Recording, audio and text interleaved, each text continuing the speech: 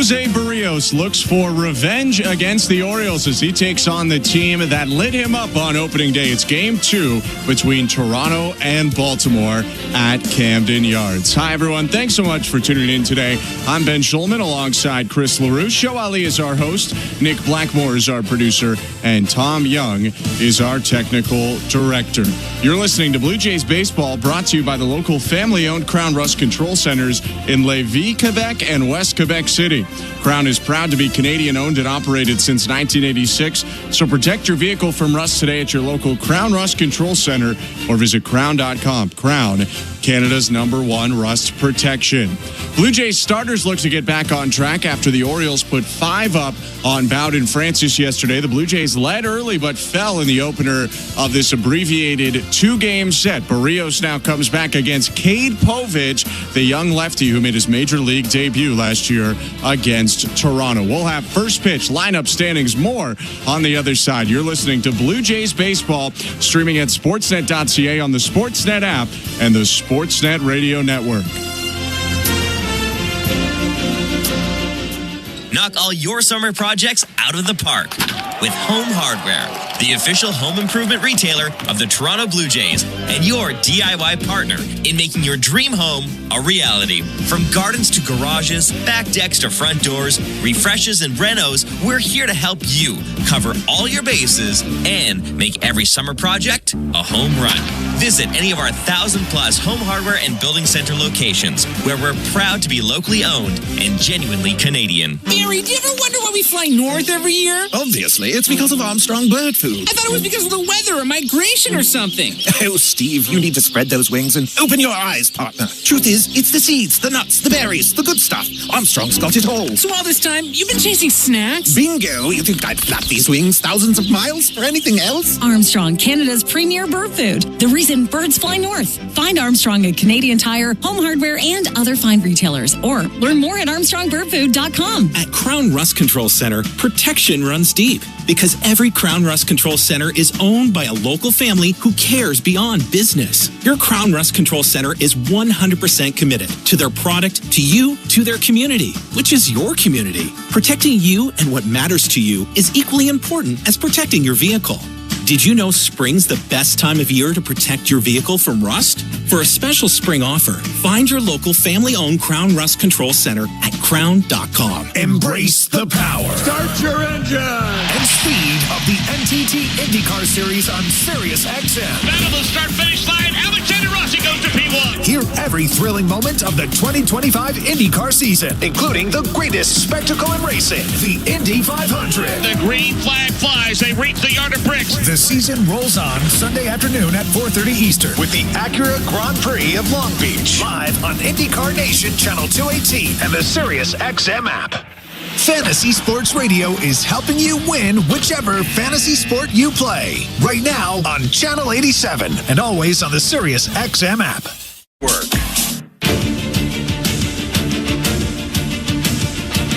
We're minutes away from first pitch between the Blue Jays and Orioles at Camden Yards. Thanks so much for tuning in. I'm Ben Schulman alongside Chris LaRue. Before we get into it, let's get over to the standings, the Bet365 standings. At Bet365, you can bet live in-game on game props, totals, and the money line. Download the app and find out why it's never ordinary at Bet365. 19+.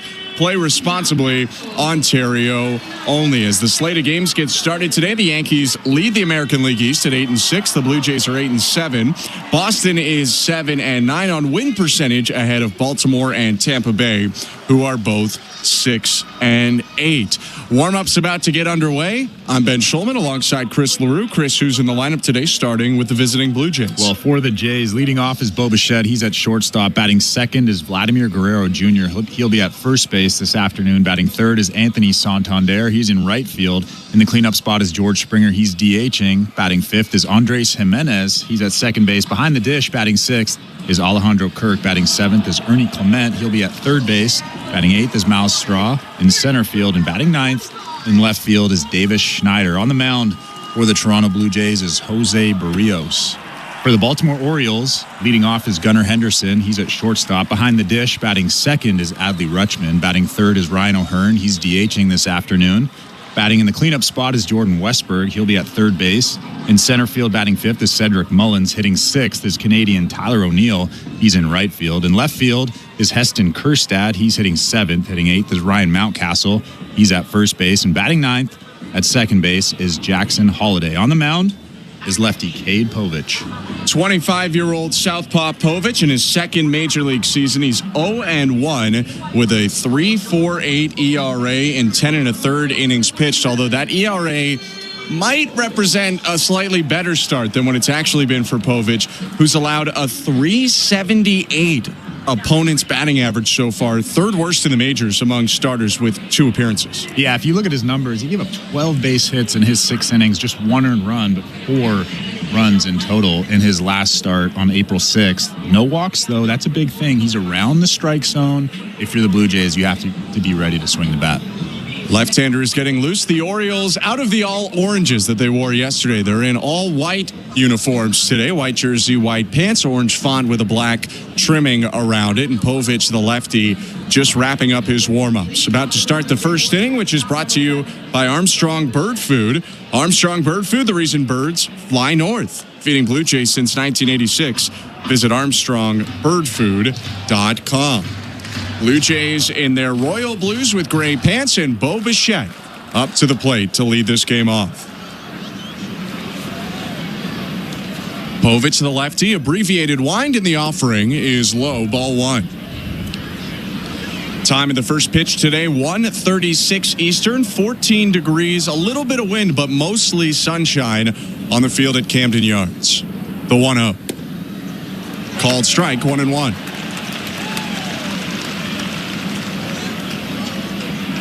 For Povich, the mix is 4-seam, sweeper, curve, changeup, sinker. His pitch. Downstairs with another fastball, 2 balls and 1 strike. You could tell that Bo Bichette is really seeing the ball well. That was a tough pitch, a tough take. Now he's ahead in the count, 2-1. Bo went 3 for 5 yesterday with a double, an RBI, and a run scored. The 2-1. Downstairs with a breaking ball, ball 3. That was an easy take for him. He's on some kind of a roll right now. Like you said, 3 for 5 in yesterday's ball game. And even helped drive in a run. Didn't get an RBI, but hit into a double play that scored the 4th run for Toronto. 3-1. Called strike 3-2. Bichette, Guerrero, Anthony Santander hitting this inning for the Blue Jays. Very righty-heavy lineup against the lefty Cade Povich. The 3-2. Swing and a line drive, straightaway center field, caught by Mullins, 1 out. And even though that was an out, he still squared that pitch up from Cade Povich, waited for his fastball, a little 4-seamer on the outside part of the plate, and he hit a screamer to center field. So Bichette goes down. Here's Vladimir Guerrero Jr. Greets the home plate umpire John Bacon. It's Shane Livensparger at first, Nate Tomlinson at second, Mark Wegner at third. No score, 1 out, top of the first. Cade Povich nods for the sign, gets into the wind, and offers. Outside, ball 1. Vladdy 2 for 4 yesterday with an RBI double in the first. The 1-0. Swing and a high drive, left field and deep, but that's going to hook foul. Count goes to 1-1.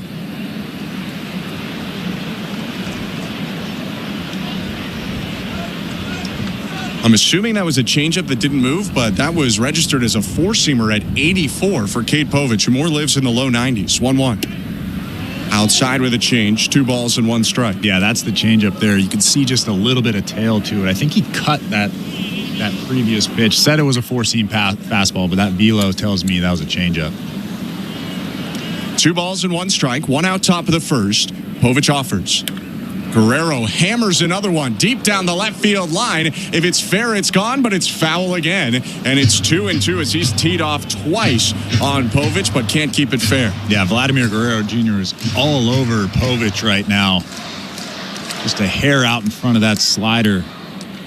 Hit it 415 feet, but probably 30 feet at least wide of the foul pole. Sorry, a sweeper.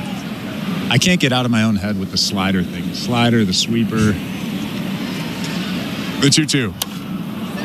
Poked away foul. Guerrero reached outside to just flare it down the right field line into the seats.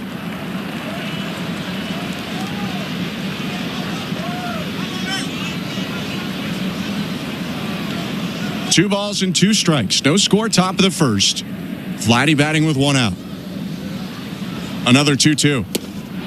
Called, strike 3. Fastball on the inside edge. Guerrero saying it inside. Didn't look like it. It looked pretty good, and there are 2 down. Yeah, Vlad shaking his head, walking back to that dugout, but that's a really good pitch from Povich. Up and in at the top point of that strike zone. The 4-seam fastball at 93 from Povich. So 2 quick outs in the first with nobody on. Anthony Santander gets another round of applause in his return to Camden Yards. The pitch. High and outside, ball 1. Although after that home run yesterday, I'm pretty sure the applauses are getting a little quieter. Yeah. Wait till next time. Santander, switch hitter, batting right. The 1-0. Swing and a pop-up. Foul. Back behind the plate, out of play. 1-1. Good swing on that 4-seam fastball.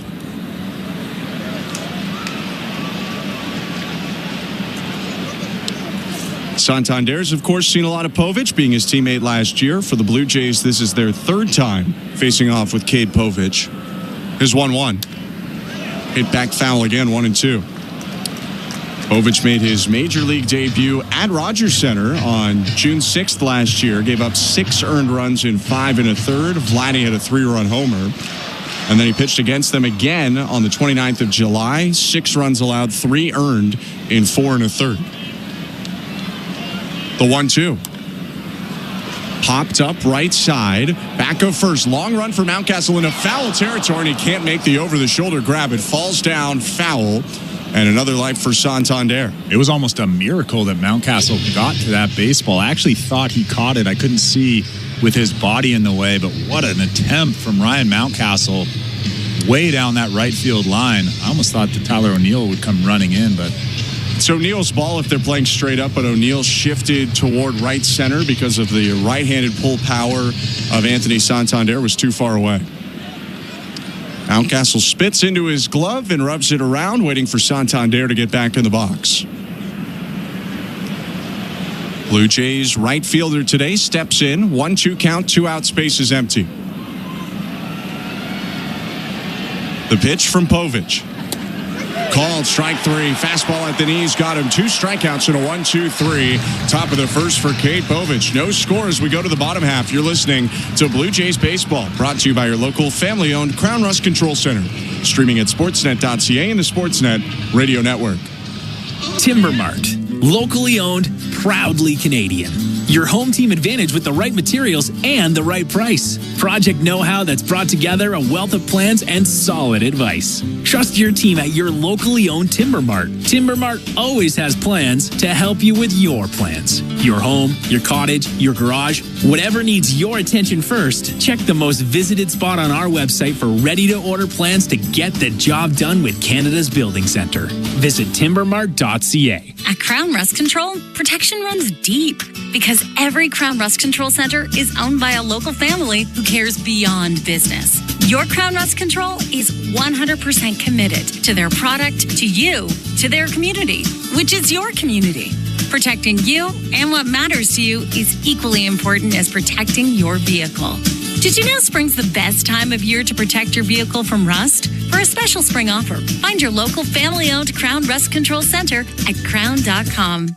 This is Toronto Blue Jays baseball. Green kicks and delivers. Swing and a miss! They defeat the Mariners on Sportsnet 590 The Fan and the Sportsnet Radio Network.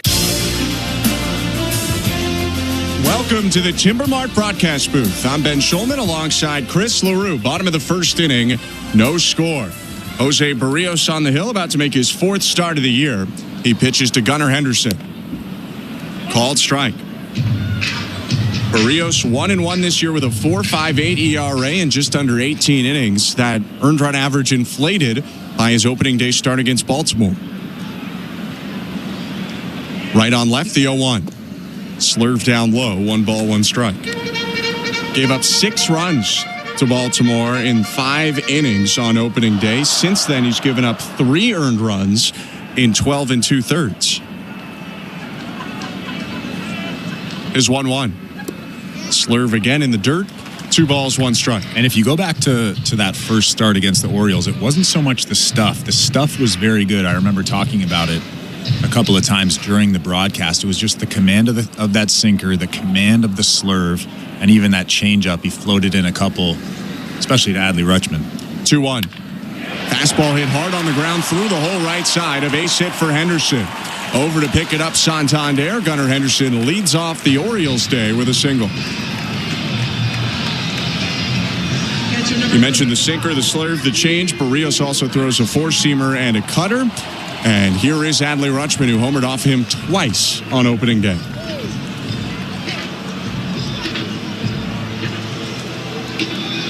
Zero-zero ball game, bottom of the first. Henderson on first.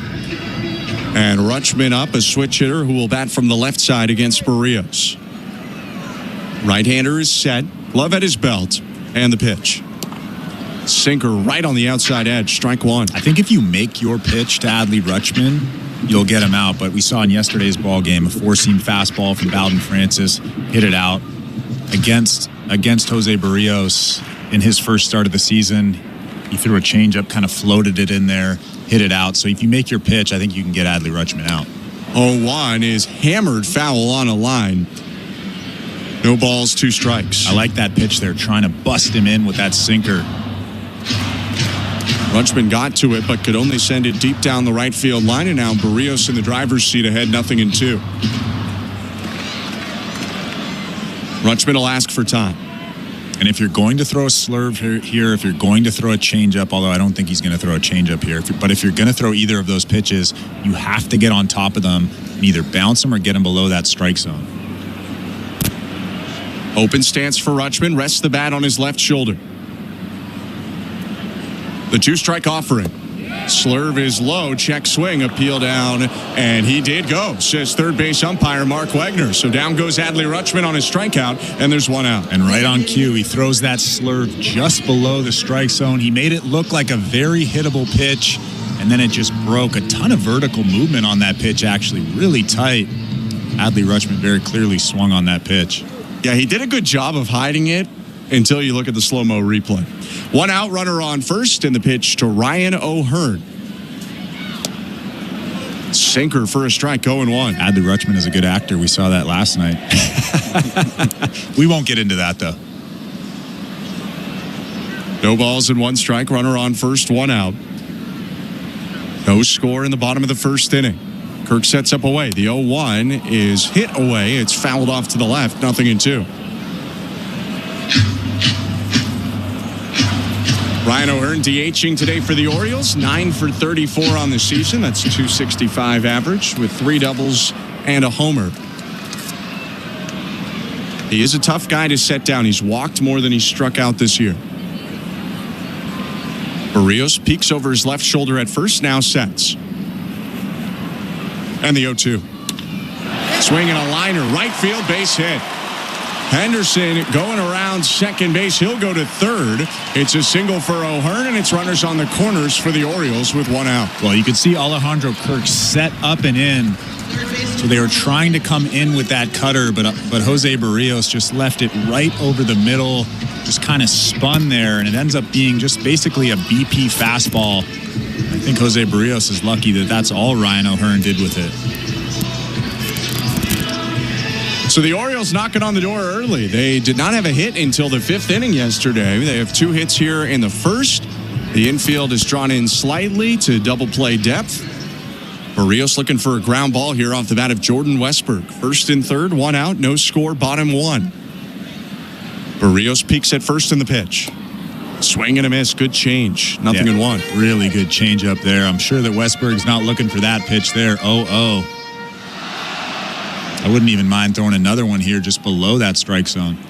Westberg, the first right-handed hitter Berrios has faced. 0-1. Swing and a miss. He did go for a change below the zone. Good call by you. It's 0-2.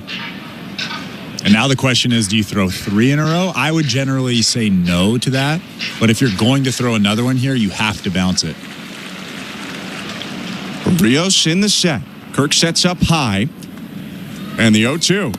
Third straight changeup. It misses low. Westberg laid off. 1 ball, 2 strikes. Yeah, you can see that. And the reason why you don't throw 3 in a row is the comfort level of the hitter. You can see that Jordan Westberg was pretty comfortable taking that pitch. He's already seen 2 of them. He knows the spin now. An easy take for him.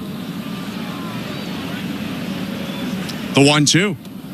Slurve in the dirt. 2 balls, 2 strikes. Westberg is 12 for 47 this year, 255. 3 home runs, 4 RBIs. He has punched out 11 times in 14 games.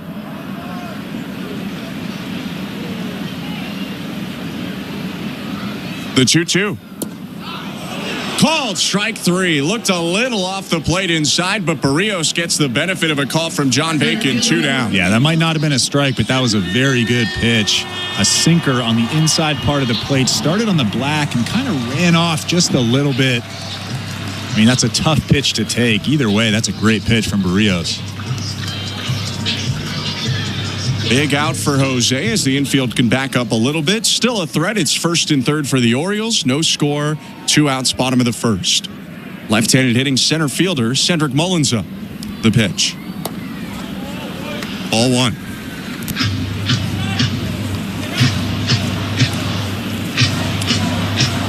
Mullins has moved way up that Baltimore order to the number 5 spot, hitting .295 with 3 homers and 16 RBIs to start the year. The 1-0. Low, 2 balls. How about that from Cedric Mullins? 16 RBIs already on the season. And in the early portion, that was sitting down in the order. Although now he's at the 5 spot. He's hitting the top 4 3 times this month as well. 2-0 pitch. In the dirt, skips away from Kirk, and that's going to score a run. Henderson in to score. O'Hearn stops at second.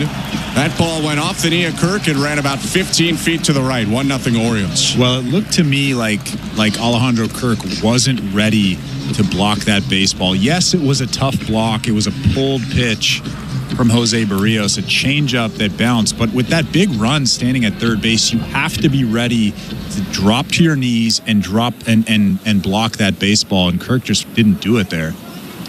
Wild pitch for Berrios, so run in. It's 1-0 Baltimore. Runner on second. The 3-0. Called strike, 3-1.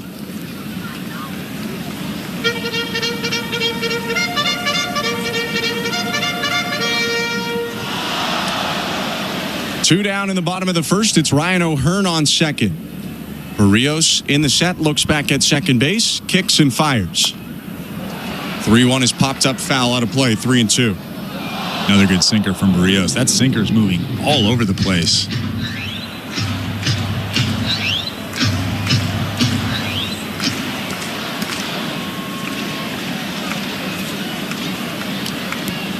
Berrios in the set once again.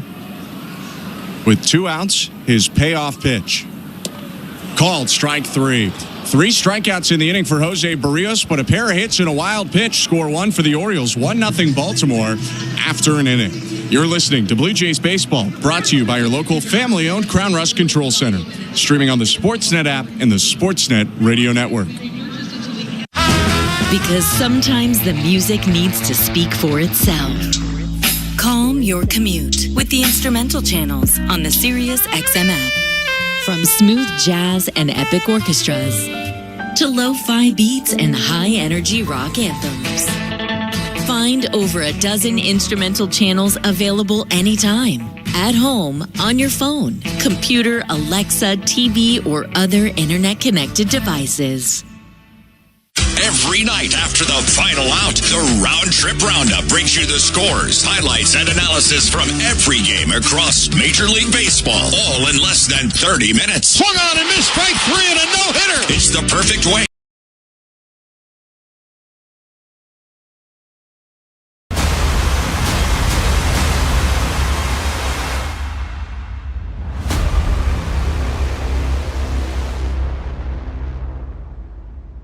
Let's go Blue Jays! Let's go Blue Jays! Thank you for hanging out with us for the Toronto Blue Jays matchup. Go Jays, go! It's going to be a great game, and we are so thankful that you chose to hang out here on Toronto Sports Insider. Now please, help us grow this amazing community, and the best way to do that is to exit out of the chat, smash that like button down below, and share this link out. You see that arrow? Click that share, send it to your friends. Send it out on social media, wherever. Let's get more baseball fans here in the chat and grow this awesome Blue Jays community. Let's go, Jays. We'll see you back in the chat.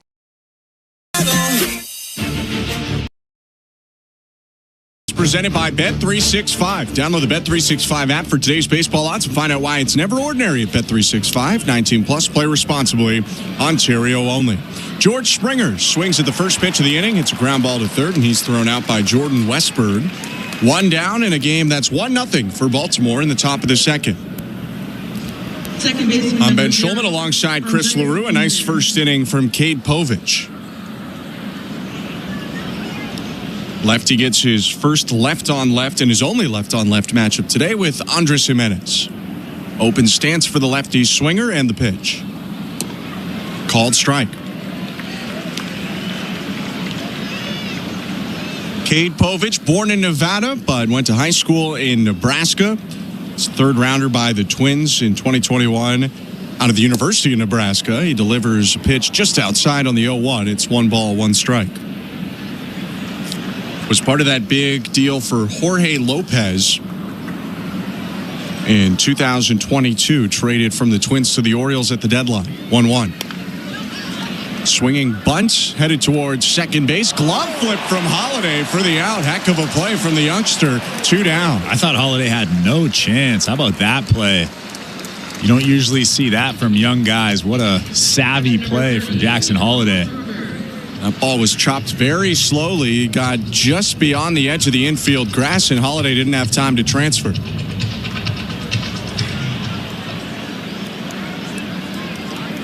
So 2 outs, nobody aboard. Alejandro Kirk up to the plate. Povich winds and deals. First pitch strike, 0-1. That Povich trade, by the way, the Orioles made out like gangbusters from that. Gave away Lopez, got Yennier Cano, Povich, and 2 more players.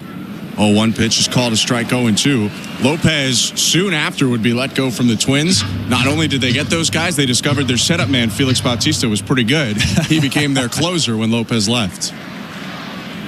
The 0-2. Grounded foul down the left field line. I feel like just getting Cade Povich or just getting Yennier Cano would have been fair enough, but like you said, they made out like gangbusters.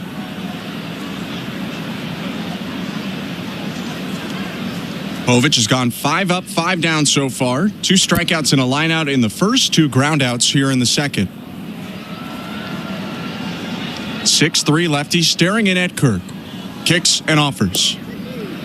Just outside, ball 1. Tough pitch from Povich. Looked like a strike, but again, Adley Rutschman was set up inside off the plate. That pitch was on the outside part of the plate. A lot of umpires don't call that a strike.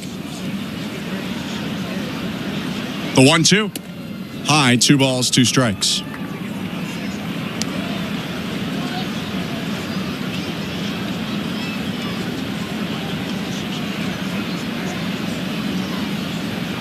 Povich with a deep breath, standing behind the rubber, now steps onto it.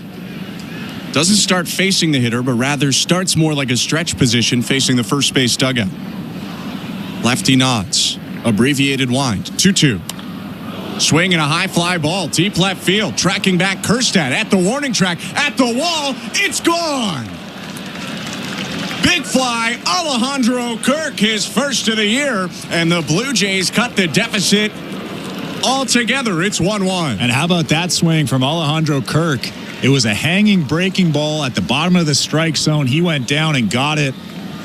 And just got it out of here over that fence in left field. What a swing. Third baseman number 22, Ernie. Thank you from Alejandro Kirk to Mike Elias of the Orioles, who moved that wall in a little bit from last season. Heston Kjerstad didn't realize he slammed into the wall running back.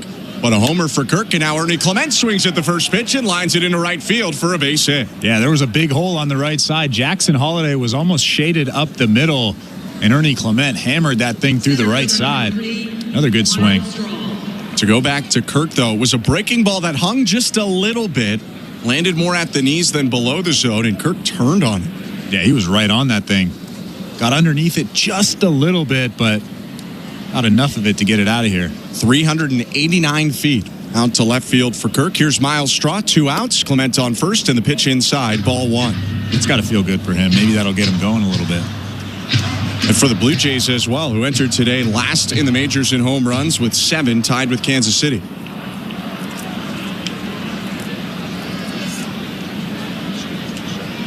One out to Straw. Breaking ball. Clement takes off, pitches a strike throw to second, not in time.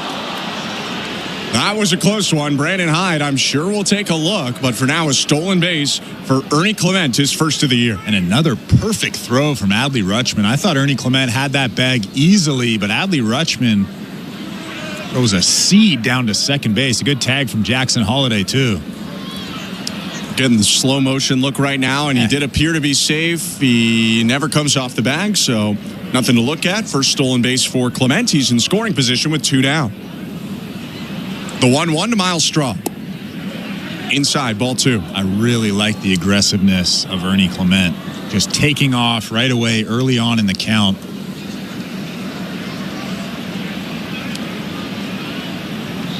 Clement stole 12 bases last year, was only caught 3 times. The 2-1. Inside, ball 3. Cade Povich was cruising along. 5 straight outs, had 2 strikes on Alejandro Kirk, and then a home run, a single, a stolen base, and now he's behind 3-1 to Straw. Lefty sets, glove just off of his chest. The 3-1. Fouled back, 3-2.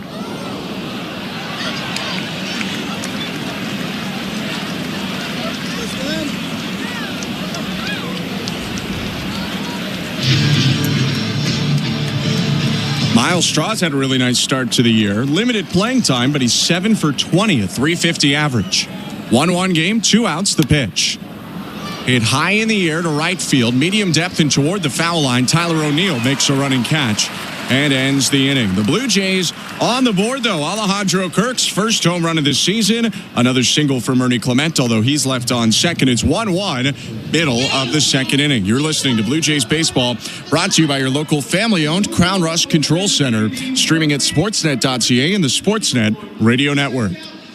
Timber Mart is Canada's building center, a solid neighbor to call upon when you've got a job to do. Your dependable home improvement store that offers the added value of Air Miles reward miles with every purchase of $15 or more. For a participating location, visit timbermart.ca. Barry, do you ever wonder why we fly north every year? Obviously, it's because of Armstrong bird food. I thought it was because of the weather or migration or something.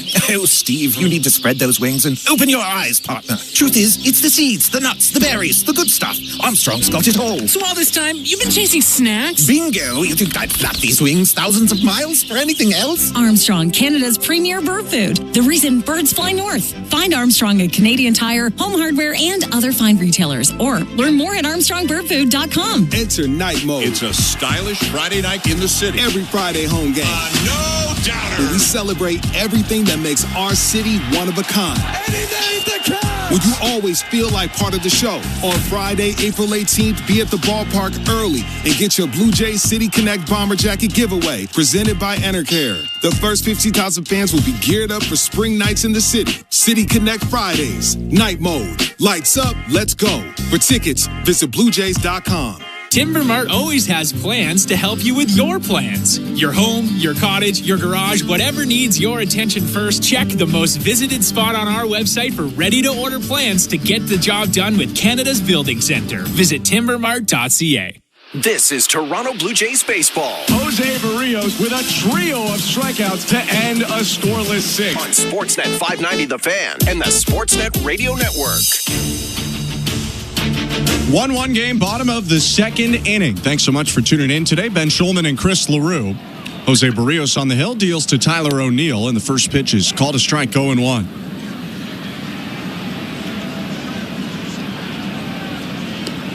A lot of power this inning for the Orioles. O'Neill, Kerstad, Mountcastle. 0-1 pitch. In the dirt, 1 ball, 1 strike.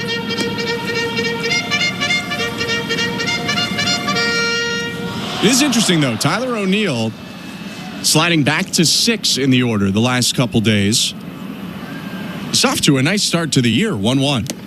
Foul tip on a changeup left down the middle, 1-2. Yeah, you don't want to leave that pitch there again. That was a lot like the changeup he threw to Adley Rutschman that Adley Rutschman had out in Toronto in his first start.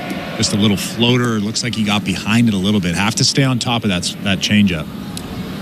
O'Neill batting .300 this year. 3 doubles, a triple, a home run, and 7 RBIs in 13 games. The 1-2. Changeup hit on the ground, foul, just wide of the third base back.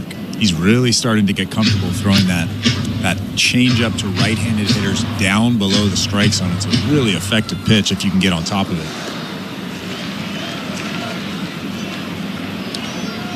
Changeup has maybe been his best pitch this year. Batters hitting 143 against it. 1-2. High fastball. O'Neill lays off. 2 balls, 2 strikes.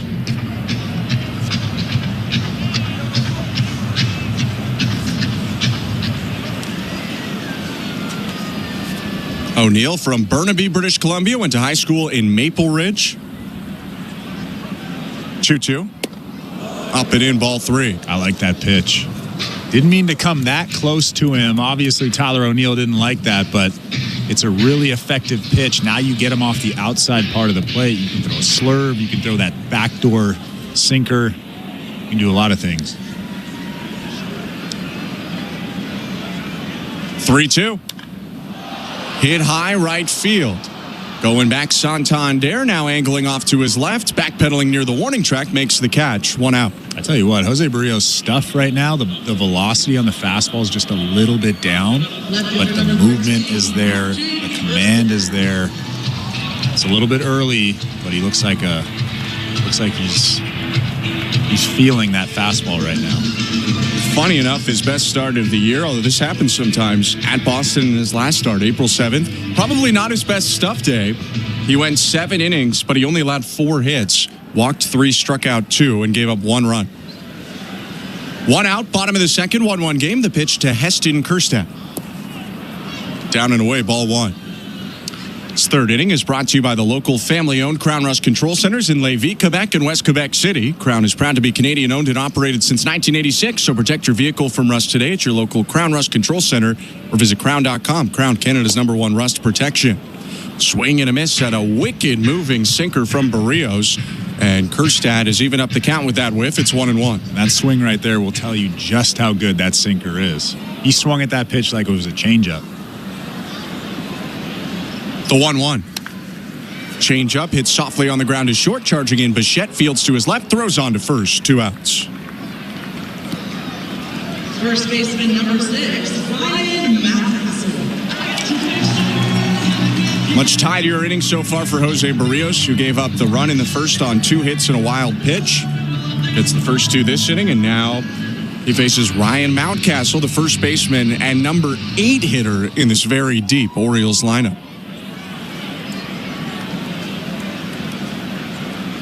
The pitch. Just low, ball 1. Ben, if I told you last year that Ryan Mountcastle in 2025 is going to be batting 8th against the Blue Jays, you probably would have thought I was nuts. I would have thought they brought in Soto, brought back Santander, brought in O'Neill. 1-0. Called strike. Blue Jay killer. It's off to a tough start, though, this year. 250 average isn't brutal by any means, but no power. And he doesn't walk very much, so his OPS at 578. The 1-1. Swing and a miss, 1-2. Good slurve there.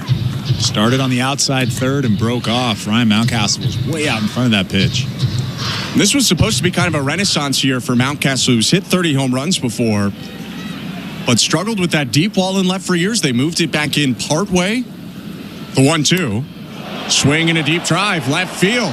Racing back to the wall and looking up Schneider, it's gone. Speaking of the wall, Ryan Mountcastle leaves the yard, and the Orioles take the lead once again, 2-1 Baltimore. And that's the difference between a slurve on the outside part of the plate and a backup slurve on the inside part of the plate. That one right there just spun on the inner third, and Ryan Mountcastle didn't get all of it, but he got just enough to get it out of there.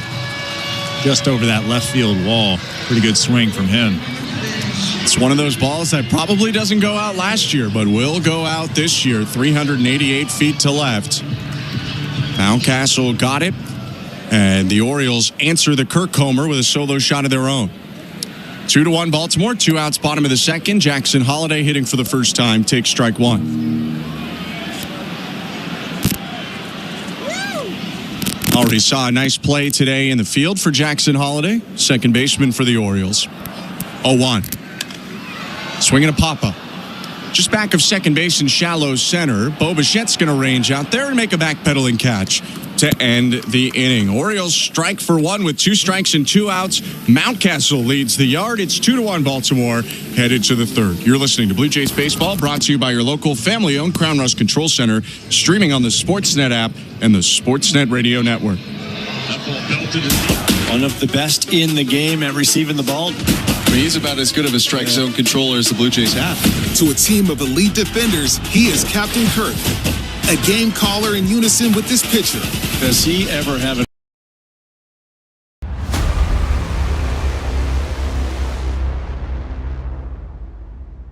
What a game we have today. The Toronto Blue Jays face off in Baltimore against the Orioles. Thank you for hanging out with us for the Toronto Blue Jays matchup. Go Jays, go! It's going to be a great game, and we are so thankful that you chose to hang out here on Toronto Sports Insider. To garages, back decks to front doors, refreshes and renos, we're here to help you cover all your bases and make every summer project a home run. Visit any of our 1,000+ home hardware and building center locations, where we're proud to be locally owned and genuinely Canadian. Breaking news coming in from Bet365, where every nail-biting overtime win, breakaway, pick six, three-point shot. This is Toronto Blue Jays baseball. Out of here! Out of here! Davis Schneider wins it! On Sportsnet 590 The Fan and the Sportsnet Radio Network. Davis Schneider leads it off for the Blue Jays as we get going in the third inning. Blue Jays at Camden Yards. I'm Ben Schulman alongside Chris LaRue. 2-1 for Baltimore. Schneider facing off with Cade Povich, a left-on-right matchup. Povich kicks and deals. Down and in, ball one. I actually like this matchup for Davis Schneider. Cade Povich is a left-handed hitter with a four-seam fastball. Doesn't have a ton of velo.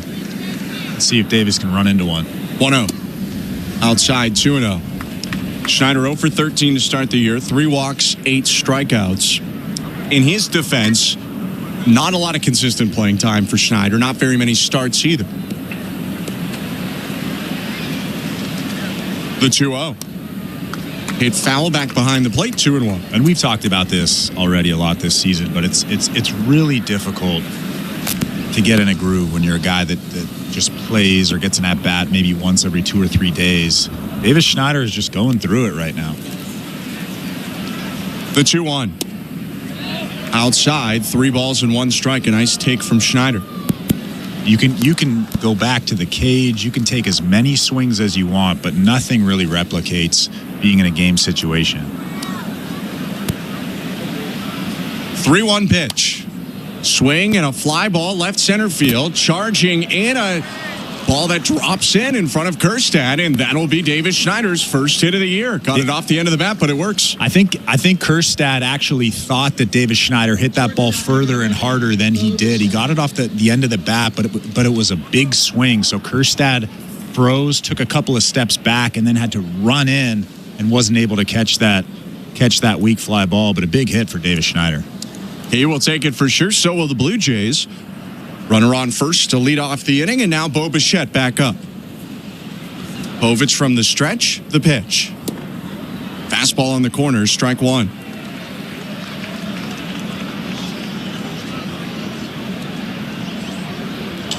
Bo squared up a fastball, hit it 100 miles an hour, right back to center field in the first, but it was caught by Mullins. 0-1 pitch outside, 1 ball, 1 strike.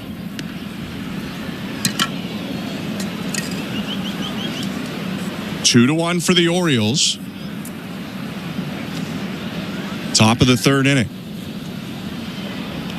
Throw over to first, and Schneider back in with a dive. Cade Povich concerned about Davis Schneider over there. I don't think he's going anywhere right now, especially with Vladimir Guerrero Jr. in that on-deck circle.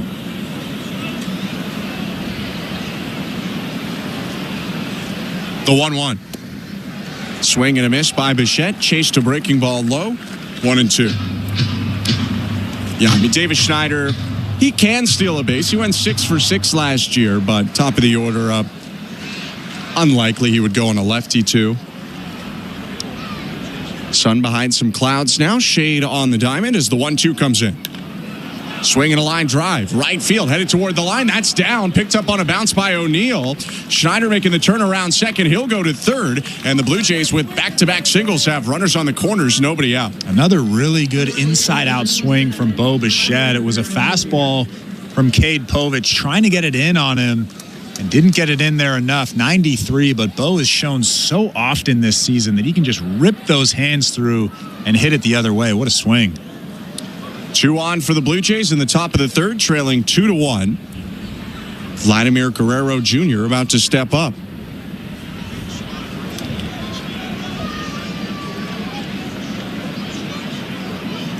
Guerrero struck out looking back in the first. Povich's pitch. Called strike. Even with that strikeout, Vlad in his career against Povich, 4 for 6, 2 doubles, a 3-run homer, 4 RBIs total. The 0-1. Perfect breaking ball, called strike, 0-2. That's a really good pitch from Povich, but also probably a pitch that Vlad could have hit pretty hard if he was right on it. Bichette on first, Schneider on third. Nobody out, 2 strikes. And the offering home. Swinging a liner, right center, base hit. Schneider comes in to score. Bichette around second, he'll stop there. Guerrero's tied it on an RBI single. It's 2-2. And we've seen Vladimir Guerrero Jr. kind of mimic Bo Bichette pretty often with those inside-out swings.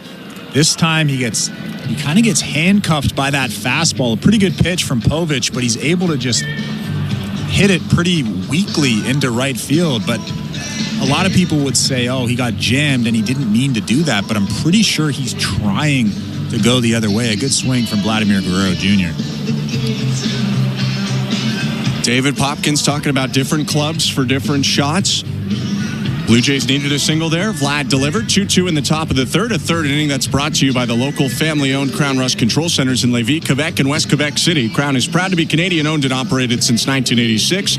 So protect your vehicle from rust today at your local Crown Rust Control Center or visit crown.com. Crown, Canada's #1 rust protection. So the Blue Jays have 1 in this inning, but this is where they can try and separate themselves from the performance yesterday. They often got 1 early in the game, but then hit into double plays or left runners on in other fashions. Now they're trying to get the big inning that they haven't had much of all season. Right. This is where you need the slug. You don't necessarily need the home run, but you need something down the line. You need something in a gap here. Anthony Santander up, no outs, first and second. First pitch is hammered. Center field. Mullins going back. He makes the catch just in front of the track.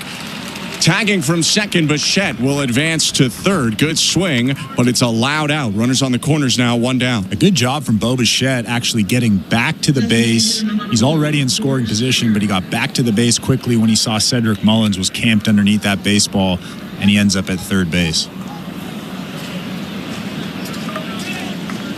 Thought that Santander got that one for a sec. He hit it 101 off the bat, but a little too much of a liner. Plus, you got one of the premier outfielders of the last half decade in Cedric Mullins in center. So first and third, 1 out. 2-2 game, top of the third, and the pitch to George Springer. Ground ball hit to the left side. Picked up at third base. Westbrook starts the turn. Holiday to first. Inning-ending double play. Blue Jays get 1, but Povich keeps them from getting a whole lot more. It's 2-2, middle of the third. You're listening to Blue Jays Baseball, brought to you by your local family-owned Crown Rust Control Center, streaming at sportsnet.ca and the Sportsnet Radio Network.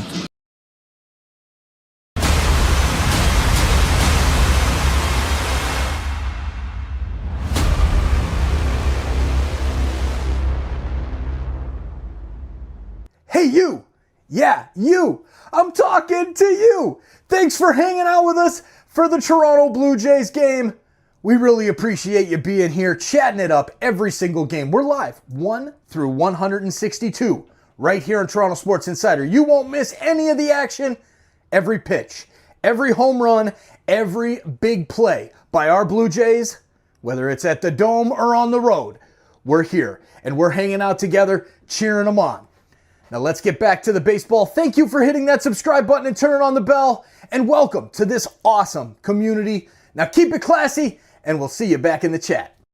And the moving lines and odds. VSiN, the sports betting network, is now on SiriusXM 158 and on the SiriusXM app. Baseball is back.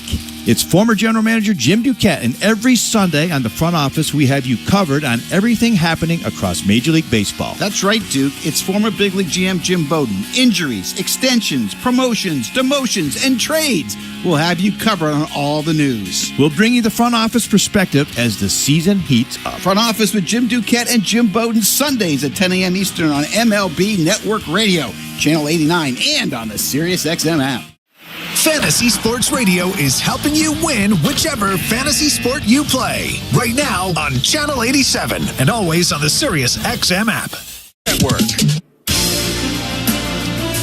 Welcome to the Timbermart broadcast booth. Get air miles, reward miles on your next home improvement buys at Timbermart. Plus, take advantage of buy now, pay later financing options with your Timbermart project card. Start your project today. For details, visit Timbermart, Canada's Building Center. Alongside Chris LaRue, I'm Ben Schulman. 2-2 bottom of the third and a first pitch strike from Jose Berrios to the top of the order hitter, Gunnar Henderson.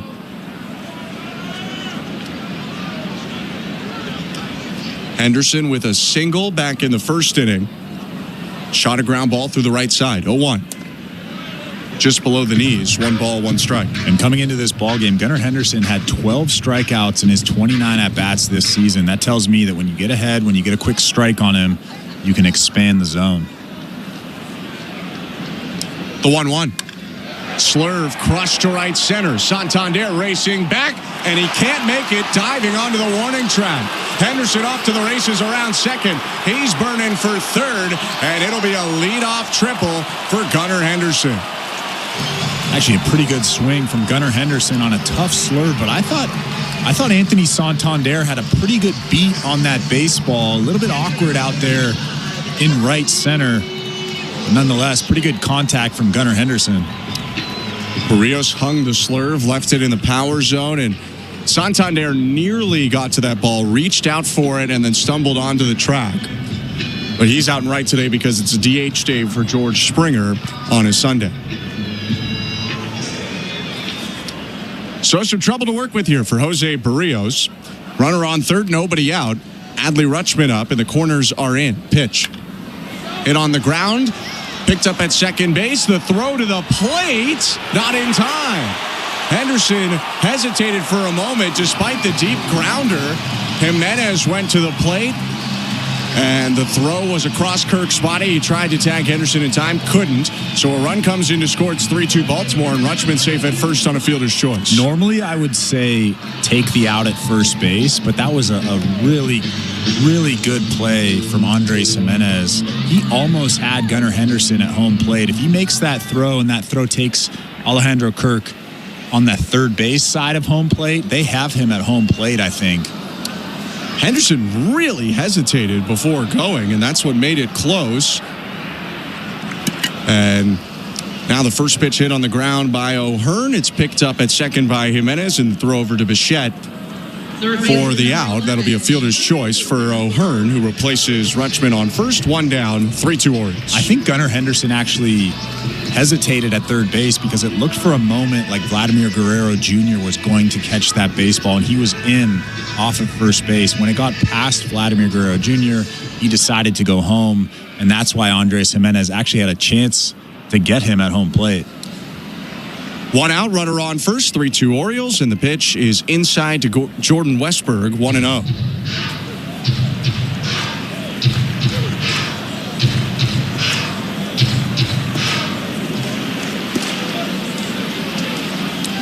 Westberg struck out looking in the first, and the next pitch called a strike, 1-1.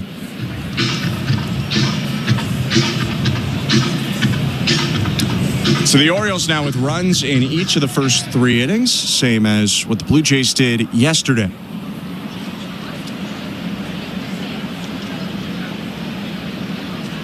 The 1-1. Down and in, 2 balls, 1 strike. They're really trying to pound Westberg in. Westberg's a big guy, likes to get those arms extended. Why not throw that good sinker inside?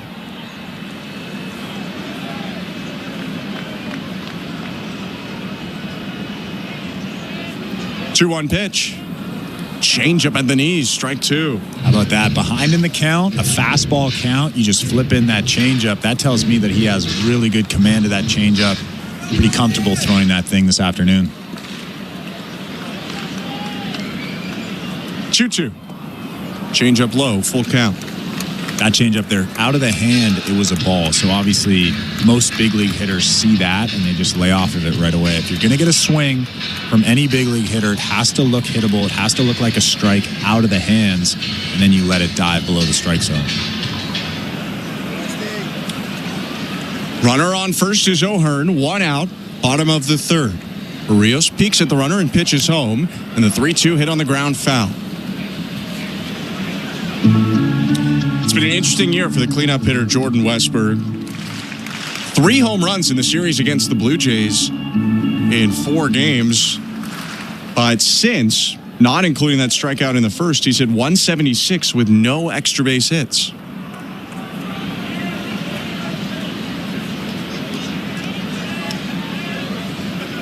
The 3-2. Called strike 3. Runner takes off. Throw down to second. Not in time. Throw skipped in from Kirk. He had to wait a little extra second to make sure he received that strike. Pitch did look a little bit low, and it might be the second time today that Westburg has been called out looking on a pitch that was a ball, and that's why John Bacon's going back and forth with the Orioles dugout. Orioles have been a little hard done by so far. Yeah, Jordan Westburg didn't like that call. It was a ball from the replay that we just saw, and Brandon Hyde is out here right now talking with John Bacon. Talking is putting it lightly. He is right in his face right now. I believe Bacon has tossed him out of the game.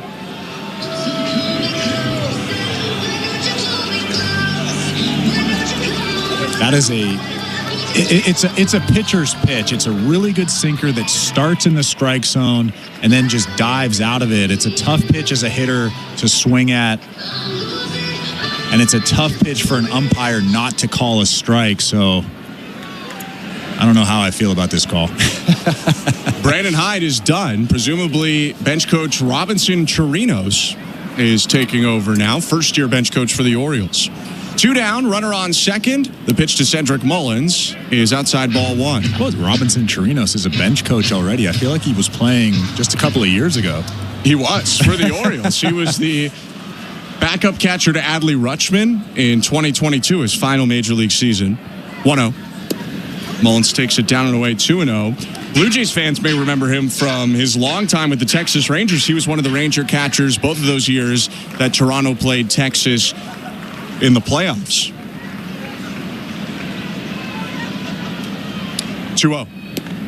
Outside ball 3. Chirinos is one of those guys, though. I played with him a little bit in Venezuela, so I know how he thinks about the game. He's really cerebral when it comes to everything baseball. So he's one of those players where you look at him and you say, yeah, he's going to be a manager one day. A look at second from Berrios. With 2 outs, the 3-0 pitch to Mullins. Outside ball 4. A 4-pitch walk. Mullins aboard to put 2 on for Baltimore. I mean, obviously, Jose Berrios doesn't want to face Tyler O'Neill, but you could tell that he really didn't want anything to do with Cedric Mullins there, throwing him a 3-0 changeup that was nowhere near the strike zone. Alejandro Kirk's going to go out and talk to Jose Berrios. We can take a quick peek at the out-of-town scoreboard, brought to you by St. Louis Bar and Grill, 100% Canadian-owned and operated since 1992. Every Tuesday night, wings are just half price. Visit stlouiswings.com for details. You are welcome. Over in Augusta, Georgia, Corey Connors has teed off in the Masters. He is 8 under entering the final day. Bryson DeChambeau is 10 under in second. He will tee off with the leader, Rory McIlroy, 12 under. Coming up in a matter of moments, those two set to tee off. 2:30 is the tee time for the championship pairing. Out-of-town scores brought to you by St. Louis Bar and Grill. Time is called behind the plate. John Bacon having a discussion right now with Tyler O'Neill. Has walked out over the plate. I think there might be a pitch clock violation here. O'Neill seems to be a little bit upset. This has been quite the sequence between the Orioles and Bacon. I'd be nervous if I was John Bacon right now. Face-to-face with Tyler O'Neill. Hasn't indicated any violation, so not entirely sure what that was. First and second, 2 outs, 3-2 Orioles, bottom of the 3rd. Berrios rocks and fires. First pitch, roped on the ground, foul, 0-1.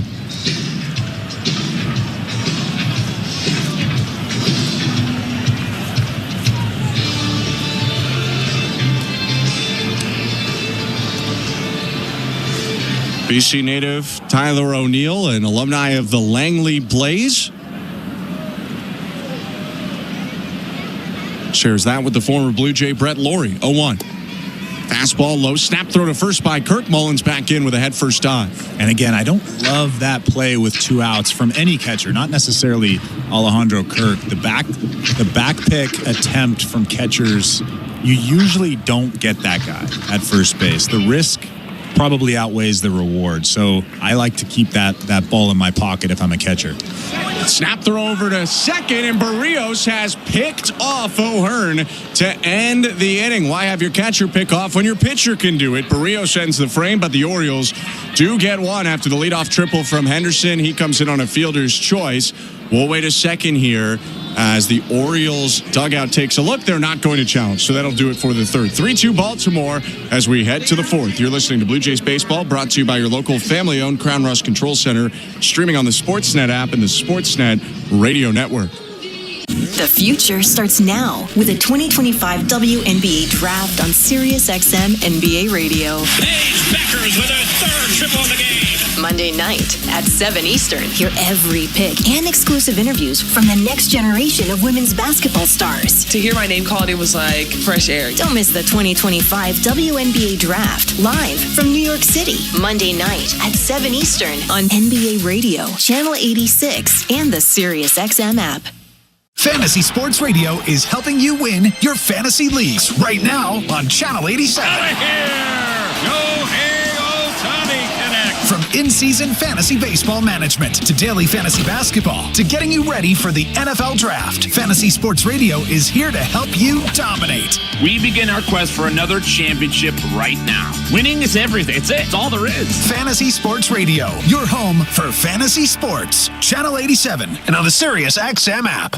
The NASCAR Cup Series is on SiriusXM. We're back on the track Sunday, 2 p.m. Eastern. It's the Food City 500 from Bristol Motor Speedway on SiriusXM NASCAR Radio Channel 90 in the car and on the SiriusXM app. For up-to-date betting lines, fantasy plays, and the latest NASCAR news, catch the pre-race show before every Cup Series race. Plus, 2 hours of post-race coverage on SiriusXM NASCAR Radio Channel 90.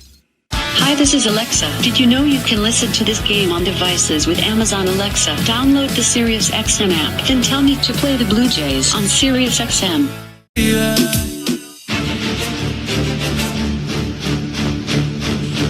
Top of the fourth inning at Camden Yards. I'm Ben Schulman alongside Chris LaRue. Fourth inning is presented by Bet365. At Bet365, you can watch thousands of live games, build your own bet, and can even make a bet while the game's still being played. 19 plus, play responsibly. Ontario only. Andres Jimenez leading off in the pitch from Cade Povich. Called a strike, 0-1. Orioles up 3-2 on the Blue Jays. In the last 5 half innings, there's been a run scored. Blue Jays trying to keep that streak going. Here's the 0-1. Swinging a liner down in left center for a base hit. Had a lot of slice on it as it dribbled into the glove of Cedric Mullins. Leadoff single. And how about that swing from Jimenez going the other way on a really slow breaking ball from Cade Povich. Just hammers that thing over shortstop. What a nice swing. We've seen a few of those opposite field hits today from the Blue Jays. That's Toronto's 5th hit against Cade Povich so far today. Pardon me, the 6th now. Alejandro Kirk had the first one, a solo homer in the second. Throw over to first by Povich. Jimenez back safe. And I would imagine at some point during this at-bat, Andres Jimenez is going to try to swipe second base.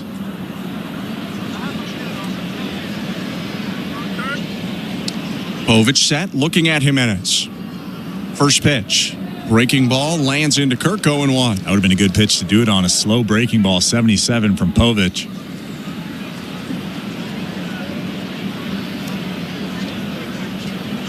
Jimenez, the team leader in stolen bases right now with 4. 0-1. Fastball up top, ball 1.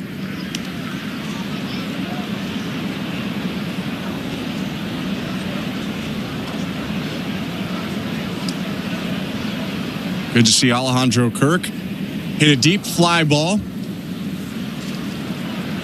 Is 1-1? No, it's going to be a step and throw over to first. 2 checks now on Jimenez, who can get a little more aggressive. But for Kirk, hitting that deep fly ball in the second that resulted in a homer. He's actually hitting the ball on the ground less so far this year than last year, but he's hitting a lot of pop-ups when he elevates it. Really got into the homer. 1-1. Runner takes off, pitches high a ball, throw down to second, way late. Stolen base for Andres Jimenez, his 5th of the year. He's only been caught once. Yeah, you said it. He can get a little bit more aggressive. That Cade Povich came over twice, but he stole that base really easily. It looked like Adley Rutschman wanted to take a look for a brief second because Andres Jimenez kind of slid past the bag, but he was able to keep that toe on. For all the hijinks, by the way, with the Orioles and home plate umpire John Bacon, he just gifted them a strike on a pitch well above the zone. So instead of 2-1, it's 1-2. Runner on second, no outs. Povich kicks and deals. Outside, 2 balls, 2 strikes. A good take. Little fastball just off the plate outside.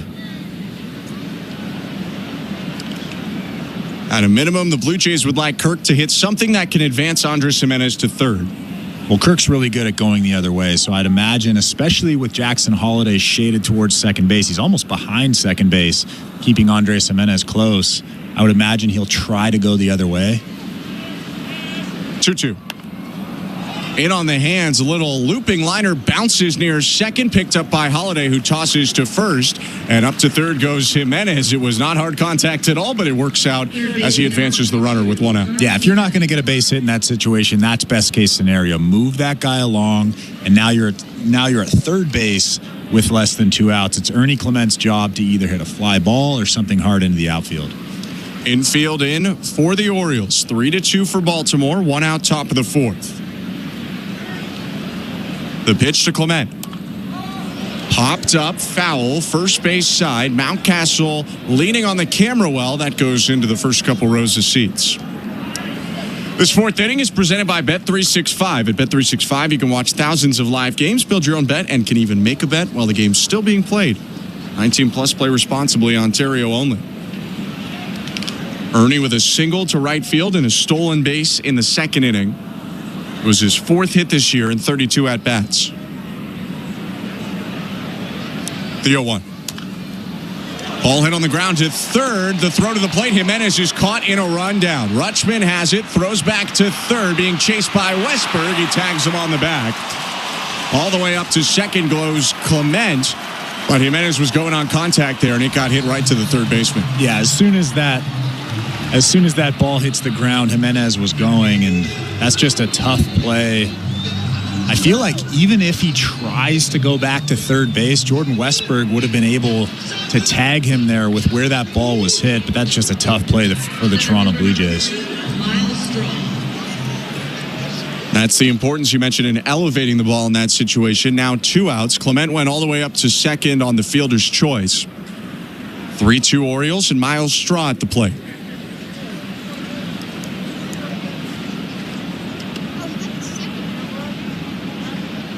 Povich's pitch.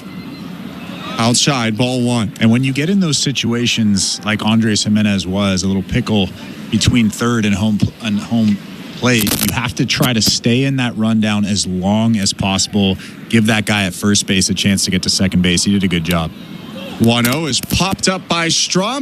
Shallow right field. O'Neill barreling in, makes the catch, and ends the inning. A leadoff single for the Blue Jays in a stolen base, but they can't cash in Jimenez. They leave Ernie Clement on second and trail 3-2, middle of the 4th. You're listening to Blue Jays Baseball, brought to you by your local family-owned Crown Rust Control Center, streaming at sportsnet.ca and the Sportsnet Radio Network. At Crown Rust Control Center, protection runs deep because every Crown Rust Control Center is owned by a local family who cares beyond business. Your Crown Rust Control Center is 100% committed to their product, to you, to their community, which is your community. Protecting you and what matters to you is equally important as protecting your vehicle. Did you know spring's the best time of year to protect your vehicle from rust? For a special spring offer, find your local family-owned Crown Rust Control Center at yourcrown.com. Enter Night Mode. It's a stylish Friday night in the city. Every Friday home game. No doubter. Where we celebrate everything that makes our city one of a kind. And he made the catch. When you always feel like part of the show. On Friday, April 18th, be at the ballpark early and get your Blue Jays City Connect Bomber Jacket giveaway presented by Enercare. The first 50,000 fans will be geared up for spring nights in the city. City Connect Fridays. Night Mode. Lights up. Let's go. For tickets, visit BlueJays.com. Breaking news coming in from... This is Toronto Blue Jays baseball. Kirk smacks it down the left field line. This one's got a chance. It's good. On Sportsnet 590 The Fan and the Sportsnet Radio Network. Welcome to the Timbermart broadcast booth. I'm Ben Schulman alongside Chris LaRue. Show Ali is our host today. Nick Blackmore, our producer. Tom Young, our technical director. 3-2, the Orioles lead the Blue Jays. Bottom of the fourth, Tyler O'Neill will lead off. If you were with us in the bottom of the third, there was an interesting discussion before O'Neill's at-bat between him and home plate ump John Bacon. That continued after the bottom of the third wrapped up. They had to be separated. First pitch to O'Neill, swing and a miss, strike one. Yeah, you said it. It got a little bit more heated when that inning was over. I still don't know what it was about, but we'll find out after the game. How about that? Yeah, there was no violation or anything like that. And O'Neill was batting when the inning ended on a pickoff, so he's back up again. The 0-1. Swinging a deep fly ball, left center field. Schneider racing back, warning track wall. See you later.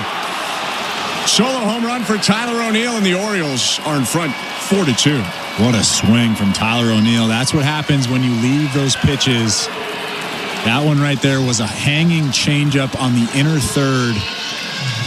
And Tyler O'Neill did not miss it. Hit that thing out of here on a line to left center.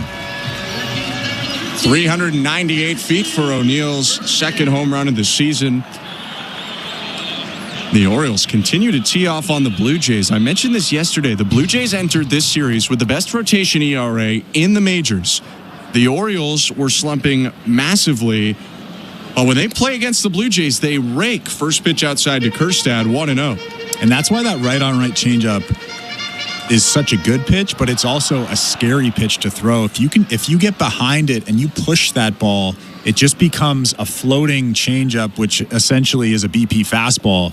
1-0 to Kjerstad is a slurve that bounces away, 2-0. And that one right there to Tyler O'Neill was middle. You could see watching the replay that he pushed it a little bit, didn't get on top of it. And like I said, it ends up being just a BP fastball, a very hittable pitch for anybody, really.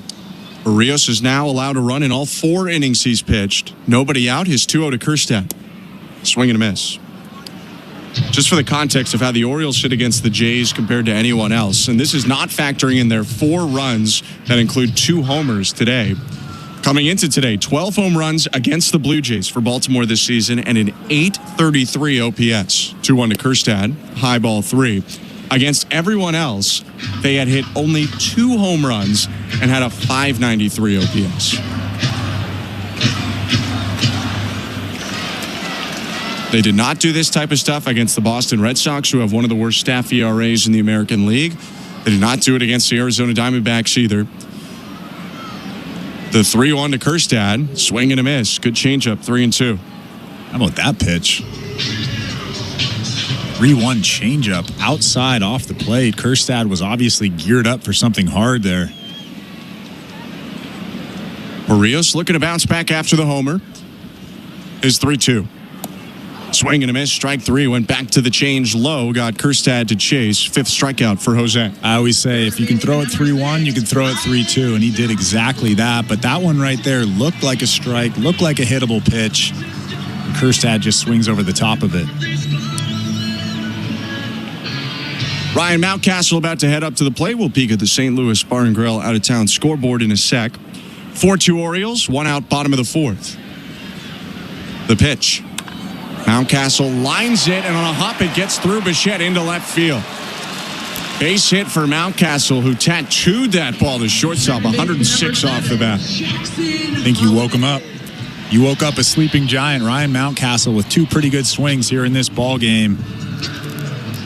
Just hammers that baseball past Bo Bichette, an almost impossible one-hopper past him. If I woke him up by saying he should have a good year, then everyone who believes in jinxes should throw everything away because that's the opposite of a jinx. I don't, Ben. I'm just kidding. Runner on first, one out, and the pitch to Jackson Holiday, the left-handed hitter. Shows bunt, pulls it back, takes a strike. 0-1. On the out-of-town scoreboard, the Yankees leading the Giants right now at Yankee Stadium, 3-1. The score in that game. RBIs for Ben Rice, Paul Goldschmidt, and J.C. Escara. Solo shot for Lee for the Giants, Jung-Hoo Lee. Next pitch inside to Holiday, 1-1.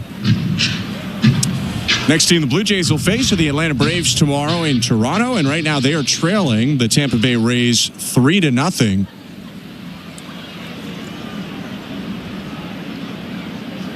The 1-1 called strike, 1-2. Joe Boyle, the hard-throwing righty, making his first start for Tampa Bay, has not allowed a hit yet, or I believe a base runner overall. So he is perfect through 4. The Rays up 3-0 on Atlanta. Solo shot for Yandy Diaz today. 1-2. Holiday pops it up. Shallow left, going out. Clement onto the left field grass, makes a two-handed catch. Mountcastle stays at first, 2 down. Ernie Clement was just staring up at the sun, trying to catch that pop-up off the bat of Jackson Holiday. He doesn't have any sunglasses. You can see him scratching his eyes right now, but that's a tough play. Wondering why he doesn't have any sunglasses on.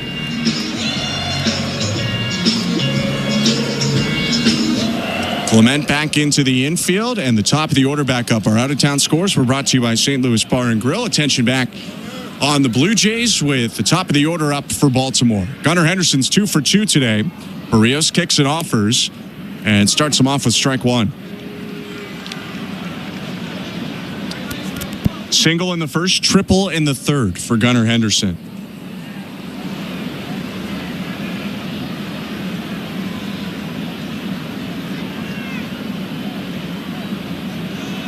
The 0-1. Hit hard up the middle, a base hit into right center, making the turnaround second. Mountcastle headed over to third, and it's runners on the corners on Henderson's third base hit of the day. Yeah, Gunnar Henderson didn't get all of that baseball, but he was able to find that big hole up the middle. Pretty good changeup from Jose Berrios, just a little bit elevated. He was able to find that big hole up the middle.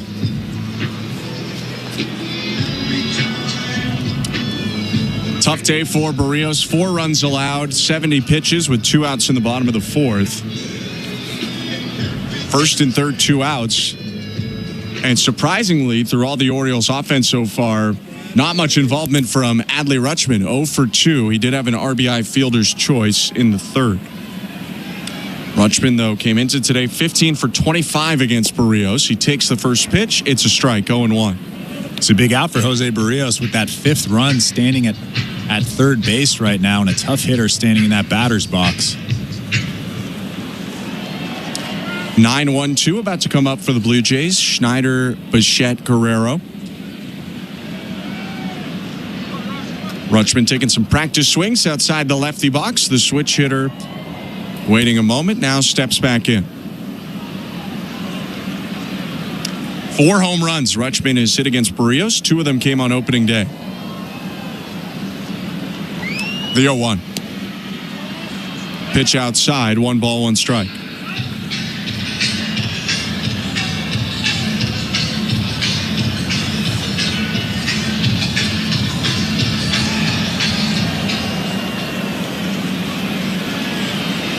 Rutschman hit the big homer yesterday, tied the game up at 3 before Baltimore took the lead in the 6th. 1-1.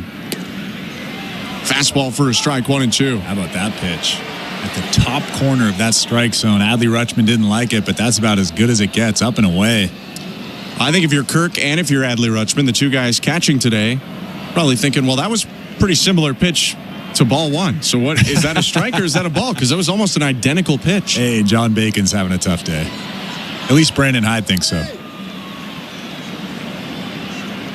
Berrios in the set. And the 1-2. Fastball hit foul down the left field line. That one slicing into the seats nearly at home run distance to the 333-foot pole. Really trying to locate up and away with the hard stuff. I don't know if they're going to go there again, but They've done it a few times during this at-bat.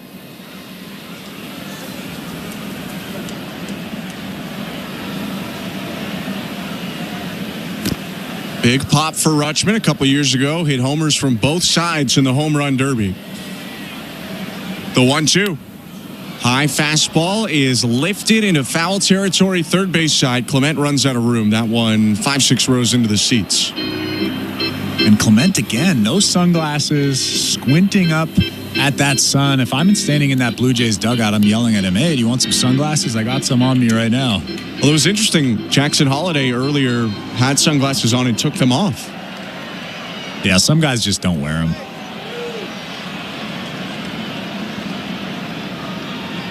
Another 1-2. Outside, 2 balls, 2 strikes. Although I do miss the days of those flip down, those cool Griffey flip down sunglasses. I don't know why guys don't wear those.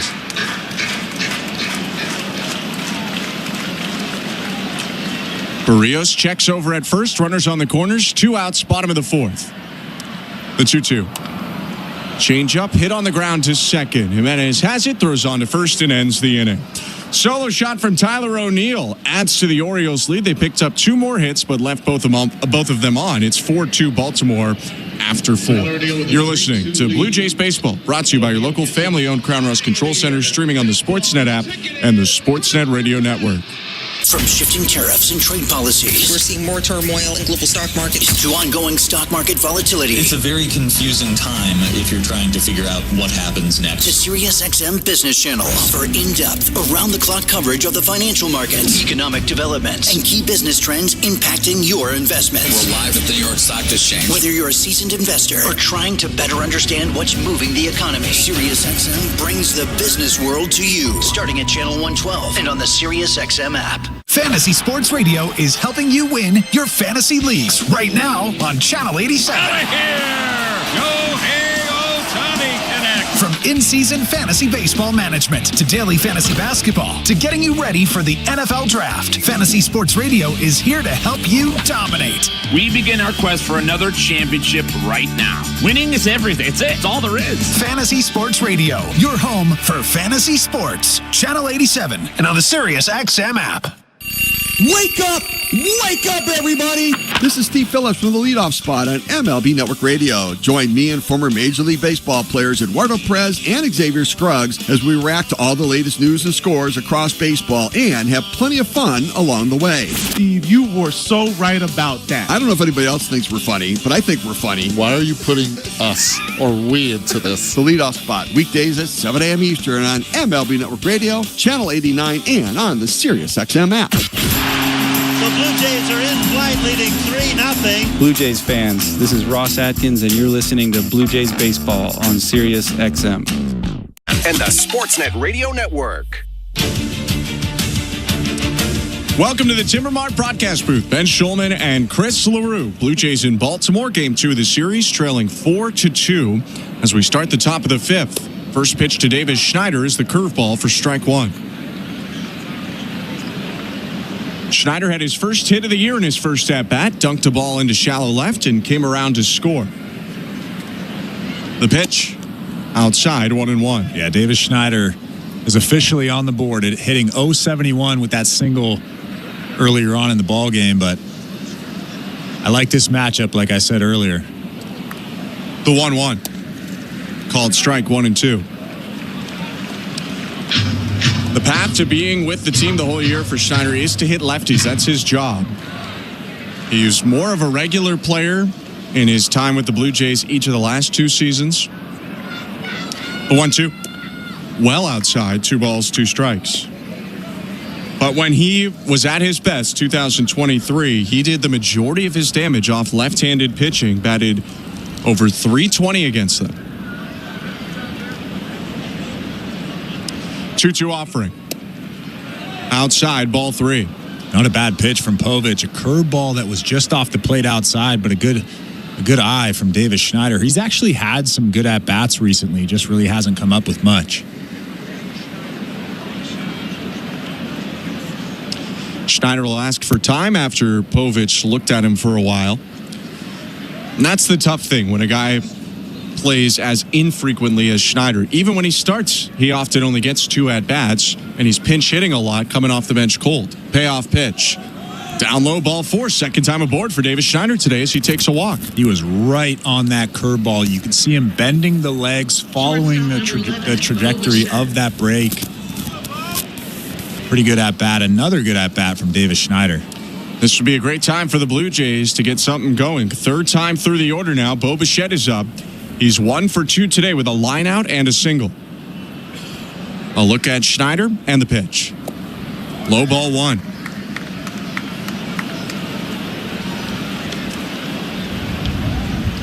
In some ways, this has been a typical Cade Povich outing this year. He's scattered a lot of hits, dealt with traffic in each of the last 3 innings, but only given up 2 so far. 4-2 Orioles, the 1-0.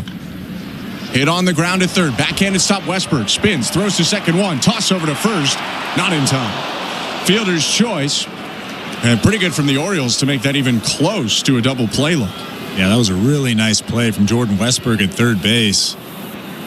Spinning around, making a good throw to second base, and Jackson Holliday with the seed to first. Yeah, Bo Bichette beat it out by a hair at first base. A nice play all around.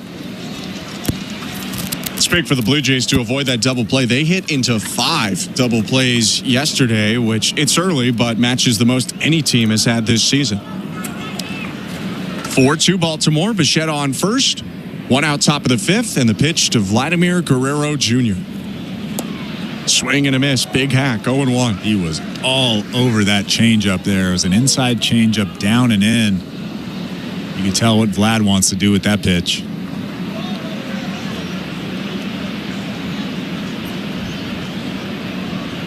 Oh, 1. Swing and a miss at a fastball on the outside edge, and Povich ahead 0-2. Vlad hit an RBI single to right center field in the 3rd, struck out looking in the 1st.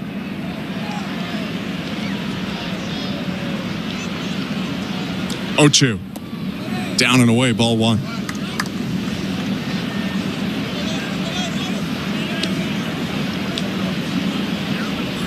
Povich has had some trouble in these situations, finishing guys off. He had 2 strikeouts in the 1st inning, but hasn't punched anyone out since.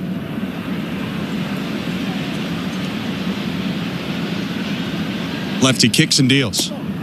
Outside, 2 balls, 2 strikes. Not a bad location there. Adley Rutschman doing a good job bringing that back 3 or 4 inches. John Bacon with a good call back there.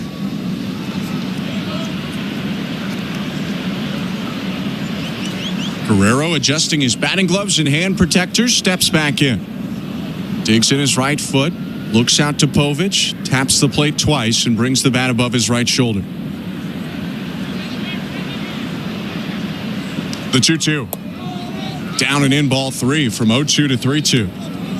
And if you're Cade Povich, you don't want to give Vlad something right down the middle here, but you also don't want to walk him with Anthony Santander coming up next, who's actually starting to swing the bat a little bit better now. Lots of space for Vlad on the right side. 1 out, Bichette on first, full count. Step and throw over to first, and Bichette was all over that. He gets back in, standing up.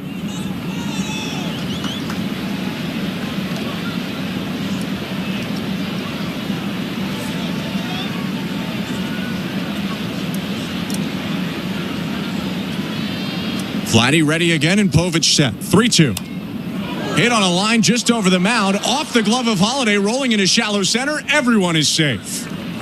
That one nearly struck the head of Cade Povich, and then it bounced with a lot of spin and went off the bottom of Holliday's glove. It'll be a single for Guerrero. Bichette up to second. Yeah, I think Vlad got that off the end of the bat. Didn't hit it all that hard. Almost a cue shot. Cade Povich reached for it, almost got it. And then just out of the reach of Jackson Holliday past second base. He knocked it down, but wasn't able to get Bo Bichette at second base. The Blue Jays are cooking now. Prompt to mound visit from Drew French and the Orioles. Povich up to 74 pitches, and the hard-throwing righty Brian Baker loosening up as they talk. We'll go to the St. Louis Bar and Grill out-of-town scoreboard. No major changes on the divisional scores. Yankees up 3-1 on the Giants in the 6th. 3-0 Rays over the Braves, bottom of the 5th. White Sox are scoreless right now with the Red Sox top of the fifth. The White Sox are looking to sweep the Red Sox. And over in Augusta, Corey Connors with a bogey on his first hole of the day. He's now in a tie for third with Ludwig Aberg at 7 under. Although Aberg's played one more hole so far. And Rory McIlroy entering with the lead, double bogey the first hole on Sunday, and now is in a tie at 10 under with Bryson DeChambeau. Out-of-town scores brought to you by St. Louis Bar and Grill. 4-2 for the Orioles. Top of the fifth. The pitch to Anthony Santander. Big miss for ball one.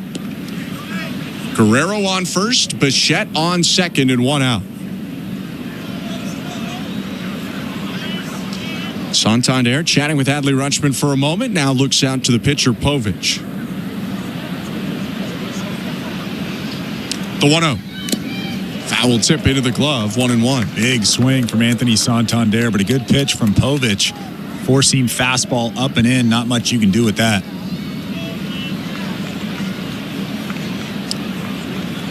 Twelve of the 44 home runs last year for Santander came from the right side, where he bats right now.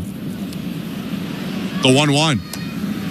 Swings and bounces the ball back to the mound. Povich picks it up. Long throw to first, and he gets it there in time from the third base side of the mound. Both runners advance on what was a swinging bunt. It's second and third with 2 outs. That was actually a tough play from Cade Povich.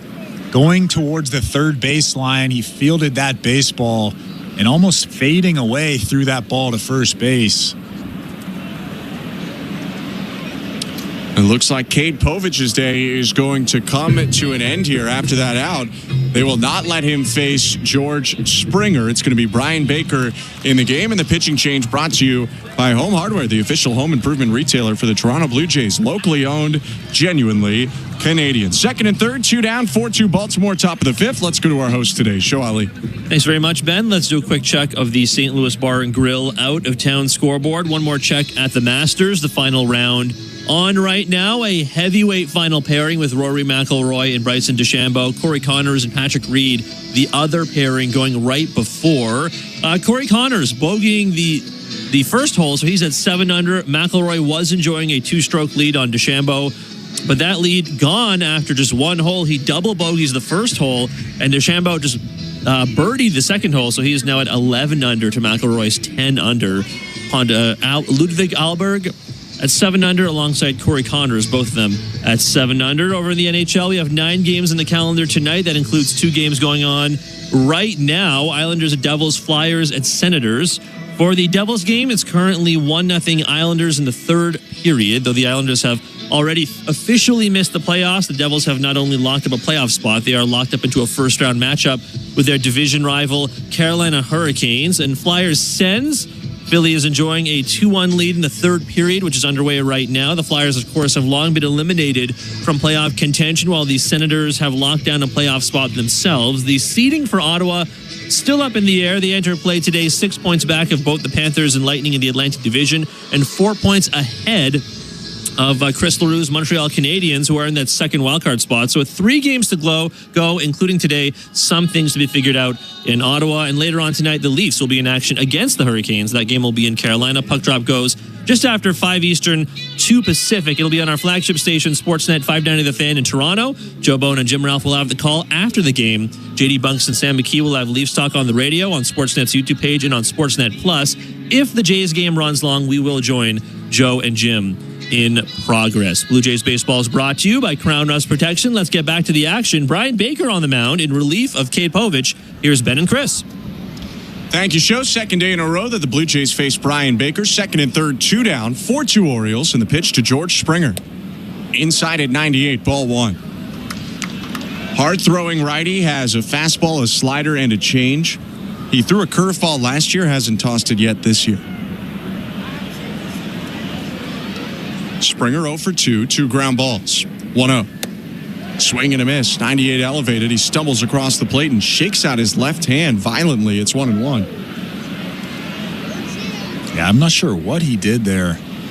I mean, I hate seeing hitters do that after a swing and miss. And if you know baseball, you know the hamate bone, and that's usually the sign. I mean, I'm not saying that's what happened here, but when you see a batter shaking out their hand, it's a little bone on the palm. Jose Menestral is out checking on Springer right now. He swung hard and then immediately took his left hand off the bat and was shaking that hand out, walking around the plate.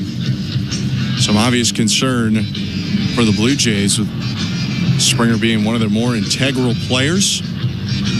Yeah, and if I mean, they're looking at his wrist right now, but if it was nothing,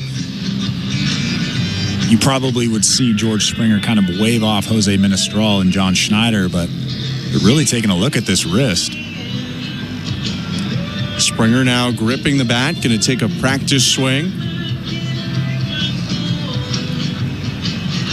He is DHing today, so he doesn't look overly confident after those practice swings, that's for sure. I believe he's going to stay in, though. He's talking right now, Schneider and Menestral. He's making his way back toward the plate, and he will remain in the ballgame. So that's good news for the Blue Jays. Springer back in. John Bacon checking with him as well, and we'll resume again with a 1-1 count. 2 outs, top of the 5th. It's Bichette on third and Guerrero on second. Blue Jays had a leadoff walk from Schneider this inning, then a fielder's choice, then a single, and then a ground out from Santander that advanced both runners into scoring position. Springer in the box. Baker is set, and the 1-1. Swing and a miss, and another elevated fastball. He shakes out his hand again. It's 1-2.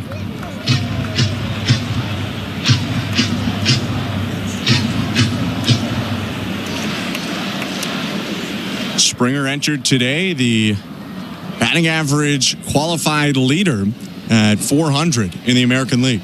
1-2. High, 2 balls, 2 strikes. It's actually a good job from Brian Baker going hard. After you see a batter shake their hand out twice in a row on 2 big swings, you just keep going hard. I would have gone hard in there, but Brian Baker went hard up.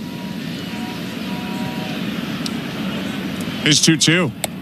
Swing and a miss, strike 3, and Springer jumping around in some pain from his left hand, whips off the batting glove, and that does not look good as he walks back to the dugout. The Blue Jays strand a pair after 1 hit, no runs scored. It's 4-2 for Baltimore over Toronto, middle of the 5th. You're listening to Blue Jays Baseball, brought to you by your local family-owned Crown Rust Control Center, streaming at sportsnet.ca and the Sportsnet Radio Network. As a sports fan, I just want the games. Right now, it's practically a full-time job to figure out which bundle I need. But with the SiriusXM app, it's done the bundling for me. It is gone, a grand slam! I don't have to go anywhere else to get every MLB, NFL, NBA, and NHL game. When there's a college game on, I just search for the school on the SiriusXM app. Holy smokes, what a play! With the all-access plan to the SiriusXM app, I've got the sports world in the palm of my hand. No bundle required. Hello, Blue Jay fans. I'm Craig Ballard, host of your daily Locked On Blue Jays podcast. Locked On Blue Jays is part of the Locked On Podcast Network, your team every day. Locked On Blue Jays brings you the latest Blue Jays news and analysis and breaks down all of the action. Locked On Blue Jays is everything a Blue Jays fan could want, all in a 30-minute daily podcast. Download Locked On Blue Jays right now on the SXM app, available with all trials and popular plans, or wherever you get your podcasts. Search Locked On Blue Jays. Hey, Jim Rome here. What's cracking? Hi. Hope you're enjoying the game. And when you're not taking in a game, find us on Sirius Channel 161, XM Channel 206. In fact, we'll be there every weekday afternoon, 3 p.m. to 6 p.m. Eastern Time. If you've got something you want to break down from this game, you know where to find us. Just make sure you have a take and don't suck. Step your game up. That has never changed. In fact, this show has never changed. We're just back home. And it's great to be there. Sirius 161, XM 206. See you there. In season or out of season, the #1 place for college sports is SiriusXM College Sports Radio, Channel 84. Radio Network.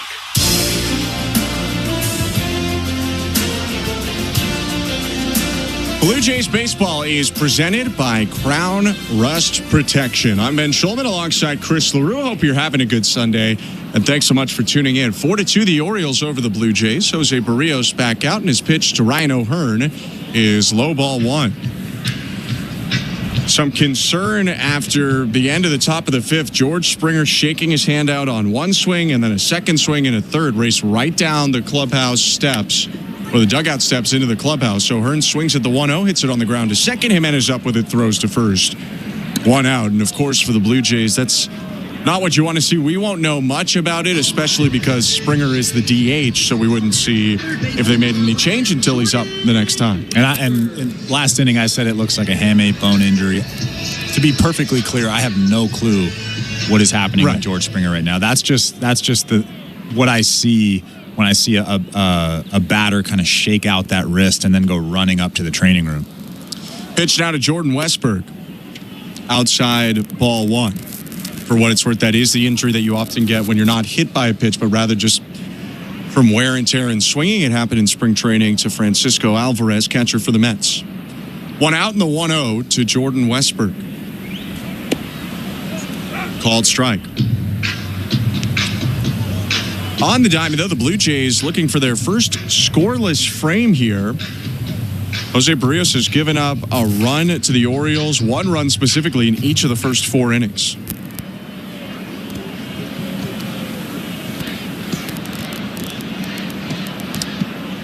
The 1-1 inside. So I Googled what the hamate bone is. Do you want me to read it? Why don't we wait till they announce the injury and then we'll... Well, just so people know what the hamate bone is. Go ahead. No, I'm not going to read it. You don't want me to read it. Well, we just don't know anything, which I know you said. 2-1.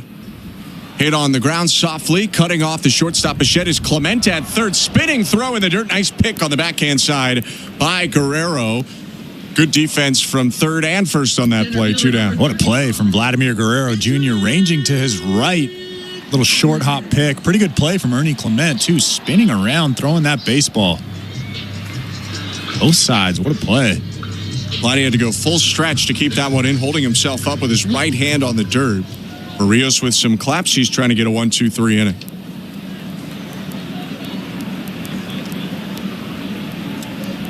Pitch now to Cedric Mullins. Hit foul 0-1. Berrios now at 84 pitches in this ball game with 2 outs in the bottom of the 5th inning.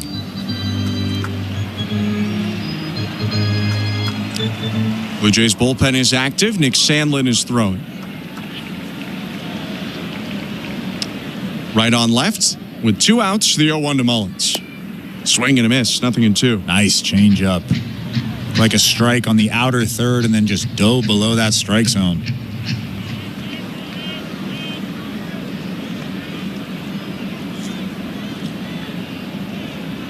Berrios rocks and offers. Swing and a miss. Strike 3. Got him on a changeup.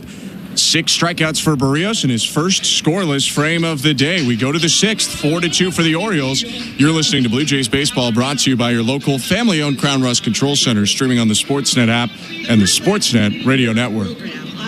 Timber Mart is Canada's building center. Your home team advantage with the right materials and the right price. Project know-how that's brought together a wealth of plans and solid advice. Trust your team at your locally owned Timber Mart. Find your location at timbermart.ca.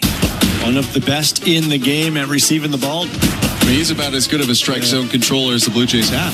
To a team of elite defenders, he is Captain Kirk. A game caller in unison with this pitcher. Does he ever have a knowledge of the strike zone? Framing pitches with precision and a steady hand. Kirk's done it again. Be one of the first 15,000 fans at the ballpark on Wednesday, April 30th to get your Alejandro Kirk bobble arm. For tickets, visit BlueJays.com. Lights up, let's go. Timber Mart is Canada's building center, a solid neighbor to call upon when you've got a job to do. Your dependable home improvement store that offers the added value of Air Miles reward miles with every purchase of $15 or more. For our participating location, visit timbermart.ca.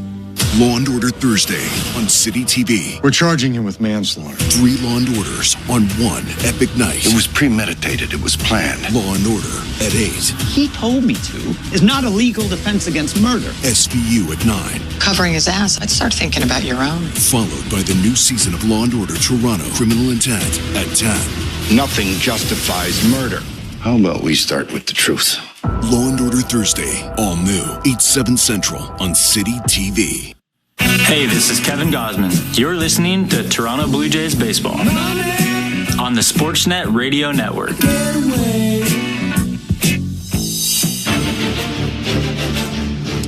Welcome to the Timber Mart broadcast booth. I'm Ben Schulman alongside Chris LaRue.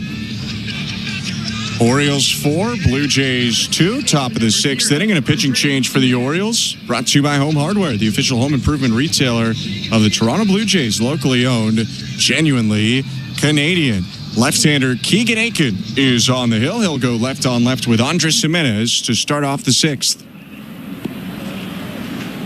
These two faced each other yesterday. It was Keegan Aiken's lone batter, and he got him to fly out to right. First pitch, swing and a miss. 0-1. Keegan Aiken having a pretty good season so far. 2.45 ERA, 7 ball games, just 4 hits in his 7 1/3 innings. The 0-1. Swing and a miss, 0-2.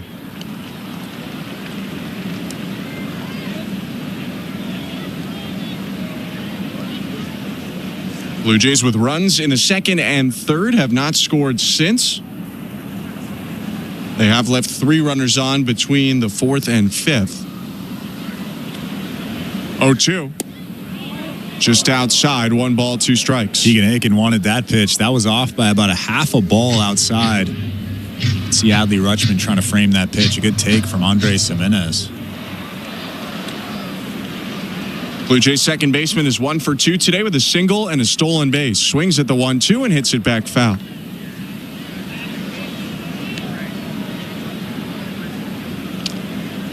By the way, on the St. Louis Bar and Grill out-of-town scoreboard, Garrett Crochet facing off with his former team as the Red Sox and White Sox matchup. Crochet with 5 perfect innings. 1-2. In the dirt. 2 balls, 2 strikes. Game is 0-0, though, in the 6th. White Sox still with a good chance to sweep. Giants have come back to take the lead over the Yankees on a second Jung-Hoo Lee homer of the day, a 3-run shot. 2-2. Jimenez hooks it on the ground to second base. Jackson Holliday picks it up and throws to first. 1 out. That was actually a changeup from Keegan Aiken. You really don't see that from left-handed pitchers against left-handed batters very often. An outside changeup. Normally you see a slider, a curveball, and then you bust him in with a fastball, but it's pretty rare that you see an outside changeup to a lefty against a left-handed pitcher. Aiken is 4-seamer slider changeup. He is a former starter, maybe more willing to mix it up than your average reliever. First pitch to Alejandro Kirk misses outside, ball 1.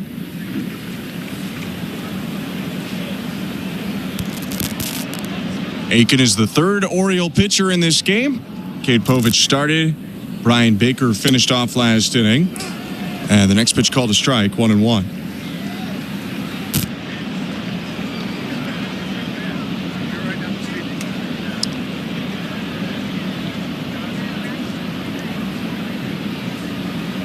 Aiken's 1-1. Kirk hits it straight back foul, 1-2. And if you're looking ahead in this ball game, the Blue Jays need to score either this inning or next inning, because then it's Yenier Cano, then it's Felix Bautista, and we've seen how good they are.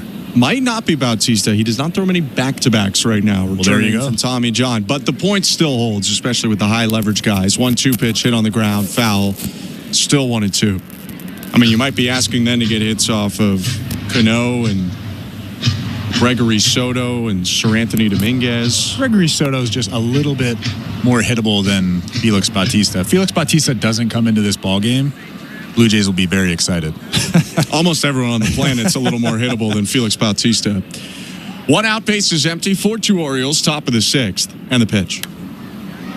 Kirk lifts it foul right side into the seats.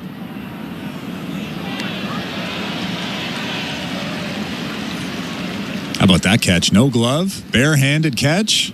I'm not doing that. I really wish you would, but you have not protected me yet. 1-2, foul tip, strike 3. Kirk goes down, 2 outs. Another good changeup from Keegan Aiken. This one against a right-handed batter that had a little bit of late life running away from Alejandro Kirk's bat. Tough pitch. 2 down in the top of the 6th. Ernie Clement up to the plate. 1 for 2. A single, a stolen base, a fielder's choice. Aiken's pitch. Clement rips it down the left field line. Base hit. Rolling toward the corner. Clement around first. He'll go into second as that ball died in medium depth left field. Kerstad gets it back in. It's a 2-out double for Ernie Clement. How about Ernie Clement? 2 hits in the ball game now. He's starting to see the ball a little bit better, making some good swings. That one right there, a perfect swing. Let's see if the Blue Jays can come through with a run-scoring base hit with 2 outs here. Be nice to just stop the momentum of the Orioles. You can make it a 1-run game with a single. Blue Jays call upon Miles Straw now, who's 0 for 2 with a pair of flyouts to right field. Aiken's going to step off.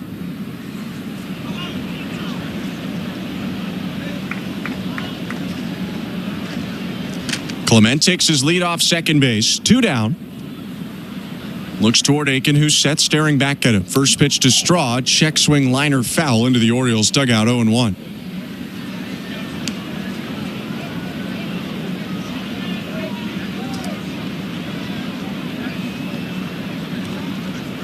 Straw now 7 for 22 on the season, a .318 average. Brought over in a trade from Cleveland this offseason. 0-1. Lined right field, base hit. Clement on contact. He was going around third when it was picked up by O'Neill, and the throw bounces in late. RBI single for Miles Straw, and it's 4-3. What a big base hit for the Toronto Blue Jays. Like I was talking about earlier, as this game gets deeper and deeper, you'll start facing very good relievers, Yennier Cano, possibly Felix Bautista. So the Blue Jays need to score in this inning. They need to score in the 7th inning.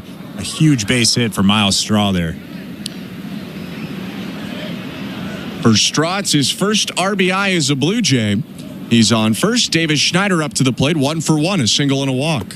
First pitch from Aiken is low, ball 1. It's another decent matchup here for Schneider, another left-handed pitcher and a guy that doesn't necessarily have overpowering fastball velocity. Aiken in the low to mid-90s, 1-0.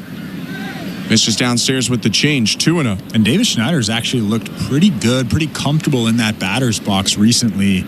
Took a walk in his last at-bat, obviously got the base hit in his first at-bat today. Let's see what he can do here. It's in the driver's seat. Aiken behind him, 2-0. Runner on first, 2 down. And a step-and throw over to first. Just lobbed over there. Straw back in easily. It's almost like his sweet spot is a left-handed pitcher who throws 92 to 94 miles an hour. Pretty straight. Cade Povich, Keegan Aiken, pretty similar. Southpaw Aiken set just above the belt, 2-0. High, ball 3.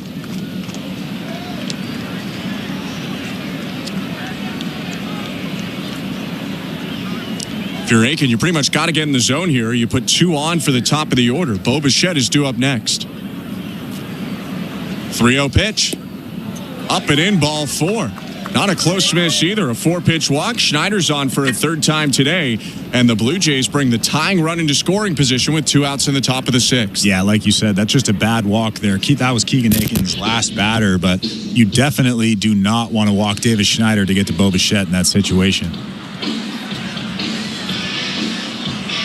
So mound meeting right now, and it looks like that'll be the day for Keegan Aiken, who does not finish off the 6th, giving up 2 hits, a walk, and a run so far. Sir Anthony Dominguez about to come out in a pitching change, brought to you by Home Hardware, the official home improvement retailer for the Toronto Blue Jays. Locally owned, genuinely Canadian. Let's go over to today's host, Show Ali. Thanks very much, Ben. Quickly, before we check the out-of-town scoreboard, let's check in on the Bet365 standings update. At Bet365, you can bet live in-game on game props, totals, and the money line. Download the app and find out why it's never ordinary at Bet365. 19-plus, play responsibly.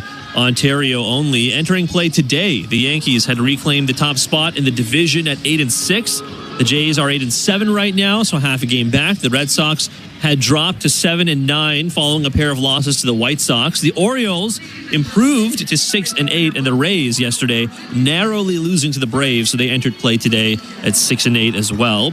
If we do a quick check of the St. Louis Bar and Grill out-of-town scoreboard over in the NHL, still a pair of games going on, although just about 30 seconds remaining for Islanders at Devils. Islanders still up 1-0. Matters a little less because the Islanders have already officially been knocked out of the playoffs, where the Devils have not only locked up a playoff spot, they are locked into a first-round matchup with the Carolina Hurricanes. Flyers Sens, about 3 minutes to go in that game, currently tied at 3. The Flyers long eliminated from playoff contention, while the Sens have locked down a playoff spot themselves. They could use a win, as the seeding for Ottawa is still up in the air. They entered play today 6 points back of both the Panthers and Lightning in the Atlantic and 4 points ahead of the Habs, who are currently occupying that second wildcard spot. Later on tonight, elsewhere, the Leafs will be in action against the Hurricanes. That game will be in Carolina. Puck drop goes just after 5 Eastern, 2 Pacific. It'll be on our flagship station, Sportsnet 590 The Fan in Toronto. Joe Bone and Jim Ralph will have the call in about 90 minutes. And after the game, JD Bunkus and Sam McKee will have Leafs talk on the radio, on Sportsnet's YouTube page, and on Sportsnet Plus. Blue Jays baseball, as always, is brought to you by Crown Rust Protection. Let's get you back to the action. Sir Anthony Dominguez on in relief for the Orioles. Here's Ben Schulman and Chris LaRue. Thank you very much, Joe. The right-hander Dominguez making his first appearance of the series. First and second for the Blue Jays. 2 outs, top of the 6th. It's 4-3 for Baltimore. Straw on second base. Bo Bichette at the plate, and the pitch is outside. Ball 1. High 90s fastball, slider, and a sinker. Very occasional change for the righty Sir Anthony Dominguez, picked up at the deadline from Philly last year. The 1-0. Outside and low, 2-0. And again, there's a big hole on the right side. Jackson Holliday, the second baseman, is almost behind second base. Bo Bichette, as we've seen earlier on in this ballgame, he's very good at going the other way. Bichette 1 for 3 today with a single. The 2-0. Hit back foul. Unloaded on 96 on the inner half. Hit it into the screen. Good swing there. A big swing.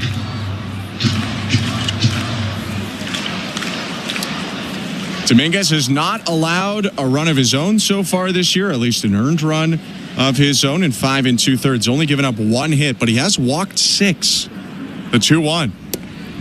Called strike, 97 right on the black, 2-2. That is a tough four-seam fastball. Actually, a little bit of cut at the end of that fastball at 97. He can be wild, and then he can be right on the corner on the next pitch. Scheider on first, Straw on second, the 2-2. Foul tip, strike 3. Got Bichette on the fastball, and that will do it for the top of the 6th. The Blue Jays get a run on 2 hits. It's Miles Straw's RBI single that makes it a 1-run game. 4-3 Orioles, middle 6. You're listening to Blue Jays Baseball, brought to you by your local family-owned Crown Rust Control Center, streaming at sportsnet.ca and the Sportsnet Radio Network. Give the new spring era retro kick with an all-new classic vinyl spring mix on the SiriusXM app. Featuring timeless classics from the Beatles, Led Zeppelin, and ELO. To feel-good anthems by Elton John, Bruce Springsteen, U2, and more. Bring this season to life with the classic vinyl spring mix. Search Spring Fever on the SiriusXM app. Let the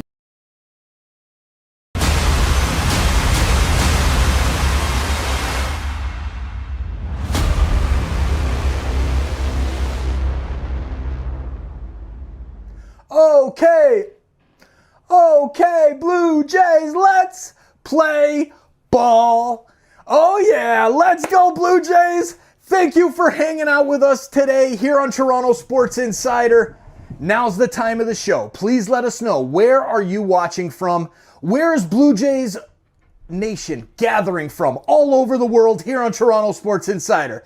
You can let us know in the chat. Let us know your city and province in Canada, city and state in the United States, or international. Let us know your city and your country of where you're watching from.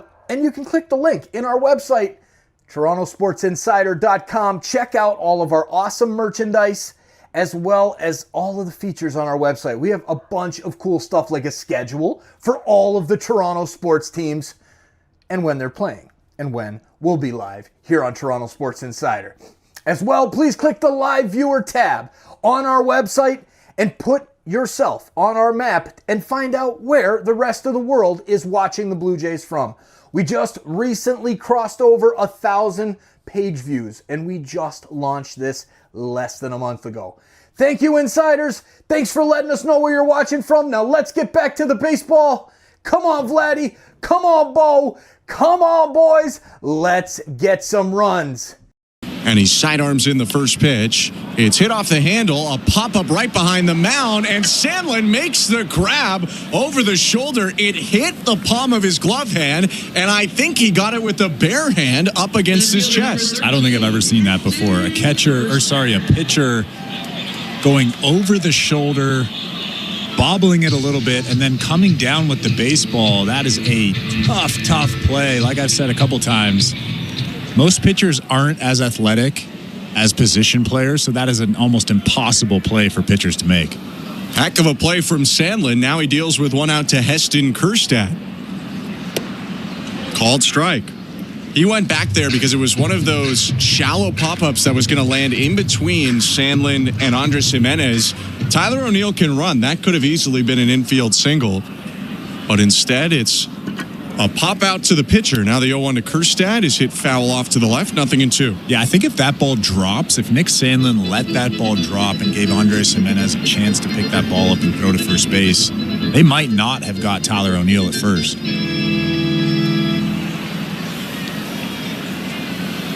Fastball, splitter, slider for the righty sidearmer Sandlin. 0-2. Elevated heater, hit foul. Trying to get it up a little more than they did. Sandlin's been pretty good this season. 0-2 with a 3.18 ERA. The only thing that concerns me is you look at the base on balls, 4 walks and just 5 2/3 coming into this ball game. He did hit a couple batters the last time we saw him, although he was also hard done by in terms of ball and strike calling. 0-2. Hit on the ground foul, still 0-2.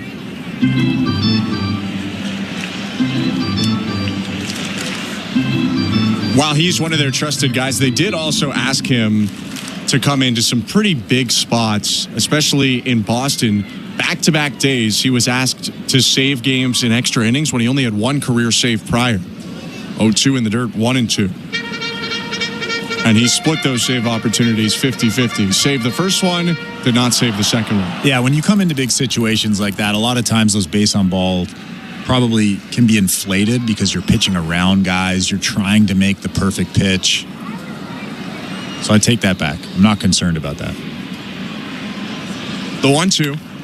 Slider tagged down in right field. A base hit. Santander racing to cut it off on the track. Kjerstad headed for second. The throw comes in late. A slide in there by Kjerstad with a 1-out double. Well, he's starting to see the ball a little bit better. A home run yesterday. Good double there. Really getting a run of play right now that he hasn't seen much in his major league career. He got about 5 weeks in a row last year. He got hit in the head at one point when he had opportunities, concussion symptoms. He'd been blocked for a while by Santander, Mullins, Hayes being the regular outfield. But with Colton Cowser down, Kjerstad is playing nearly every day. He's on second with 1 out. Ryan Mountcastle to the plate. 2 for 2 with a solo home run and a single today. 4-3 Orioles. Bottom of the 6th, the pitch. Down and away, ball 1. It's funny that you mentioned that Kjerstad was blocked by those guys because generally the second overall pick is, you make room for that guy. He signed for $5.2 million. That's a ton of money in the draft. They also had other prospects in his way. Kyle Stowers had some time before they traded him to Miami. 1-0. Downstairs, 2-0. Mullins got hurt one year. They brought in Aaron Hicks. So they just have not had Kjerstad out there a ton in his career so far. They even signed Ramon Laureano this offseason. Some were concerned that would block him again. The 2-0. Hit sharply to shortstop. Bichette bobbles. Clement picks it up on the ricochet. Throw to first is late. Popped out of the glove of Bo Bichette. Clement tried to improvise, but there was nothing he could do there. And so Mountcastle safe at first. Kjerstad remained at second. Yeah, Bo Bichette was charging that that ground ball, and it popped out of his glove right to Ernie Clement. It almost looked like it was on purpose. I don't think it was. And then Ernie Clement tried to get Ryan Mountcastle at first, but it was too late with that throw. Be an error on Bichette, his second of the season. First and second now for the Orioles. Jackson Holliday up. First inning of work for Nick Sandlin. The pitch. Swing and a miss. Be really big for the Blue Jays to put up a 0 here They tied the game at 1 in the top of the second, got scored on and lost the tie. Tied it again in the top of the third, got scored on and lost the tie. They've made it a 1-run game after Straw's RBI single in the 6th. Here's the 0-1. Down and away with the splitter, 1 ball, 1 strike. Well, the big thing about that last play is Heston Kjerstad is still standing at second base. It's a big run out there.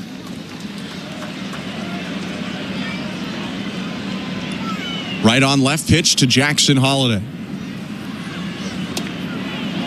Inside, check swing, appeal to third. He did not go. 2-1.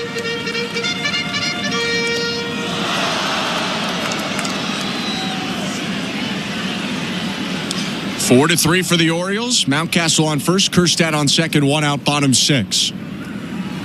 Sandlin kicks and deals. Ball hit on the ground, off of the glove of Guerrero into right field. Coming around third, Kjerstad scores. Up to third, Mountcastle. He's headed for the plate. The throw not in time.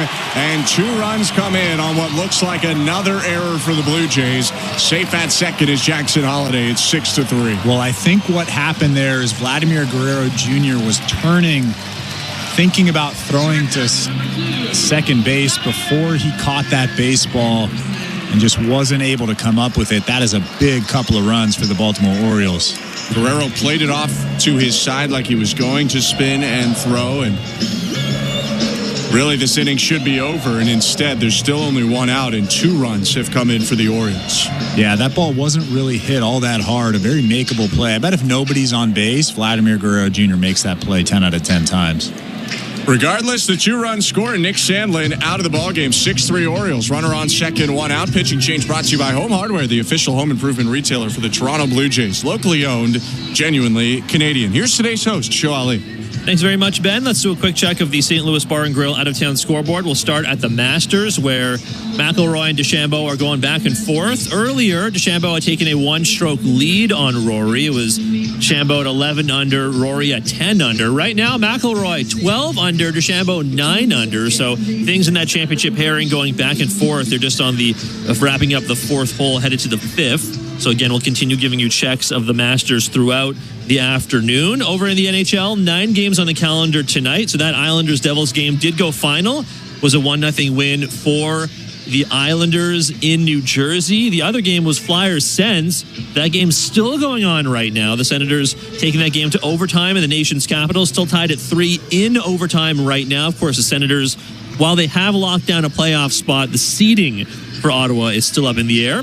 Later on tonight, the Leafs in action against the Hurricanes. That game will start in less than 90 minutes. It'll be in Carolina. Puck drop goes just after 5 Eastern, 2 Pacific. It'll be on our flagship station, Sportsnet 590 The Fan in Toronto.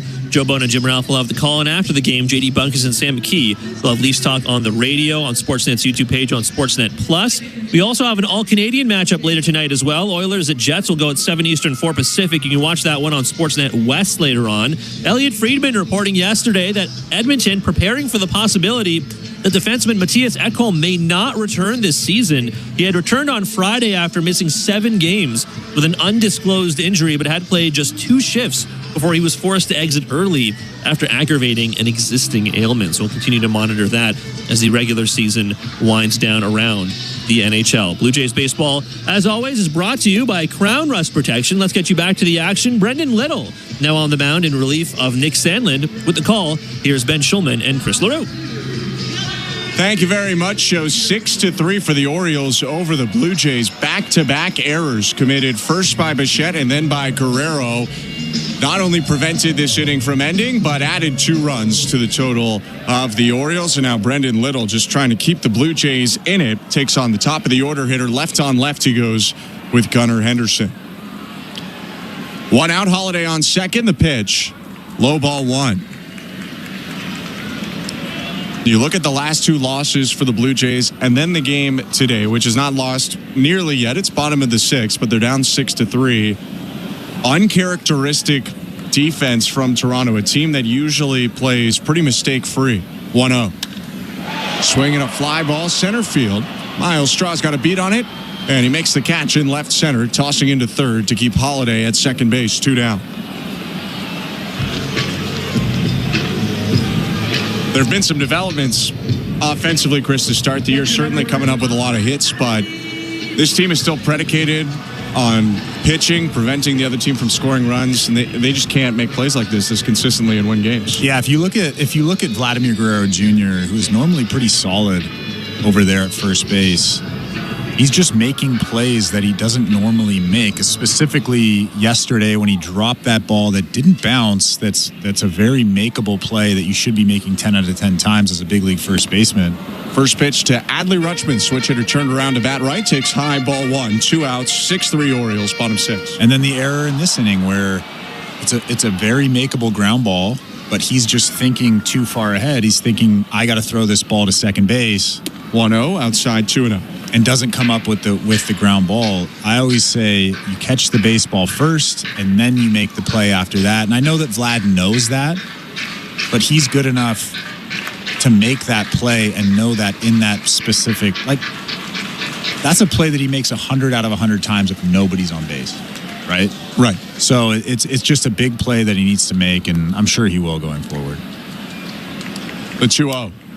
Swing and a deep drive, right field. Schneider going back. He's got room in front of the warning track, makes the catch, and ends the inning. The Orioles get 2 unearned runs on 1 hit. A pair of Blue Jay errors helped Baltimore take a 6-3 lead to the 7th. You're listening to Blue Jays Baseball, brought to you by your local family-owned Crown Rust Control Center, streaming on the Sportsnet app and the Sportsnet Radio Network.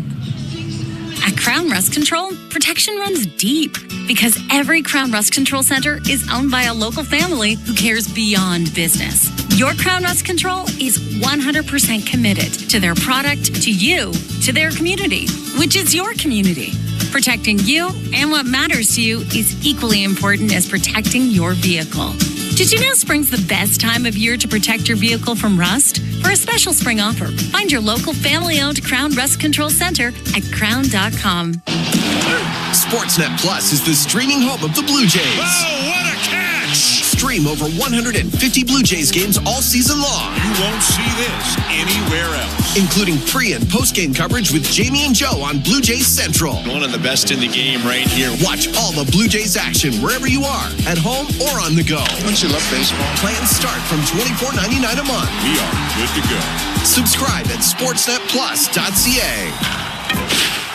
Drywall, an essential part of many, many projects. It's important to get it right and start with quality materials. Essentials you'll always find competitively priced at Timber Mart, like CGC, a recognized giant in the drywall industry for over 100 years and leading Canadian manufacturer of gypsum drywall. Well established and reputable, building pros and contractors know CGC, and you get exactly what the best builders trust. That's as sexy as drywall gets. Timber Mart, Canada's building center.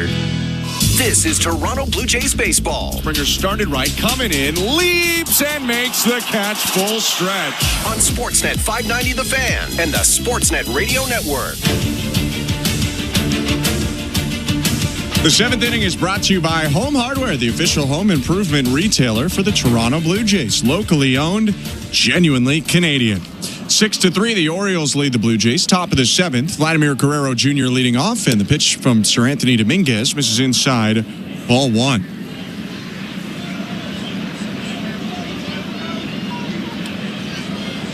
Fifth time in Guerrero's career that he's faced Dominguez. He hit a homer off of him once, was hit by a pitch once, walked once, struck out once. 1-0 pitch, swing and a miss, 1-1.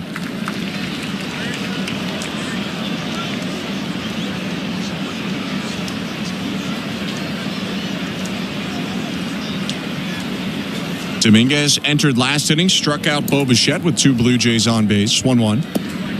Low 2-1. And it says that's a 4-seam fastball from Sir Anthony Dominguez, but it has a little bit of cut at the end, a really tough pitch to square up. And you saw that awkward at bat from Bo Bichette last inning.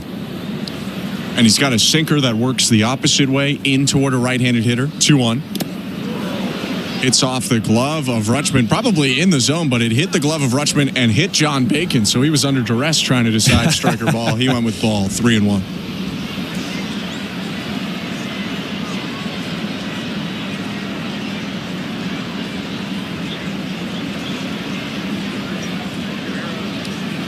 Guerrero leading off, Santander behind him. George Springer due up third, although he exited his last at-bat. 3-1. Swing and a deep drive. Center field. Racing back. Mullins makes the catch in front of the track. By the way, George Springer removed from today's game, according to the Blue Jays, with left wrist discomfort. So nothing hand-related, according to him, or wrist. And that's why Will Wagner is on deck now with one out as Anthony Santander hits. Well, that's a good sign because he looked like he was in a lot of pain, swinging and missing 3 separate times during that at-bat. One out, base is empty after the Guerrero lineout, and the pitch to Santander is way outside, hitting off the Pete ad on the backstop, 1-0. You said it last inning. Sir Anthony Dominguez is either on or he is way off, and that fastball there, 97, was nowhere near the strike zone. He's got the stuff to be a closer. He's closed at times in his career. He's also had some big years in terms of struggling. Last year, a mid-4s ERA. 1-0 pitch called a strike 1-1, which isn't terrible, but he's not pushing to be anyone's closer with a mid-4s ERA. It'll make you scratch your head when a big league pitcher with so much promise like Sir Anthony Dominguez throws a fastball nowhere near the strike zone, and then he absolutely dots a fastball. 1-1. Santander lifts it foul over the netting left side, 1-2. As a pitching coach, you just think, why can't you just repeat that? Why can't you repeat your delivery and throw that pitch every single time? I'm sure a lot of pitching coaches have thought that with Dominguez, but he can be frustrating at times. Righty leans in. Long-time Philly until the deadline trade last year. There's 1-2. Santander pops it up near first. Mountcastle in foul territory, shading his eyes from the sun, makes the catch, backpedaling 2 down. Ryan Mountcastle has some sunglasses on his hat. Wonder why he doesn't have those over his eyes. Shading his eyes from that strong sun behind home plate. Nice play from him.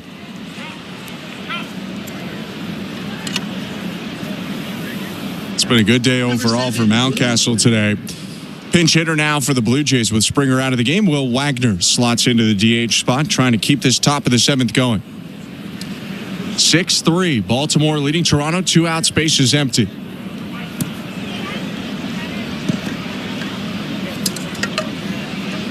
Dominguez has struggled with opposite-handed hitters at times in his career. A right-handed pitcher. He struggles with lefty hitters, and the pitch is downstairs, ball 1.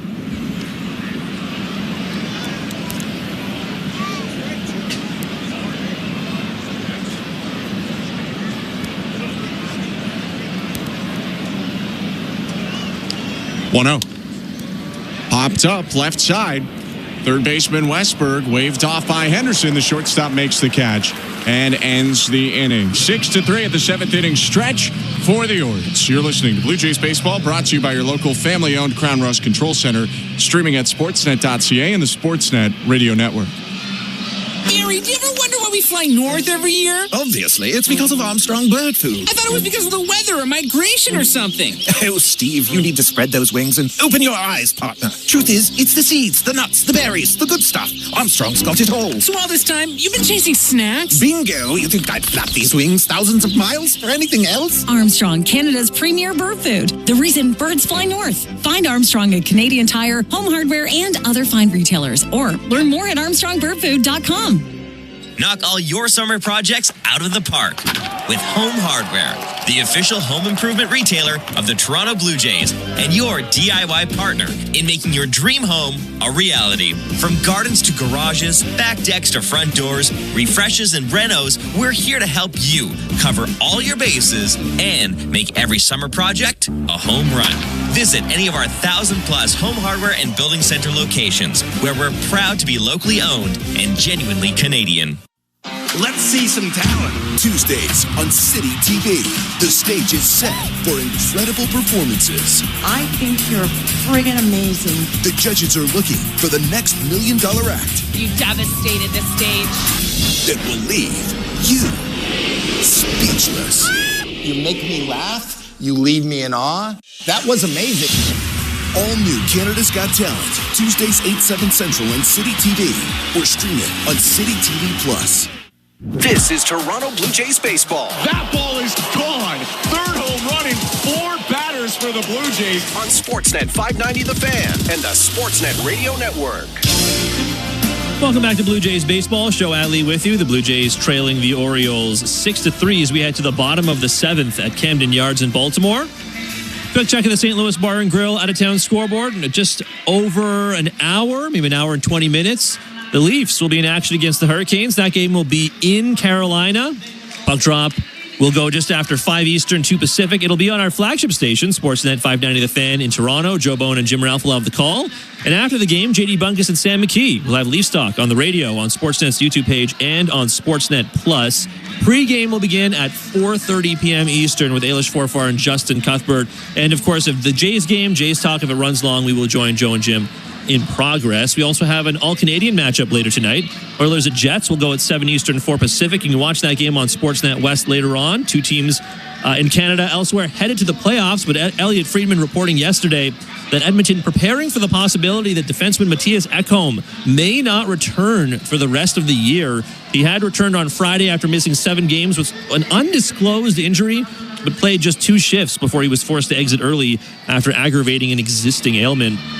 We also do have a few other playoff matchups figured out already. The Oilers themselves will take on the Kings in the first round for the 4th straight season. Edmonton winning each of the previous 3 in the Pacific, while over in the Central, the Stars will play the Avalanche in the first round as well. The Jets clinching the division. Blue Jays baseball is brought to you by Crown Rust Protection. The Blue Jays trail the Orioles 6-3. We head to the bottom of the 7th inning at Camden Yards in Baltimore. With the call, here's Ben Schulman and Chris LaRue. Thank you very much, Joe. It's a pitching change for the Blue Jays, brought to you by Home Hardware, the official home improvement retailer for the Toronto Blue Jays. Locally owned, genuinely Canadian. Lefty Mason Fluharty on for his 5th Major League appearance. He deals to the left-handed hitter, Ryan O'Hearn. First pitch strike. 2 earned runs in 3 innings total for Fluharty, but that doesn't totally tell the story. Last 2 outings against the Red Sox and then yesterday against the Orioles, he's retired all 6 that he's faced. Here's 0-1. Check swing, pitch outside. Called a ball, 1-1. Yeah, and he actually looked really good yesterday. I was impressed with all of his command of his pitches.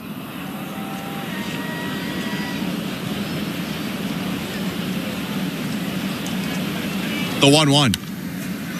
Popped up, foul, third base side. Clement just over the line, now sprints into the coach's box and makes the catch just before the side warning track. 1 out. And the most impressive thing about Fluharty is, and I've said this when he first came into ball games, the higher leverage situations, it seems like it doesn't let the moment get too big for him. You'll see a lot of guys, especially with 3 or 4 outings in the big leagues, come into ball games. You can see that the wheels are spinning. You let a guy on base. You don't make your pitch. But Mason Fluharty really, really calm in these big situations. He deals now to Jordan Westberg. Sweeper for a strike, 0-1. It's a cutter-sweeper mix. Everything moves to the glove side for the left-handed reliever. Teammate of Will Wagner's at Liberty. Fluharty making his Major League debut on April 1st. 0-1. Hit in the air, right field. Not very deep. Santander blocking out the sun, crouches and makes the catch. 2 outs. How about that? 2 guys from Liberty on the roster. Never would have guessed that. It's college baseball for you. They got guys from everywhere. It's a whole lot different than it is in college football or, I mean, no offense, but you're out of Winthrop. It's not Clemson. So when I was in the big leagues, we had another guy, Kevin Slowey. I don't know if you know that name, but he pitched for the Twins for 6 or 7 years. And there was a point where we looked at each other and we thought, there's 2 guys in the big leagues from Winthrop University. First pitch to Cedric Mullins, up and in, ball 1. 2 outs and the bases empty, 6-3. Orioles over the Blue Jays. Bottom of the 7th inning. Orioles looking to win consecutive games for the first time this year. 1-0. Popped up foul into the seats, 1-1. I love that Fluharty is just coming at guys. Even in the instances where he got in trouble in his first 2 outings, walks weren't really the issue. He had 1 walk, although it was an intentional walk in his tough outing against the Mets, but it was more hits. He was willing to get hit rather than walk. 1-1. Outside, 2-1. And although this is a low leverage situation, down by 3 in the bottom of the 7th inning, it's still a higher leverage situation for a guy that only has 4 outings in the big league. So for him to just come at guys, I like that. A breath from the lefty, and he fires. High ball 3.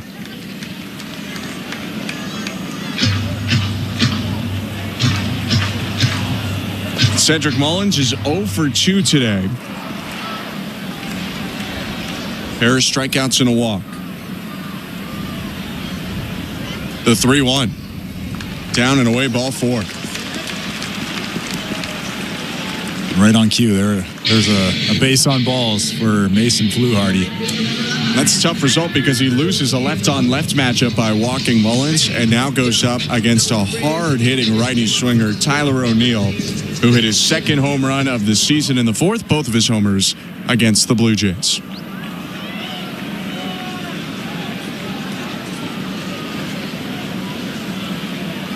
Fluharty delivers home, and it's a first pitch strike. Snuck in a fastball to the top of the zone with a slide step. It's 0-1. Yeah, you can see the look on Tyler O'Neill's face. He's like, I want that pitch back. Pretty hittable pitch.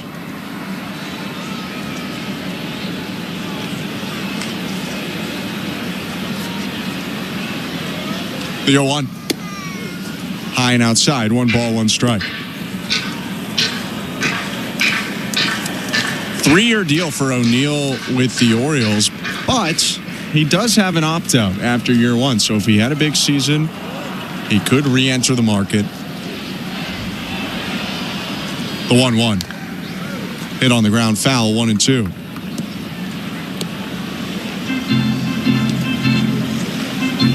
One of the great Canadian players in the game. It's been cool for the Canadian fans to see him more, especially in Toronto, although it's been with the jersey of rivals on. Last year with the Red Sox, this year with the Orioles. The 1-2, no, it's a step and throw over to first. Fooled me, but not Cedric Mullins. He got back in standing up.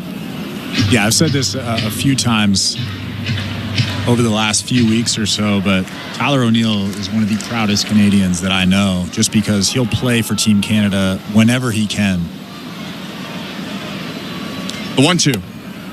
Called, strike 3, backdoor cutter, freezes O'Neill, and that will do it for the 7th. No runs, no hits, 1 left for the Orioles. 6-3 Baltimore. We head to the 8th. You're listening to Blue Jays Baseball, brought to you by your local family-owned Crown Rust Control Center, streaming at sportsnet.ca and the Sportsnet Radio Network. Feel the excitement of the UEFA Champions League knockout stage on Sirius XM FC. Europe's best clubs. What a start for Inter! And Barca are level! Brilliant Arsenal goal! The world's brightest stars. Mbappe! Kane! Rafinha! All chasing club soccer's ultimate prize. A new page in their glorious history. The Champions League knockout stage, where legends are made. On Sirius XM FC, channel 157 in the car, and the Sirius XM app. Every night after the final out, the Round Trip Roundup brings you the scores, highlights, and analysis from every game across Major League Baseball, all in less than 30 minutes. Swung on and missed, strike 3 and a no-hitter. It's the perfect way to get caught up on all the night's biggest home runs and best performances. And a high drive, deep right center. It's the Round Trip Roundup on MLB Network Radio every night on Sirius XM Channel 89 and every morning on the Sirius XM app. VSiN, the sports betting network, is back on SiriusXM. Go to channel 158 for informed wagering and fantasy advice from familiar voices like Gil Alexander, Paulie Howard, and Mitch Moss. Plus, SiriusXM mainstays Adam Shine, Rich Gannon, and the guru, John Hansen. We're getting you ready for the upcoming games with a finger on the pulse of the latest news and the moving lines and odds. VSiN, the sports betting network, is now on SiriusXM 158 and on the SiriusXM app. 24/7, 365 coverage of all things NASCAR. All things NASCAR happens exclusively on SiriusXM NASCAR Radio, Channel 90.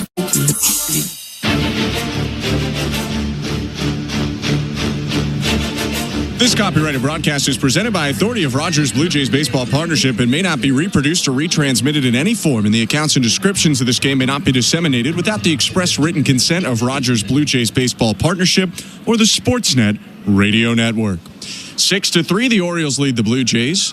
Top of the 8th inning, pitching change for Baltimore. Gregory Soto on the hill, And the hard-throwing lefty gets in the zone with strike one against Andres Jimenez. Pitching change brought to you by Home Hardware, the official home improvement retailer for the Toronto Blue Jays, locally owned, genuinely Canadian. Jimenez showed bunt and pulled it back before taking that strike. Here's the 0-1, and he takes it up top. 1 ball, 1 strike.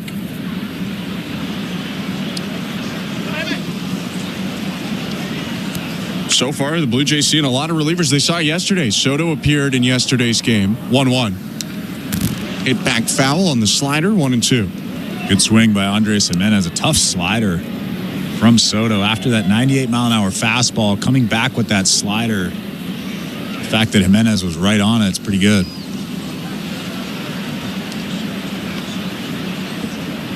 Soto's 1-2. Hit well, left field. Base hit, bouncing down the line and rolling into the corner. Jimenez around first. He'll stop at second. He's got a 2-hit day, and he's got his first extra base hit of the day, a leadoff double. And how about that swing from Jimenez? Put a pretty good swing on the pitch before that, and then he just hammers that baseball down the left field line, hitting it the other way for a big leadoff base runner in this inning. Blue Jays need one more aboard, then they can think about the fact that the tying run is at the plate. By the way, welcome to the Timber Mart broadcast booth. I'm Ben Schulman alongside Chris LaRue. It's Alejandro Kirk to the plate, runner on second, no outs. Kirk 1 for 3 with a solo homer. Soto's pitch. Slider for a strike, 0-1. Gregory Soto is mid to high 90s with his sinker and four-seamer. His slider and sweeper are more mid-80s.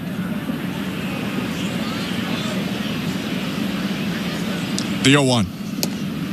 Called strike, 97, top of the zone, 0-2. That's tough coming from the left side.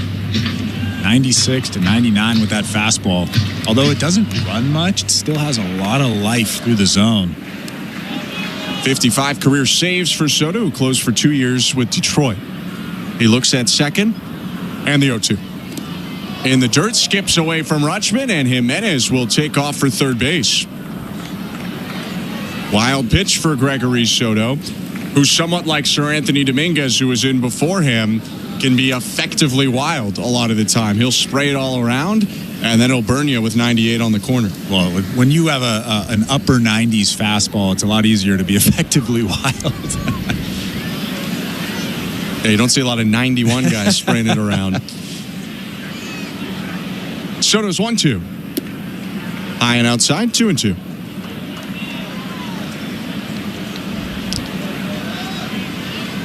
Blue Jays have Nathan Lucas, Alan Roden, Tyler Heineman on their bench. They've already used Will Wagner.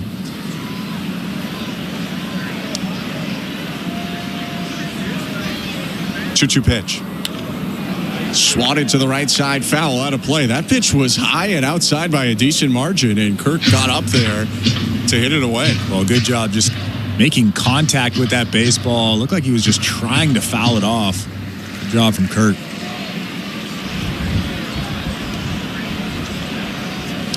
Ernie Clement waiting on deck. Jimenez on third, nobody out. 6-3 Orioles, top of 8. The 2-2. Fouled back again. Another tough one to hit away. Kirk had to reach to the outside corner. I think he one-handed that ball into the screen behind home plate. Just living to see another day. That's all he's doing.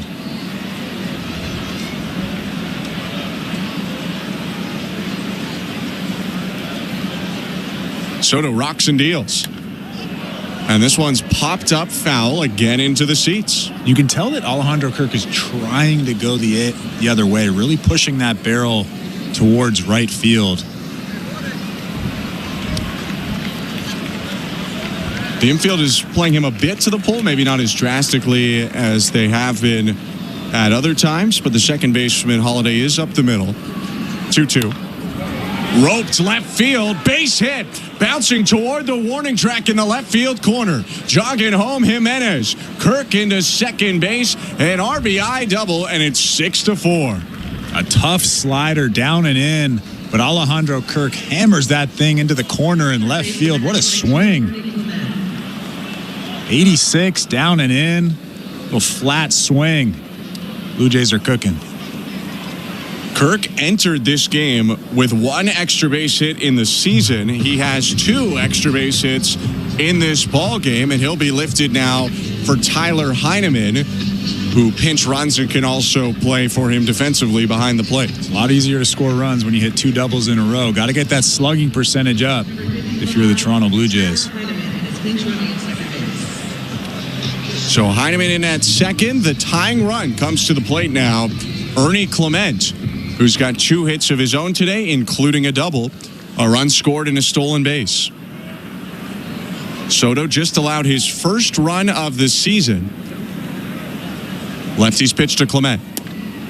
At the knees, strike 1. Tough pitch. Even if Ernie swung at that pitch, it would have been a tough pitch to barrel up.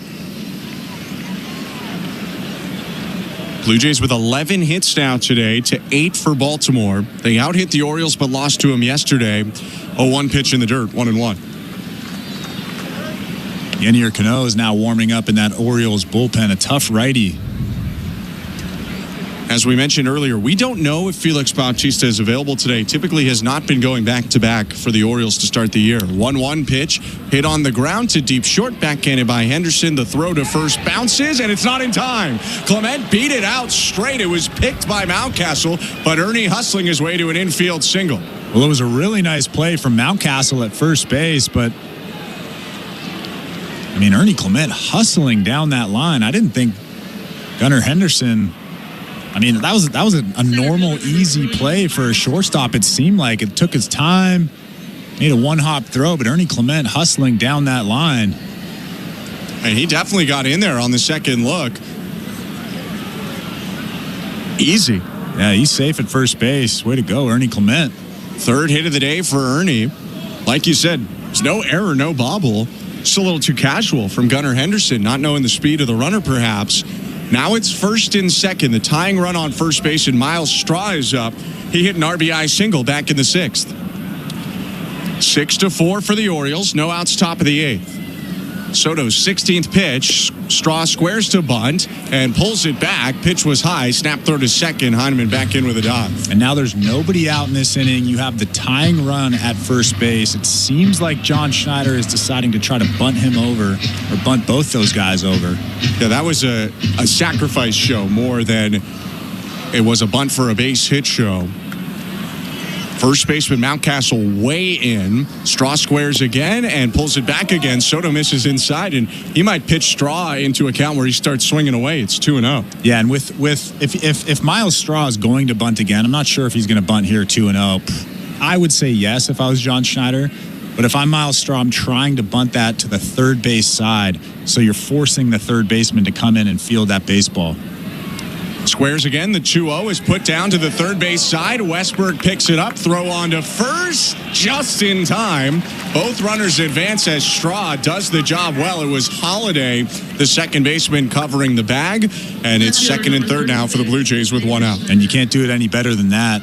Ryan Mountcastle was crashing. So if you bunt that ball to the first base side, it's an easy play for the first baseman to field it and get that lead runner at third base. A nice bunt from Miles Straw to the third base side. Nearly turned it into a base hit. Yeah.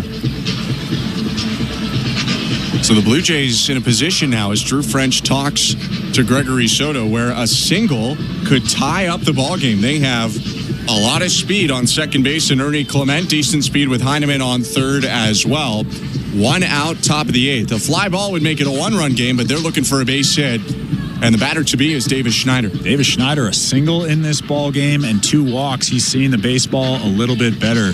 Let's see if he can put some good swings off of Gregory Soto. Tough matchup, though, for Schneider. Although it's a lefty, it's a guy with a lot of gas. He works up in the zone a ton. We'll see what Schneider can do against the 2-time All-Star, former Tiger closer, Gregory Soto. Now John Bacon out from behind the plate, talking to someone. He's been active today. Now he's back behind the plate, and Davis Schneider steps in. Second and third, 1 out. Single would tie it. 6-4 Orioles in the 8th in the pitch. Hit foul, 97 on the outside edge, 0-1. It's a good swing right there from Davis Schneider.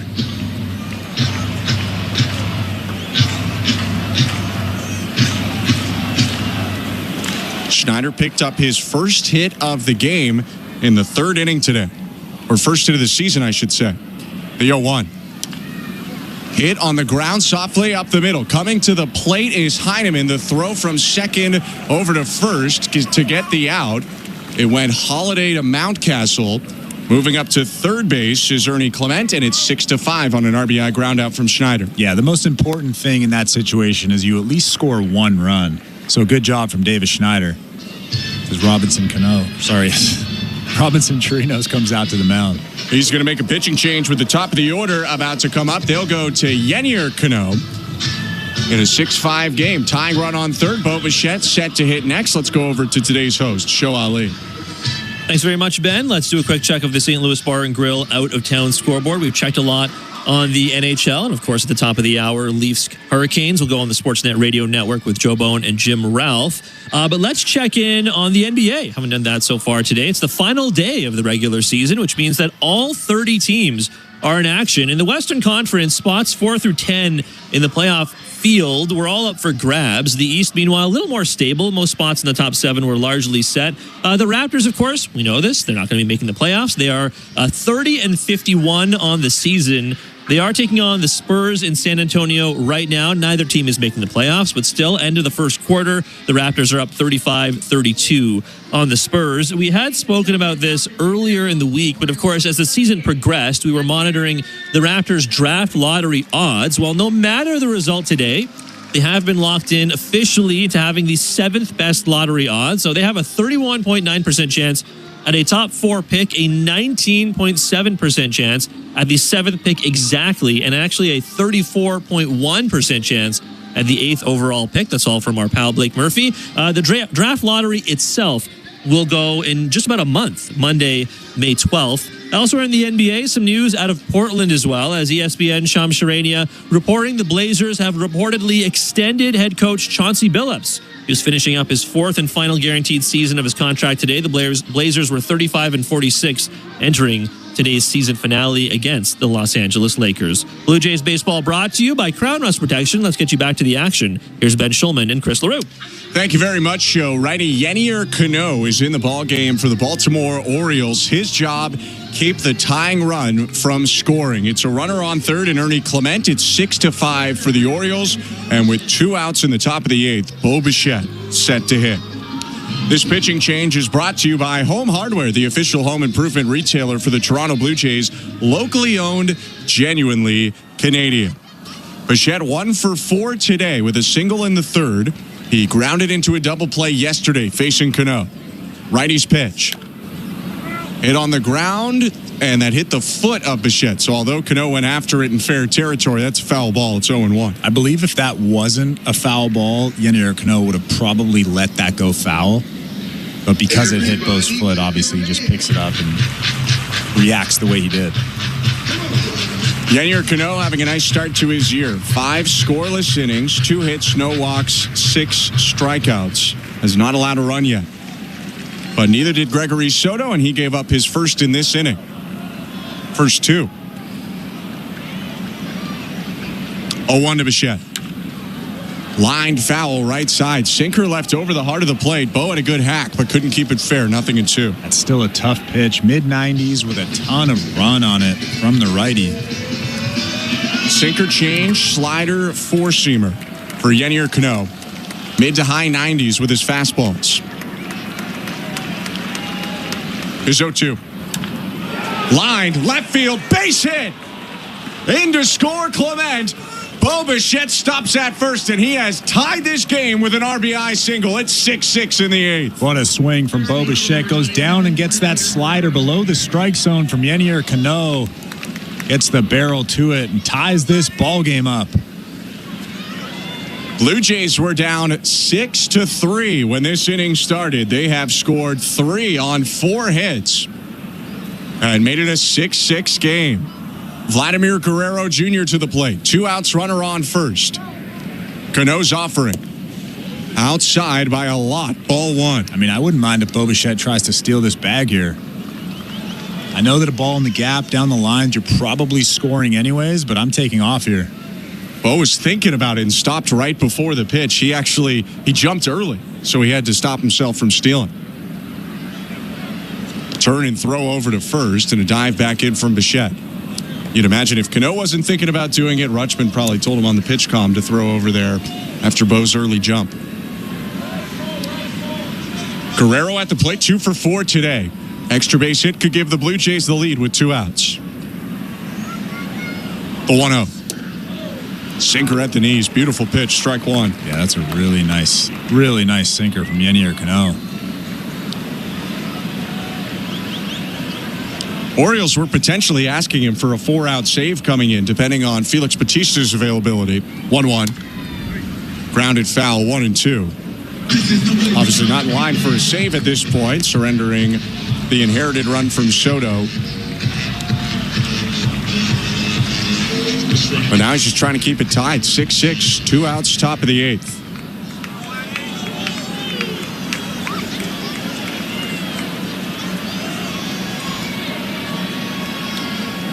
The 1-2 to Guerrero. Bouncing ball right side, fielded underhand by Cano. The pitcher underhand flipped to first to end the inning. The Blue Jays tie it up. 3 runs on 4 hits. Bo Bichette with the last one, an RBI single to left. It's 6-6, middle of the 8th. You're listening to Blue Jays Baseball, brought to you by your local family-owned Crown Rust Control Center. Streaming at sportsnet.ca and the Sportsnet Radio Network. Barry, do you ever wonder why we fly north every year? Obviously, it's because of Armstrong bird food. I thought it was because of the weather or migration or something. Oh, Steve, you need to spread those wings and open your eyes, partner. Truth is, it's the seeds, the nuts, the berries, the good stuff. Armstrong's got it all. So all this time, you've been chasing snacks? Bingo! You think I'd flap these wings thousands of miles for anything else? Armstrong, Canada's premier bird food. The reason birds fly north. Find Armstrong at Canadian Tire, Home Hardware, and other fine retailers. Or learn more at armstrongbirdfood.com. Knock all your summer projects out of the park with Home Hardware, the official home improvement retailer of the Toronto Blue Jays and your DIY partner in making your dream home a reality. From gardens to garages, back decks to front doors, refreshes and renos, we're here to help you cover all your bases and make every summer project a home run. Visit any of our 1,000+ home hardware and building center locations where we're proud to be locally owned and genuinely Canadian. 1-877 Cars for Kids. KARS Cars for Kids. 1-877 Cars for Kids. Donate your car today. Donate online at carsforkids.ca. That's cars with a K. Pickup is quick and easy. You'll benefit a child and get a maximum tax credit. 1-877 Cars for Kids. Donate your car today. Donate today, and your car can be gone tomorrow. This is Toronto Blue Jays baseball. Marshall smashes the ball to right field. It's gone! On Sportsnet 590 The Fan and the Sportsnet Radio Network. Blue Jays 6, Orioles 6 as we get going in the bottom of the 8th inning. Toronto flipped this game on its head with a 3-run top half and a pitching change in the bottom half, brought to you by Home Hardware, the official home improvement retailer for the Toronto Blue Jays, locally owned, genuinely Canadian. It's Jimmy Garcia, the flame-throwing righty on the mound for the Blue Jays, working with a new battery mate. Tyler Heineman remains in to catch after slotting in as a pinch runner for Alejandro Kirk. The pitch to Heston Kjerstad, hit on the ground foul, 0-1. I'm Ben Schulman alongside Chris LaRue. Thanks for sticking around. This one looked like a lost game for the Blue Jays after the 2 runs due to errors in the 6th. But Bo Bichette's RBI single capped off a 4-hit, 3-run frame. Now Garcia faces the bottom 3rd in the order. Kjerstad, Mountcastle, Holiday. 0-1, swing and a miss. They've had Kjerstad chasing outside all day. It's 0-2. Yeah, why not stay there? If you're Jimmy Garcia, I don't know what pitch he'll throw here, but throw that thing away. For Garcia, it's appearance 7 of the year, 7 scoreless innings so far. 0-2. Hit down the left field line, foul. They tried to go outside, just didn't get it out there enough. It was actually a pretty good pitch. A changeup from Jimmy Garcia down and away in the strike zone, but in that bottom corner. It's the difficulty of hitting against Jimmy Garcia. Very deep arsenal for a reliever. Another 0-2. Called strike 3. 97 on the inside edge. And that's the first out for Garcia. A good miss for Jimmy Garcia. You could see Tyler Heineman set up out of the strike zone. And Jimmy Garcia just dotted that thing on the black inside. Impossible for Kjerstad to hit. We last saw Jimmy Garcia in the finale of the Red Sox series, pitched a scoreless inning in 2/3. His pitch to Ryan Mountcastle. Down and away, ball 1. Jimmy Garcia has yet to give up an earned run this season. Just 4 hits in his 7 innings. Blue Jays go into their highest leverage arms here in a tie game. 1-0. Called strike. This velo is promising because over his last couple of outings, he's been 94, 93, sometimes 95. You haven't seen the 96s and the 97s like he's showing right now. Here's 1-1. Down and away with a breaking ball, ball 2. You had mentioned this in some of his earlier outings. It was freezing cold for the Blue Jays in Boston especially. Wasn't much warmer in New York. It is a decent bit warmer today for the Blue Jays in Baltimore, where it's mid-teens right now. 1 out, base is empty. The 2-1 to Ryan Mountcastle. Swing and a miss. Challenged him with 96. Bottom in, and it's 2-2. Yeah, when you have that kind of life through the zone, it's almost like it picks up another gear when it hits the dirt. Nice pitch right there at the bottom of the zone. 2-2. Called strike 3, 97 right down the middle. He froze Mountcastle back-to-back looking strikeouts. 2 outs. Well, obviously Ryan Mountcastle was thinking something different there. That was right down the middle at 97. What a frustrated look from Ryan Mountcastle as he walks back to that dugout. So 2 down in quick succession, and here's Jackson Holliday with the bases empty. 6-6 bottom 8 the pitch. Low ball 1. Holliday's 0 for 3 today, but his ground ball to first in the 6th scored 2 runs as he reached on a Vlad Guerrero Jr. error. 1-0. Outside 2-0. This is probably the best stuff that Jimmy Garcia has had this year. Maybe not the best results, although the results have been great. This is the best stuff. The bite on the slider, the fastball velo. 2-0. Sinker hit back foul, 2-1. Even that sinker, a ton of movement away from Jackson Holliday's barrel.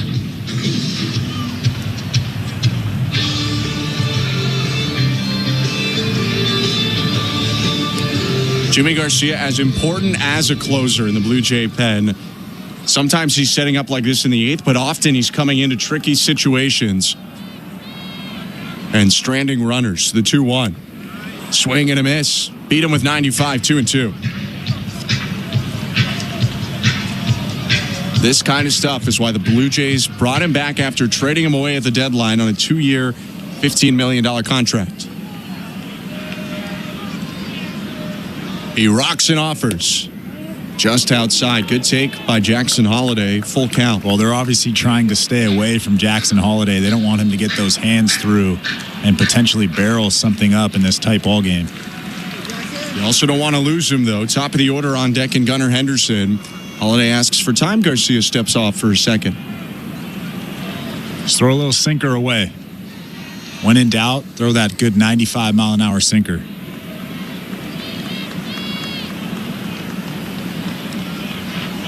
The payoff pitch. Hit well right field. Santander twisting and turning. Makes the catch on the track. And we go to the 9th. Jimmy Garcia flirts with a little danger after a pair of strikeouts, but he sets down the Orioles in order, and Anthony Santander will lead it off next. You're listening to Blue Jays Baseball, brought to you by your local family-owned Crown Rust Control Center, streaming at sportsnet.ca and the Sportsnet Radio Network. What is up, Daddy Gang? It is your founding father, Alex Cooper. I am so excited for you guys to hear Unwell on Air, your one-stop destination for all things trending, curated by me. All of your favorite content from the Unwell Network, plus exclusive new live shows that keep you in the know. We're breaking down the latest in pop culture and opening up the phone lines because I want you to join the conversation. Oh my God, let's go. Unwell on Air, exclusively on the SiriusXM app. Baseball is back.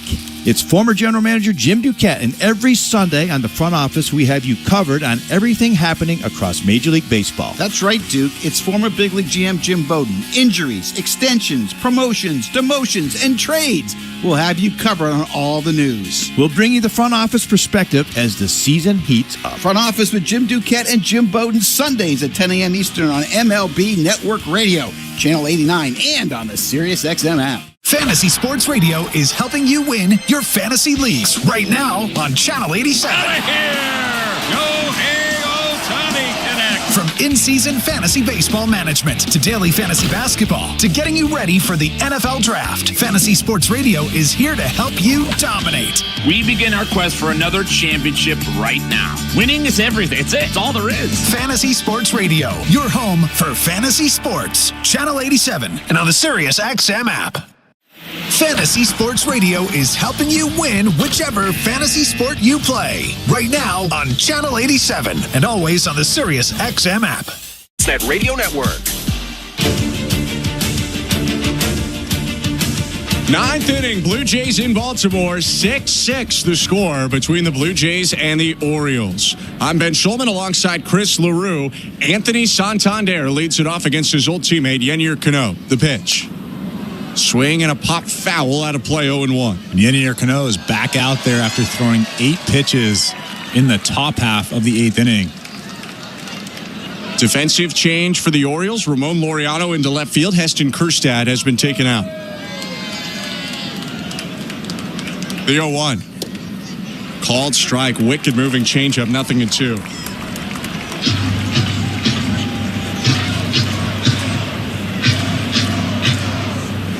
Santander hitless today, 0 for 4. Hit his first home run as a Blue Jay yesterday. The 0-2 in the dirt, ball 1. Nice take there. Such a tough changeup because it's so hard. It looks like a fastball and then it has that split finger depth to it. Obviously why Yennier Cano is one of the best. Dangling his right arm, Cano looks into the plate, now sets. Glove at his stomach. He kicks and fires. And that one fouled off. Left the off-speed pitch above the zone. It was a cutter from Cano, a pitch he's introduced to try to be a little bit better to left-handed hitters. And Santander swatted it away. Santander, Wagner, Jimenez to hit this inning for the Blue Jays. So it'll be 3 left-handed hitters for Cano if they leave him in there. The 1-2. High and outside. 2 balls, 2 strikes.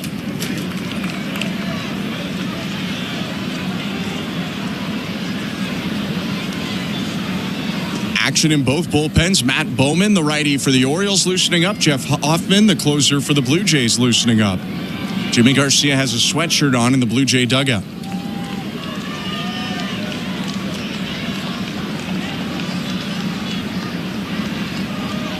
The 2-2 pitch. Popped foul back behind the plate. They'll do it again as that one lands in the seats. That was a letter-high fastball, but Anthony Santander reached up to get to it. Yeah, pretty good swing on that one. Might get another one here. You don't want to lose Santander if you're Cano. 2-2 again. Swing and a line drive. Right field. Base hit as it's bouncing into the gap in right center field. Santander around first. He's chugging for second, and he slides in with a leadoff double. Took a gamble. It was a close play, but that's another extra base hit in the last 2 days for Anthony Santander, and the perfect start to the inning for the Blue Jays. And how about that swing on a really good changeup down below the strike zone? Anthony Santander, again, another good swing.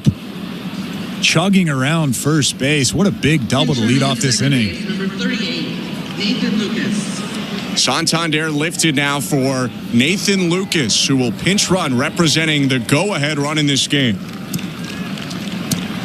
It's Will Wagner at the plate, and as we saw in the homestand, he is pretty good at bunting. We'll see if that's something they're interested in doing here with no outs and a runner on second.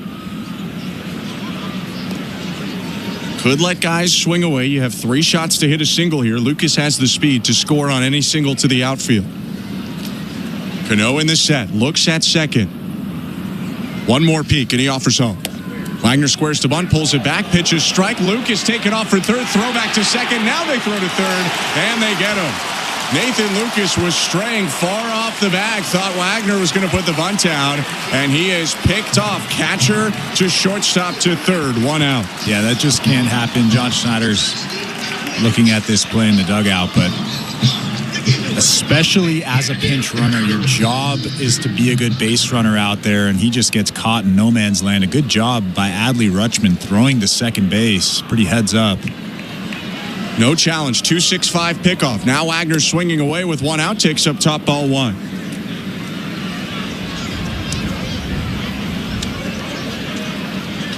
.265 on the pickoff. The 1-1. Swing and a miss, 1-2.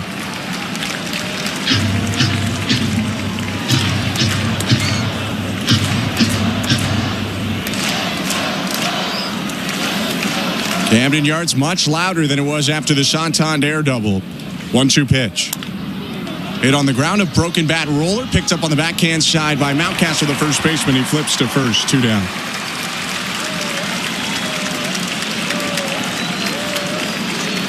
Second baseman number 0, Andres Jimenez.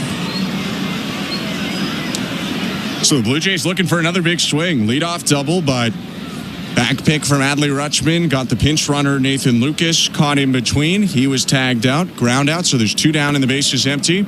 And here's Andres Jimenez. 3 home runs on the season for Andres Jimenez, 2 of them against the Orioles. The pitch. Called strike.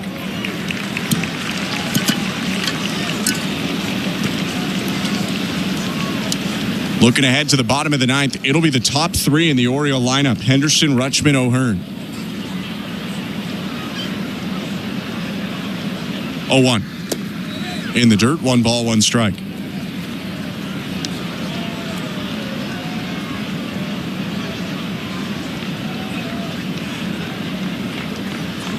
Jimenez 2 for 4 today.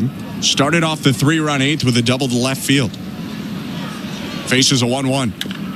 And it's a high bouncer over the mound. Fielded at short by Henderson, and the throw to first in time to end the inning. The leadoff double taken away by the back pick.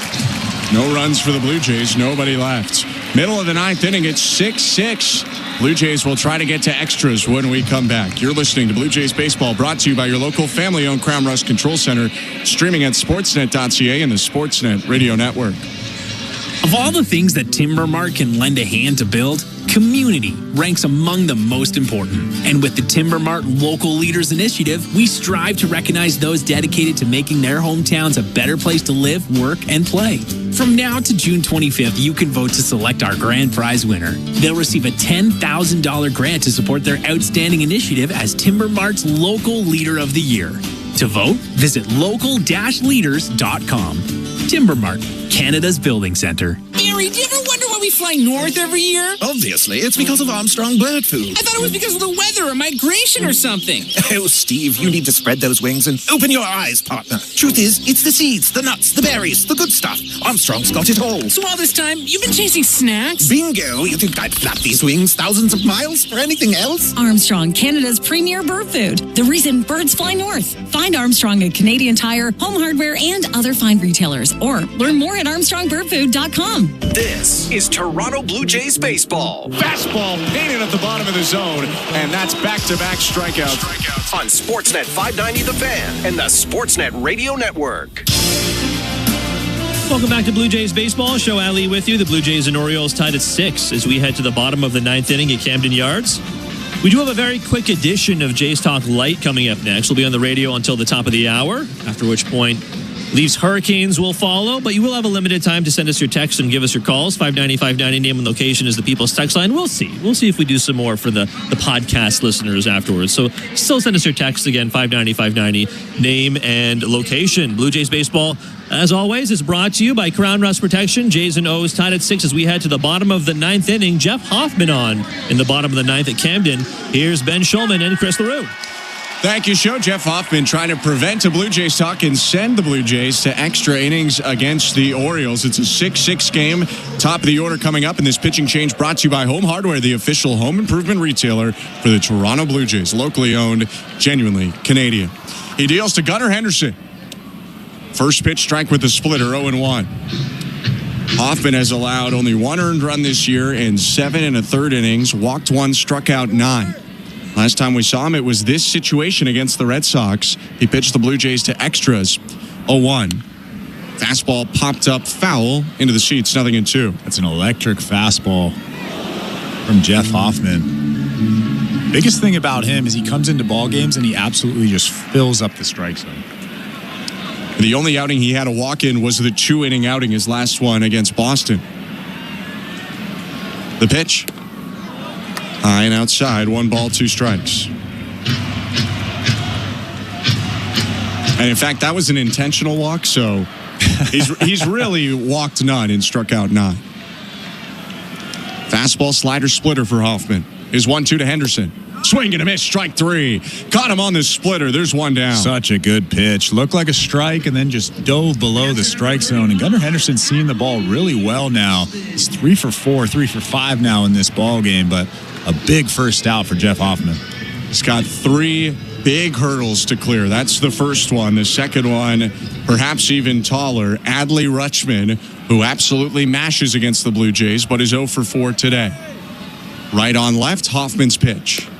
Fastball in there at 97, 0-1.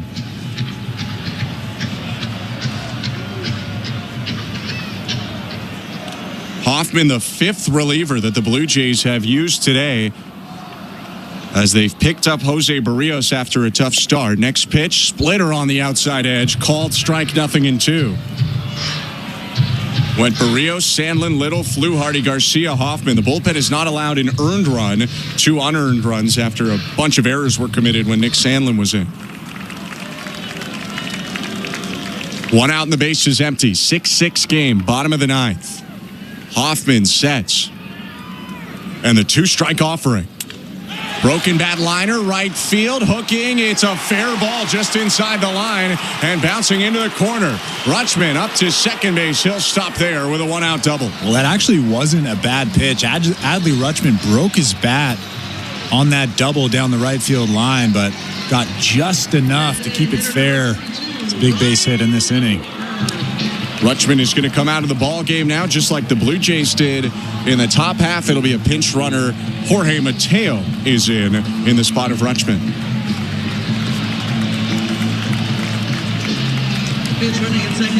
Mateo, a ton of speed. He can steal bases. Not sure they'll risk that in this situation, but he represents the winning run with Ryan O'Hearn at the plate. A single to the outfield should win it for the Orioles. Right on left, Hoffman in the set and the pitch. Slider high, ball 1.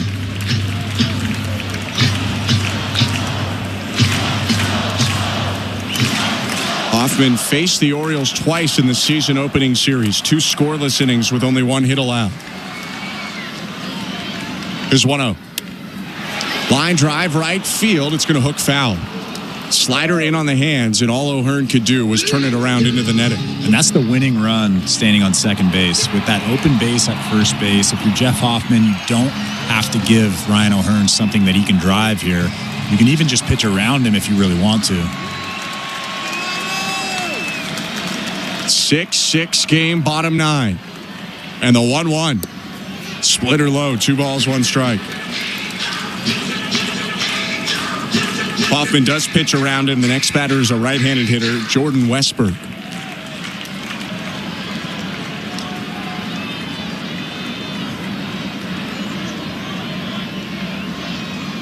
The 2-1. Called strike. Splitter right at the knees, 2-2. That's a great pitch in that situation. A fastball count, you're behind in the count, and then you just flip in that split finger. A great pitch.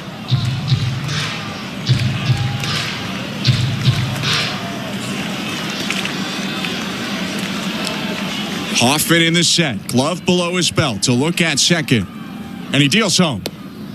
outside at 98. Just got a little run on that fastball, and it ran away from the zone. 3-2. Little too much run, little too much life on that fastball. It's a 4-seamer, but it acts like a 2-seamer with that natural arm side movement. Hoffman cupping his ear to hear the sign. Now he comes set. Full count, 1 out, winning run on second.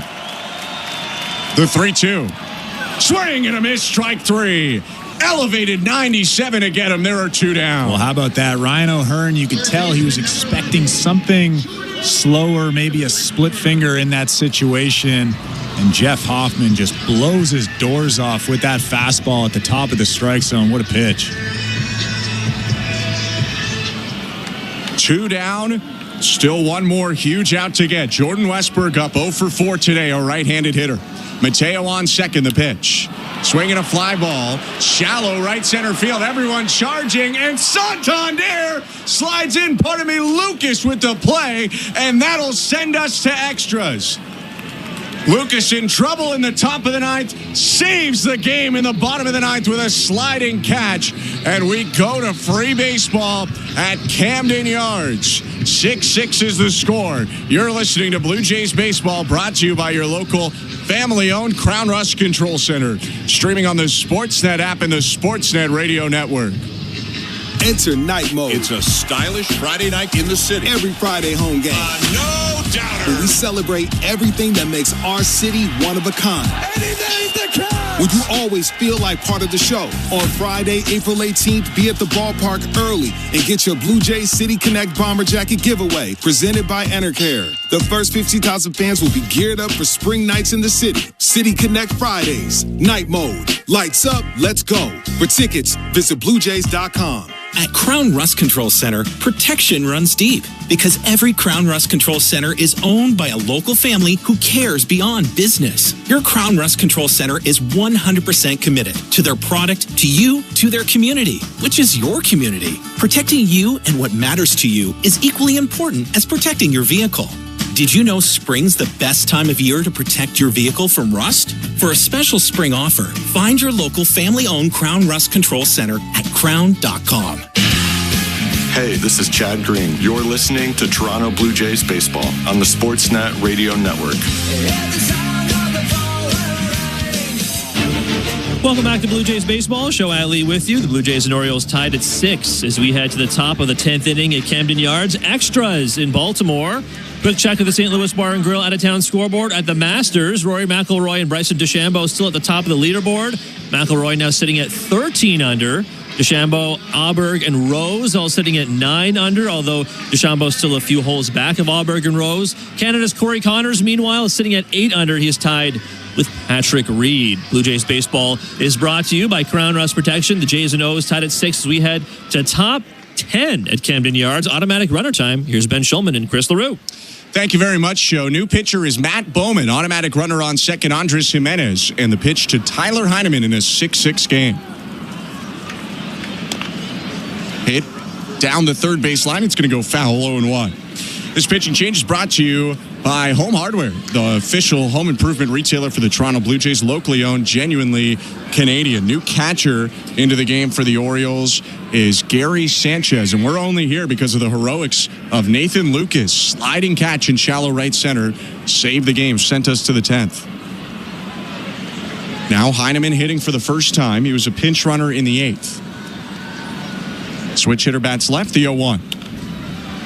Hit to left field, a looper in foul territory. Long run for Westberg, the third baseman. It evades him, gets down in foul territory. It's 0-2.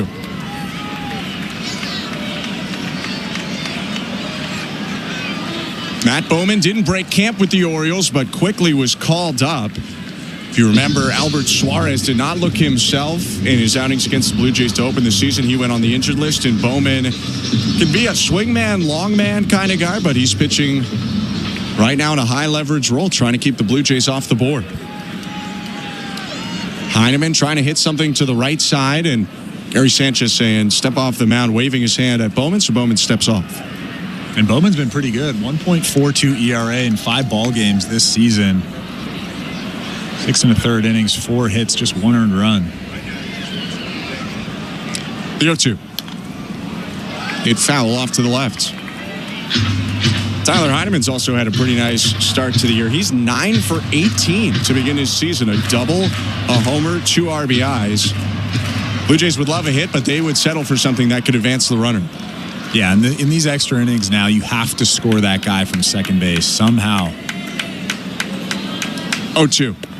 High, 1 ball, 2 strikes. Good take there. Tough fastball just above the strike zone. That was Bowman's sinker, his main pitch. Throws a sweeper, a cutter, and a splitter. Splitter is a pitch he'll use against guys batting left like Heineman right now. The 1-2. High and outside with a cut fastball. 2 balls, 2 strikes. They're trying to elevate there with that cut fastball. You can see Gary Sanchez set up at the top of that strike zone. Bowman left it arm side high. Good take from Tyler Heineman.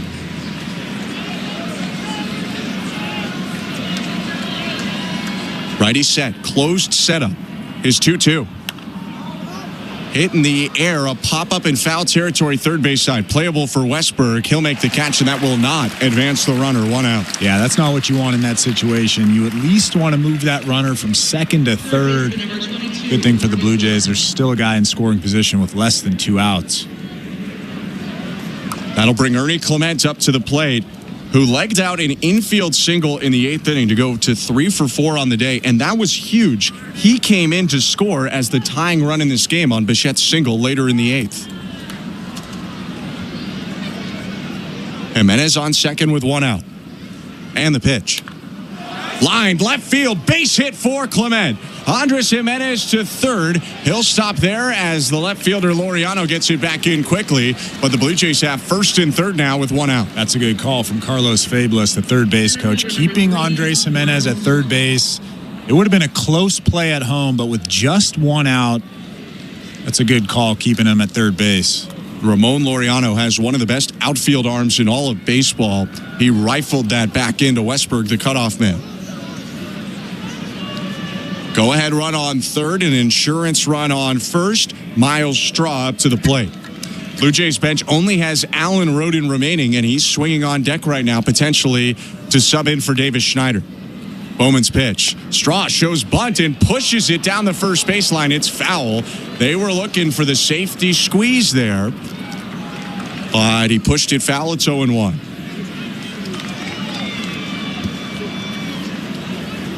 That ball pretty hard. Ryan Mountcastle almost caught that in the air. If he reached that arm out, it would have been close. Straw just trying to get it as far away from home plate as possible. We'll see if they do that again. It's kind of a surprise play, likely not to repeat it. Clement on first, Jimenez on third. A lot of speed. 0-1 to Straw. Swing and a line shot foul right side. 0-2. Now with 2 strikes, you really have to concentrate on cutting down that swing and putting that ball in play somewhere on the ground. Score that run from third. Straw is a tough guy to double up. You can hit a fly ball, you give the Blue Jays a lead. A ground ball to the right spot, you do the same. Base hit works too. Step off and throw over to first, and Clement just back in time. Head first dive into the bag. I wouldn't be shocked if the Orioles take a look at this. That was close. Yeah, you have to be smart over there if you're Ernie Clement. Even if you're trying to steal second base, he gets caught leaning. And that is a close play over there at first base. Like you said, I'd be shocked if the Orioles don't take a look. I think he's safe, though. The Orioles are going to challenge. With 1 out and runners on first and third, this is massive. Call on the field is safe, and that is a big part of this. They need to be 100% sure if they're going to overturn it. Clement took 1 step the wrong way, like you said, dove back in. If this were overturned, it would really do a lot of damage to the inning. It would be 2 outs and just a runner on third. And that can't happen, especially against a right-handed pitcher. You can't get caught leaning. I mean, we've seen that slow motion replay a couple of times. I think he's still safe, but it's a close play over there at first base. I'm not sure I see enough to overturn that call, but as we've said many times, there are angles that they have that we don't have, looks and things they can do that we can't. Clement waiting at first base, and here's the call. call on the field stands. The runner is safe. Baltimore will lose their challenge. I think it's one of those plays that probably stands regardless of the call on the field. And because the call on the field was safe, Ernie Clement is safe. The Blue Jays dodge a bullet. Some warm-up tosses for Bowman, just getting the feel back after that delay. And now we'll get back underway. Miles Straw facing a no-ball, 2-strike count.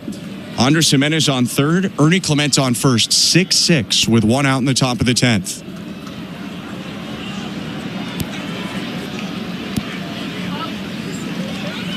Bowman sets, glove at his chest. The 0-2. Hit on the ground weakly to third base. Jimenez charging home. He'll score. Throw on to first. Not in time. RBI infield single. Miles Straw. Clement up to second. And the Blue Jays are up 7-6. How about that hit right there? Miles Straw motoring down that first baseline. Not how you draw it up, but the Blue Jays obviously will take that base hit from Miles Straw. A swinging bunt, one of a couple infield hits today for the Blue Jays, but you put the ball in play, good things happen, and the Blue Jays have a speedy, contact-oriented team. It worked out for them there. So Andres Jimenez in to score, and it'll be a pinch hitter for the Blue Jays. Davis Schneider out of the game, Alan Rodin into it. Last guy off the Blue Jay bench. Drew French having a mound meeting right now with the pitcher Matt Bowman. You can kind of look at this as a two-pronged substitution. Not only do you get the platoon advantage with the left-handed hitting Alan Rodin facing a righty pitcher, but you probably defensively go to Rodin over Schneider in left field to end the game anyway, so you get to do a couple things with one substitution. I like this matchup right here. Alan Rodin hits righties well. He was 2 for 4 in yesterday's ball game, seeing the ball well now, putting some good swings on some baseballs. Blue Jays have scored 4 runs unanswered after trailing 6-3 going into the 8th, but they'd love one more. Looks like Jeff Hoffman is still going to be in this ball game as he waits in the dugout. Here's the pitch to Alan Rodin. It's a called strike. First and second, 1 out. Clement on second, Straw on first. Both of them burners.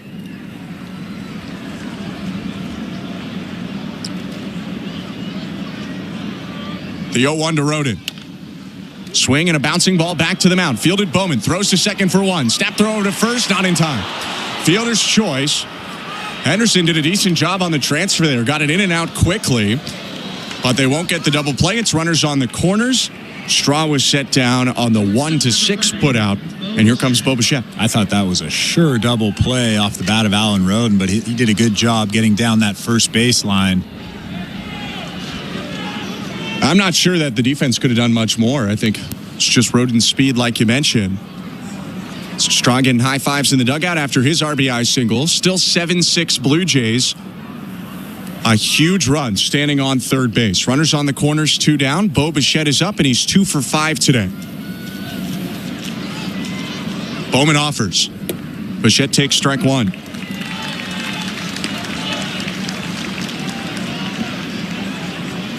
Bichette, one of the big reasons that we're here right now. RBI single in the 8th, tied the game at 6.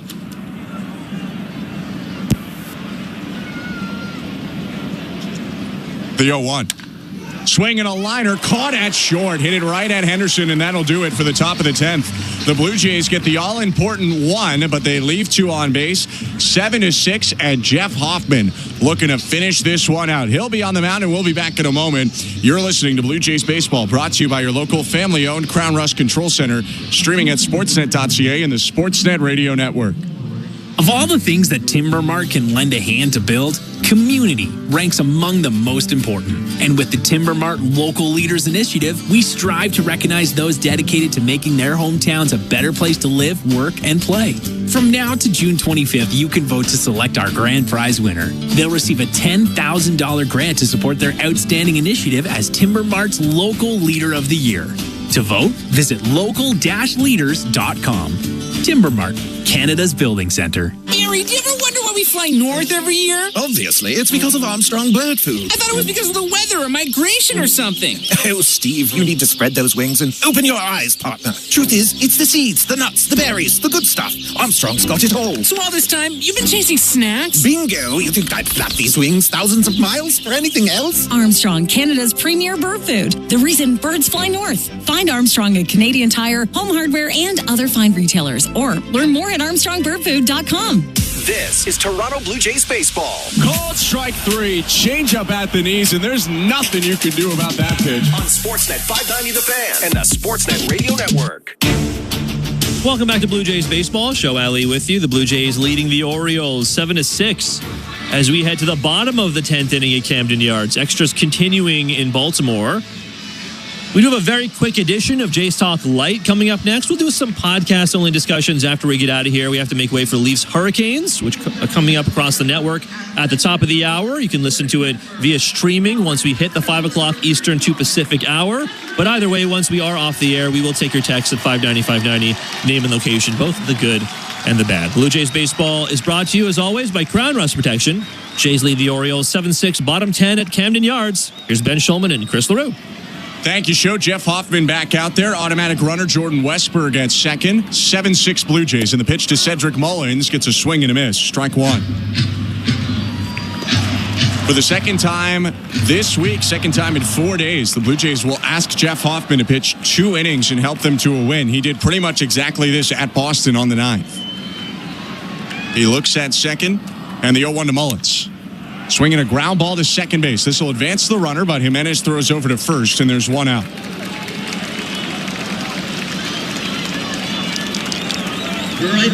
So the tying run is now on third base with only one out. And if you're Jeff Hoffman, you're looking to punch out Tyler O'Neill. Yeah, obviously you don't want to put the go-ahead run on first base and Tyler O'Neill, but ideally you either want to pop up to the infield or you want a strikeout in this situation. Infield in. Hoffman's pitch. Swing and a miss. Strike one. Good start as he got him to whiff at the slider. And now you really have to expand the strike zone. Like I said, the best pitch to throw in this situation, I've said this a few times already this season, is a fastball elevated. The 0-1. Fouled back 99 outer third. Nothing in 2. Not the location you wanted. That fastball is right down the middle. But Jeff Hoffman has a little bit more zip than most, so it missed the barrel of Tyler O'Neill.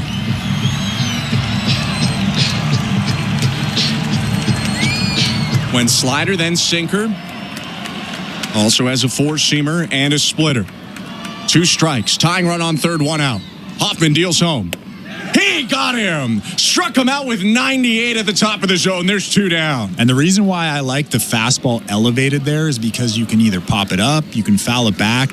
But the reason why I like throwing it is there's no chance really of a wild pitch or a pass ball with a ball in the dirt on a slider or on a split finger.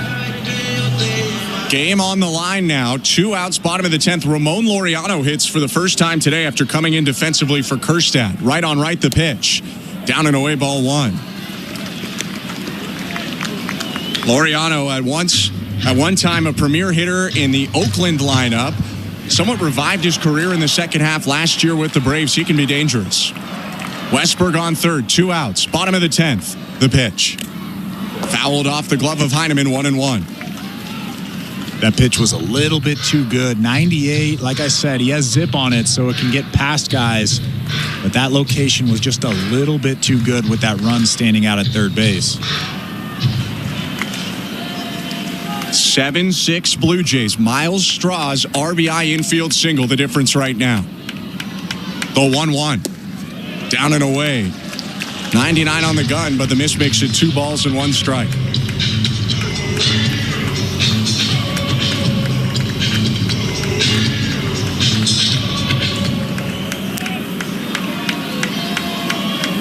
Westberg leading off in foul territory off third. 2 outs. The 2-1 pitch to Laureano. Swing and a miss. Just challenged him with 97. It's 2-2. Throw that pitch again. A little bit higher this time. He's got that life on the fastball that Chris talks about so much, though. He gets guys to swing and miss at fastballs in hittable locations. got that extra gear. As soon as it hits the dirt, it's almost like it speeds up a little bit. 2 balls and 2 strikes. 2 outs. Hoffman waves off a couple pitches. Now he nods. Tying run on third. Bottom of the 10th. Hoffman kicks and deals.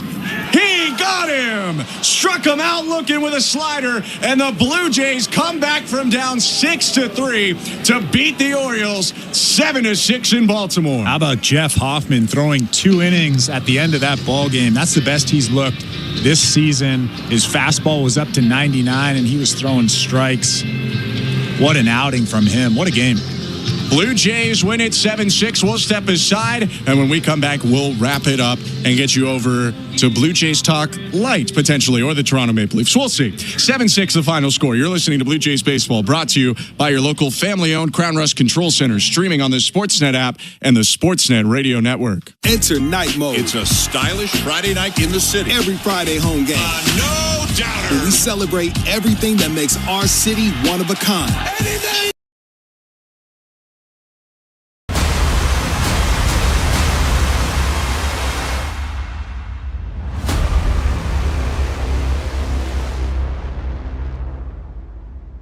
Cheers, baseball fans. Thank you so much for hanging out with us during the Blue Jays game today. Now's the time. I just had to stop the show during our commercial break and say thank you. We appreciate you being here, hanging out with us. And we're doing big things with SickKids Hospital in Toronto. Right now, we are getting ready for our Playoff Pulse campaign. We are live for our Playoff Pulse campaign, celebrating the NHL and NBA playoffs. And remember, last October, we did every game of the MLB playoffs, and we're going to do it again, hopefully this year, with our Blue Jays in the hunt for that beautiful trophy in October or November, depending on when the series ends. Thank you so much for hanging out with us. Thank you for supporting our mission to support SickKids Hospital and the great work that they do at that amazing place in our home, downtown Toronto. We'll see you back in the chat. Cheers, Insiders. Let's go, Blue Jays.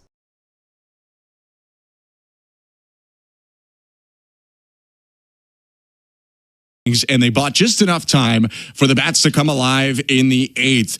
3 hits in a row to start that inning. 4 total, scored 3 runs. The Blue Jays would take it to the 10th, and it got a little bit ugly, but Miles Straw with an infield single to third cashed in the go-ahead run. The good news for the Blue Jays was they had Jeff Hoffman to close it out. He pitched a scoreless 9th to get the Blue Jays to extras, and then, of course, he stranded the automatic runner in a scoreless 10th and pitched Toronto to a win. Second time in a week that he has thrown 2 innings, including a winning inning in the 10th in extras to lock one up for the Blue Jays. The final score, 7-6 Toronto. 7 runs on 16 hits. 2 errors that looked like it would burn them earlier, but they overcame it. 6 runs on 9 hits for the Orioles. No errors. Blue Jays left 10 on base, although they hit over 300, well over it with runners in scoring position. The Orioles left 8 on base. 0 for 13 was Baltimore with runners in scoring position. The win today goes to Jeff Hoffman in relief. He's 2-0. Matt Bowman picks up the loss in a game that took 3 hours and 24 minutes in front of 27,193. The Blue Jays pick up the win. They're now 9-7. The Orioles still struggle to get anything going. They have not won in consecutive games this season. They are now 6-9. For our producer, Nick Blackmore, our technical director, Tom Young, our host, Show Ali, and my partner, Chris LaRue, I'm Ben Schulman. Thank you so much for tuning in, and it's time for Blue Jays Talk with Show Ali and Julia Kreutz. It starts right now.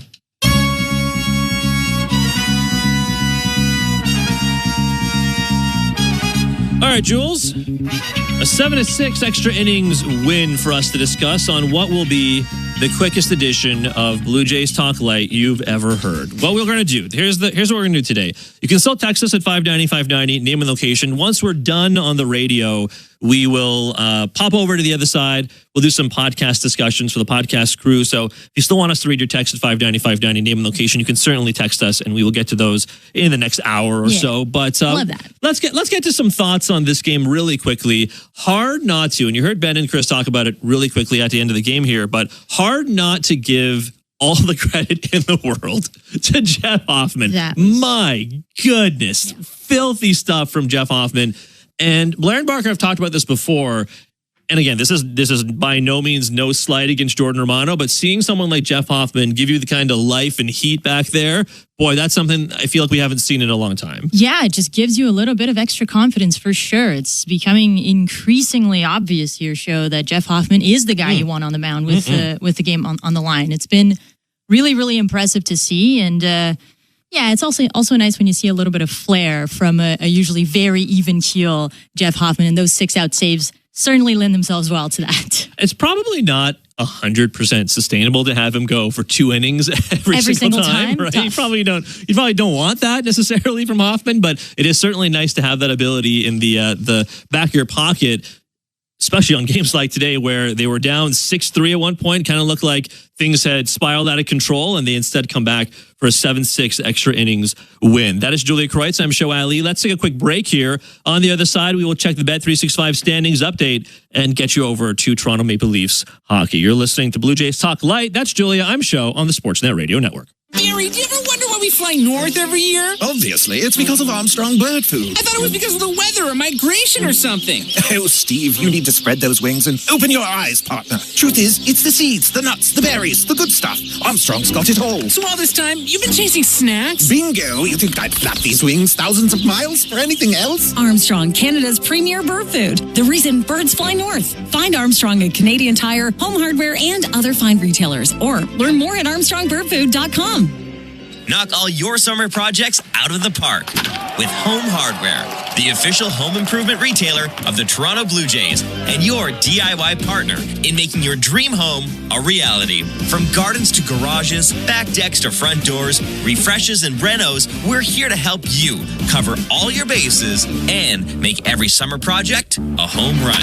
Visit any of our 1,000+ home hardware and building center locations where we're proud to be locally owned and genuinely Canadian. At Crown Rust Control, protection runs deep because every Crown Rust Control Center is owned by a local family who cares beyond business. Your Crown Rust Control is 100% committed to their product, to you, to their community, which is your community. Protecting you and what matters to you is equally important as protecting your vehicle. Did you know spring's the best time of year to protect your vehicle from rust? For a special spring offer, find your local family-owned Crown Rust Control Center at crown.com. The countdown is on. Are you ready? For the Stanley Cup playoffs on Sportsnet. Strap yourselves in for the best ride in sports. Feel the intensity rise. It's time to turn things up a notch. Be here for all the drama, where one shot, one save, one moment can decide everything.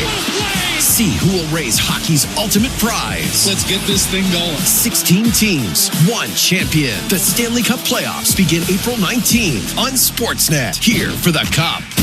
One of the best in the game at receiving the ball. He's about as good of a strike zone controller as the Blue Jays have.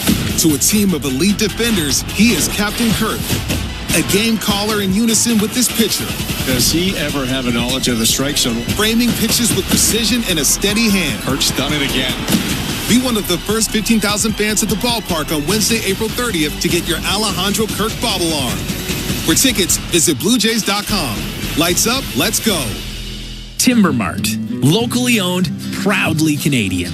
Your home team advantage with the right materials and the right price. Project know-how that's brought together a wealth of plans and solid advice. Trust your team at your locally owned Timber Mart. Timber Mart always has plans to help you with your plans. Your home, your cottage, your garage, whatever needs your attention first, check the most visited spot on our website for ready-to-order plans to get the job done with Canada's Building Center. Visit timbermart.ca. This is Toronto Blue Jays baseball. Next pitch, Moniak takes off. It's low a ball, throw down to second. They got him! On Sportsnet 590 The Fan and the Sportsnet Radio Network. 7-6, the Blue Jays beat the Orioles to split this mini 2-game series. You're listening to Jays Talk Light, as I like to call it, here on the Sportsnet Radio Network. Show Ali, Julia Kreutz here with you for a scant few more minutes, Jules. You can text us at 590-590, name and location. So what we're going to do, again, if you missed it when we wrapped up the game, is you can still text us, again, at the People's Text Line. And we will get to all of your texts on a podcast edition of Jays Talk following us being done here in a couple of minutes, as in a couple of minutes, we will get you over to the call of the Toronto Maple Leafs taking on the Carolina Hurricanes in Carolina. But as we do have a couple more minutes here, Jules, just before we go, the hitting came through clutch in the end. It was a little tough to watch for a good chunk of what was a pretty long ball game, but they were down 6-3. They get some clutch hits to get it to 6-5. I believe it was Yenye Cano comes into the game, and then Bo Bichette. It was interesting too, Jules, because Bo yesterday, the game ends, right, with Bo striking out, essentially, stranding some runners that could have won you the game. Earlier in this game, same goes for Bo. Again, he comes up in a big spot, does not cash in the runs. And I mean, we were getting texts, and we'll get to it on the podcast edition of Jays Talk today. But, you know, I think there were a lot of texts saying Bo was unclutch and, you know, he's not going to come through. And then right on cue, as many of these texts were coming in the eighth inning, top of the eighth, Bo catches in what was the game-tying run that eventually sends the team to extras. Good stuff from him today. Yeah, I don't want to hear anyone else saying that Bo Bichette is a sure out. Sorry to our texter when it comes to that situation. The truth is that he's been doing it, and he's been doing it in the seventh inning or later, and that is, again, what we saw from him today show vintage Bo Bichette, just really classic Bo Bichette to get that hit there. 2 strikes, he changes his approach a little bit. He changes his mechanics a little bit. Slider that just clips the bottom of the zone, and it's a line drive. Just really Bo at his best. This is what he does well here. Obviously a huge one for the Blue Jays to tie that game up in the eighth.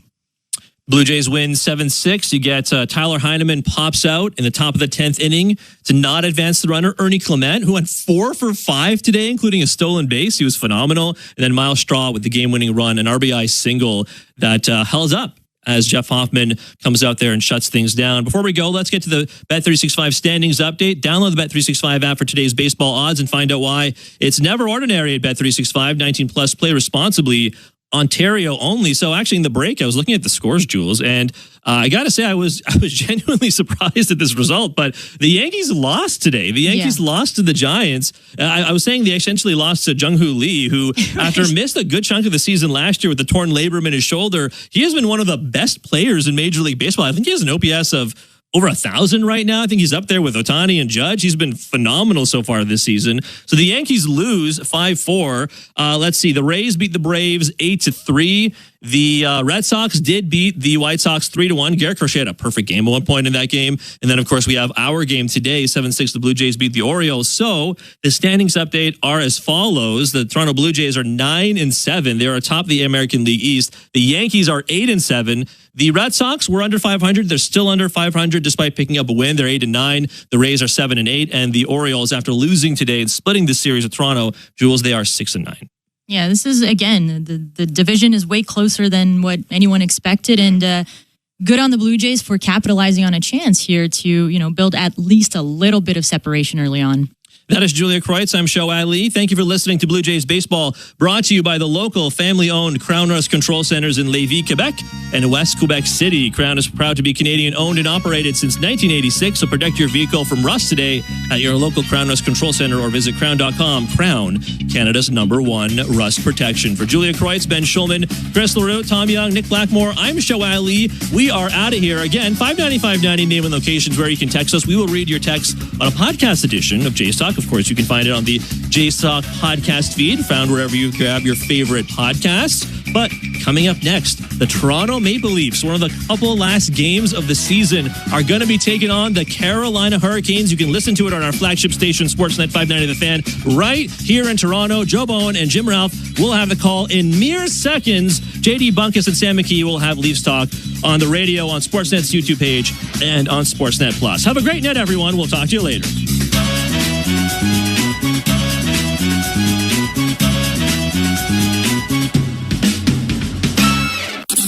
Major League Play-by-Play is now on Sirius XM Radio and online with the Sirius XM app. Why do I love calling this game? Calling this game. Calling this game. Calling this game. Why do I love calling this game? It's because I get a chance to bring some joy into people's lives. Anything can happen on a baseball field. We've got a new game. It's perfectly unscripted theater. Everybody on their feet. Because you never know what you're going to see on a given day. Vladimir Guerrero Jr. just walked it off. There's just something about baseball on the radio. Something about the way wood hits leather. A swing and a drive to deep left center. The way leather hits dirt. And he made the play.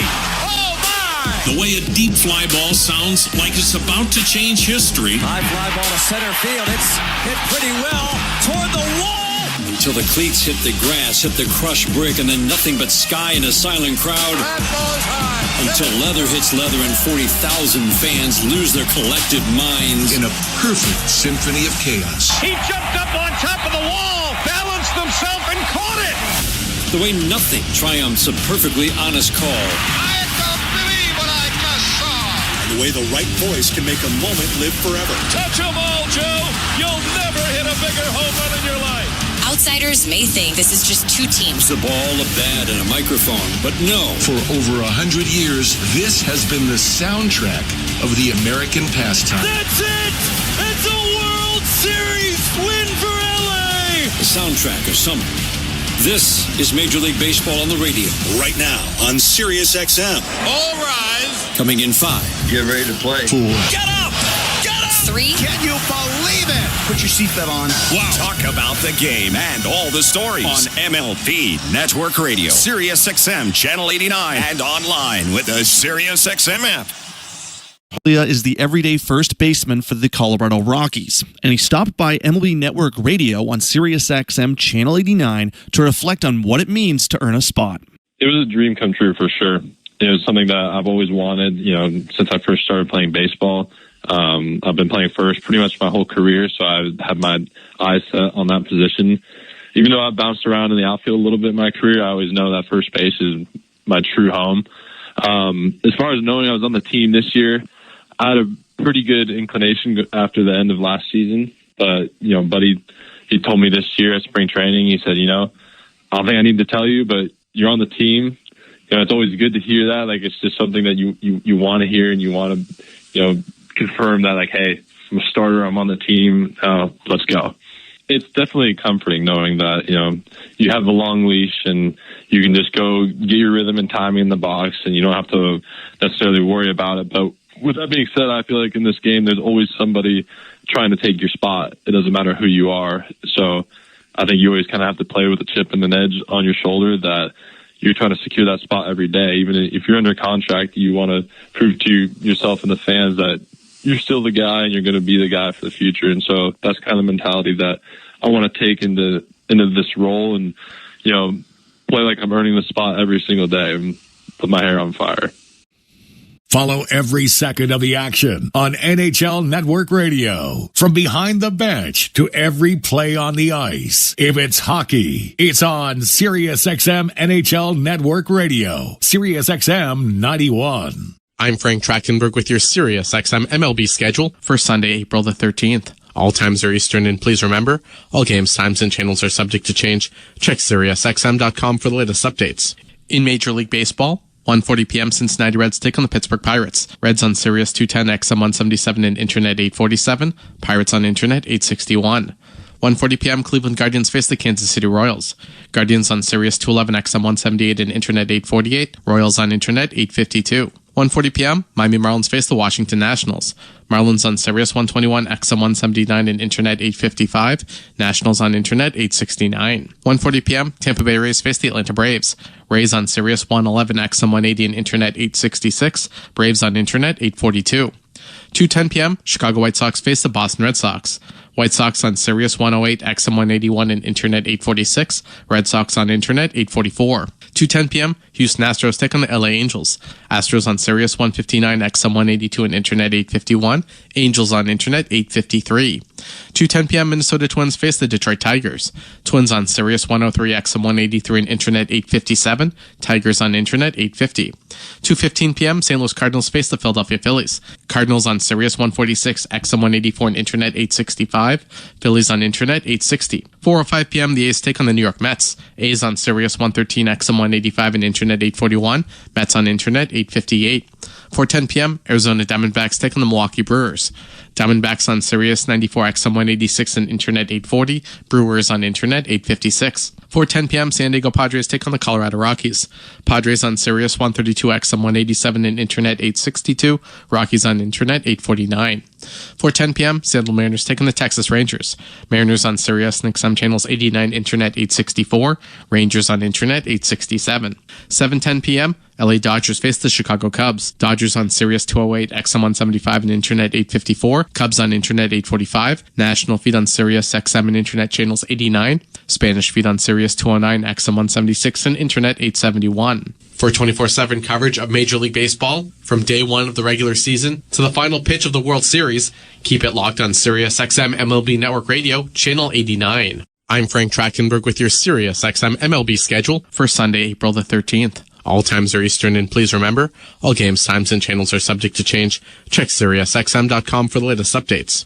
In Major League Baseball, 1:40 p.m. Cincinnati Reds take on the Pittsburgh Pirates. Reds on Sirius 210, XM 177 and Internet 847. Pirates on Internet 861.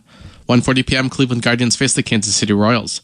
Guardians on Sirius 211, XM 178 and Internet 848. Royals on Internet 852. 1:40 p.m. Miami Marlins face the Washington Nationals. Marlins on Sirius 121, XM 179 and Internet 855. Nationals on Internet 869. 1:40 p.m. Tampa Bay Rays face the Atlanta Braves. Rays on Sirius 111, XM 180 and Internet 866. Braves on Internet 842. 2:10 p.m. Chicago White Sox face the Boston Red Sox. White Sox on Sirius 108, XM 181 and Internet 846. Red Sox on Internet 844. 2:10 p.m. Houston Astros take on the LA Angels. Astros on Sirius 159, XM 182 and Internet 851. Angels on Internet 853. 2:10 p.m. Minnesota Twins face the Detroit Tigers. Twins on Sirius 103, XM 183 and Internet 857. Tigers on Internet 850. 2:15 p.m. St. Louis Cardinals face the Philadelphia Phillies. Cardinals on Sirius 146, XM 184 and Internet 865. Phillies on Internet 860. 4:05 p.m. The A's take on the New York Mets. A's on Sirius 113, XM 185 and Internet 841. Mets on Internet 858. 4:10 p.m. Arizona Diamondbacks take on the Milwaukee Brewers. Diamondbacks on Sirius 94, XM 186 and Internet 840. Brewers on Internet 856. Hear it all on demand. Your favorite shows, your favorite games. Don't miss a second of your favorite SiriusXM programming on demand with the SiriusXM app. Download it now for free. The Pirates' Paul Skeens had a magnificent first season in MLB, and now on SiriusXM MLB Network Radio, host Jim Duquette was on to talk about how we should be ready for his second year. Sandy Alcantara, the former Cy Young Award winner, coming back after missing last year with Tommy John surgery. Tarek Skubal and Blake Snell squaring off in L.A. late this afternoon on the East Coast, and that's three Cy Young Awards between the two of them. That's the second. That's like the undercard, right? Is like Skeens Alcantara, and then Skubal Snell almost feels like the undercard, which is weird to say, seeing as they have three times as many awards as that duo. I don't know. Like I feel like we brought up Skubal Snell the other day, and that's kind of the first conversation we'd had about it, but like I've known for a long time that it was going to be Skeens Alcantara. That seems to be the one that I think everybody's most, is it fair to say, curious about? I mean, yeah, I think obviously because Skeens wasn't on the scene last year on opening day, like all right, what's a full season of Skeens look like? How does Sandy Alcantara look? You know, a full year off of pitching, coming back from the injury. He's going to be a high trade candidate or target if he can pitch healthy through the first part of the season. I mean, I think that's pretty cool. I think you named all four of those guys. I want to look and say, all right, what is the over under of number of 100 mile an hour fastballs combined? Take those four starters, go 100 miles per hour fastballs. How many? The PGA Tour comes to life on SiriusXM. It's your destination for everything on the tour. Hear live hole-by-hole coverage and expert analysis. PGA Tour Radio, SiriusXM 92. I'm Frank Trachtenberg with your SiriusXM MLB schedule for Sunday, April the 13th. All times are Eastern, and please remember, all games, times, and channels are subject to change. Check SiriusXM.com for the latest updates. In Major League Baseball, 1:40 p.m. Cincinnati Reds take on the Pittsburgh Pirates. Reds on Sirius 210, XM 177 and Internet 847. Pirates on Internet 861. 1:40 p.m. Cleveland Guardians face the Kansas City Royals. Guardians on Sirius 211, XM 178 and Internet 848. Royals on Internet 852. 1:40 p.m., Miami Marlins face the Washington Nationals. Marlins on Sirius 121, XM 179, and Internet 855. Nationals on Internet 869. 1:40 p.m., Tampa Bay Rays face the Atlanta Braves. Rays on Sirius 111, XM 180, and Internet 866. Braves on Internet 842. 2:10 p.m., Chicago White Sox face the Boston Red Sox. White Sox on Sirius 108, XM 181, and Internet 846.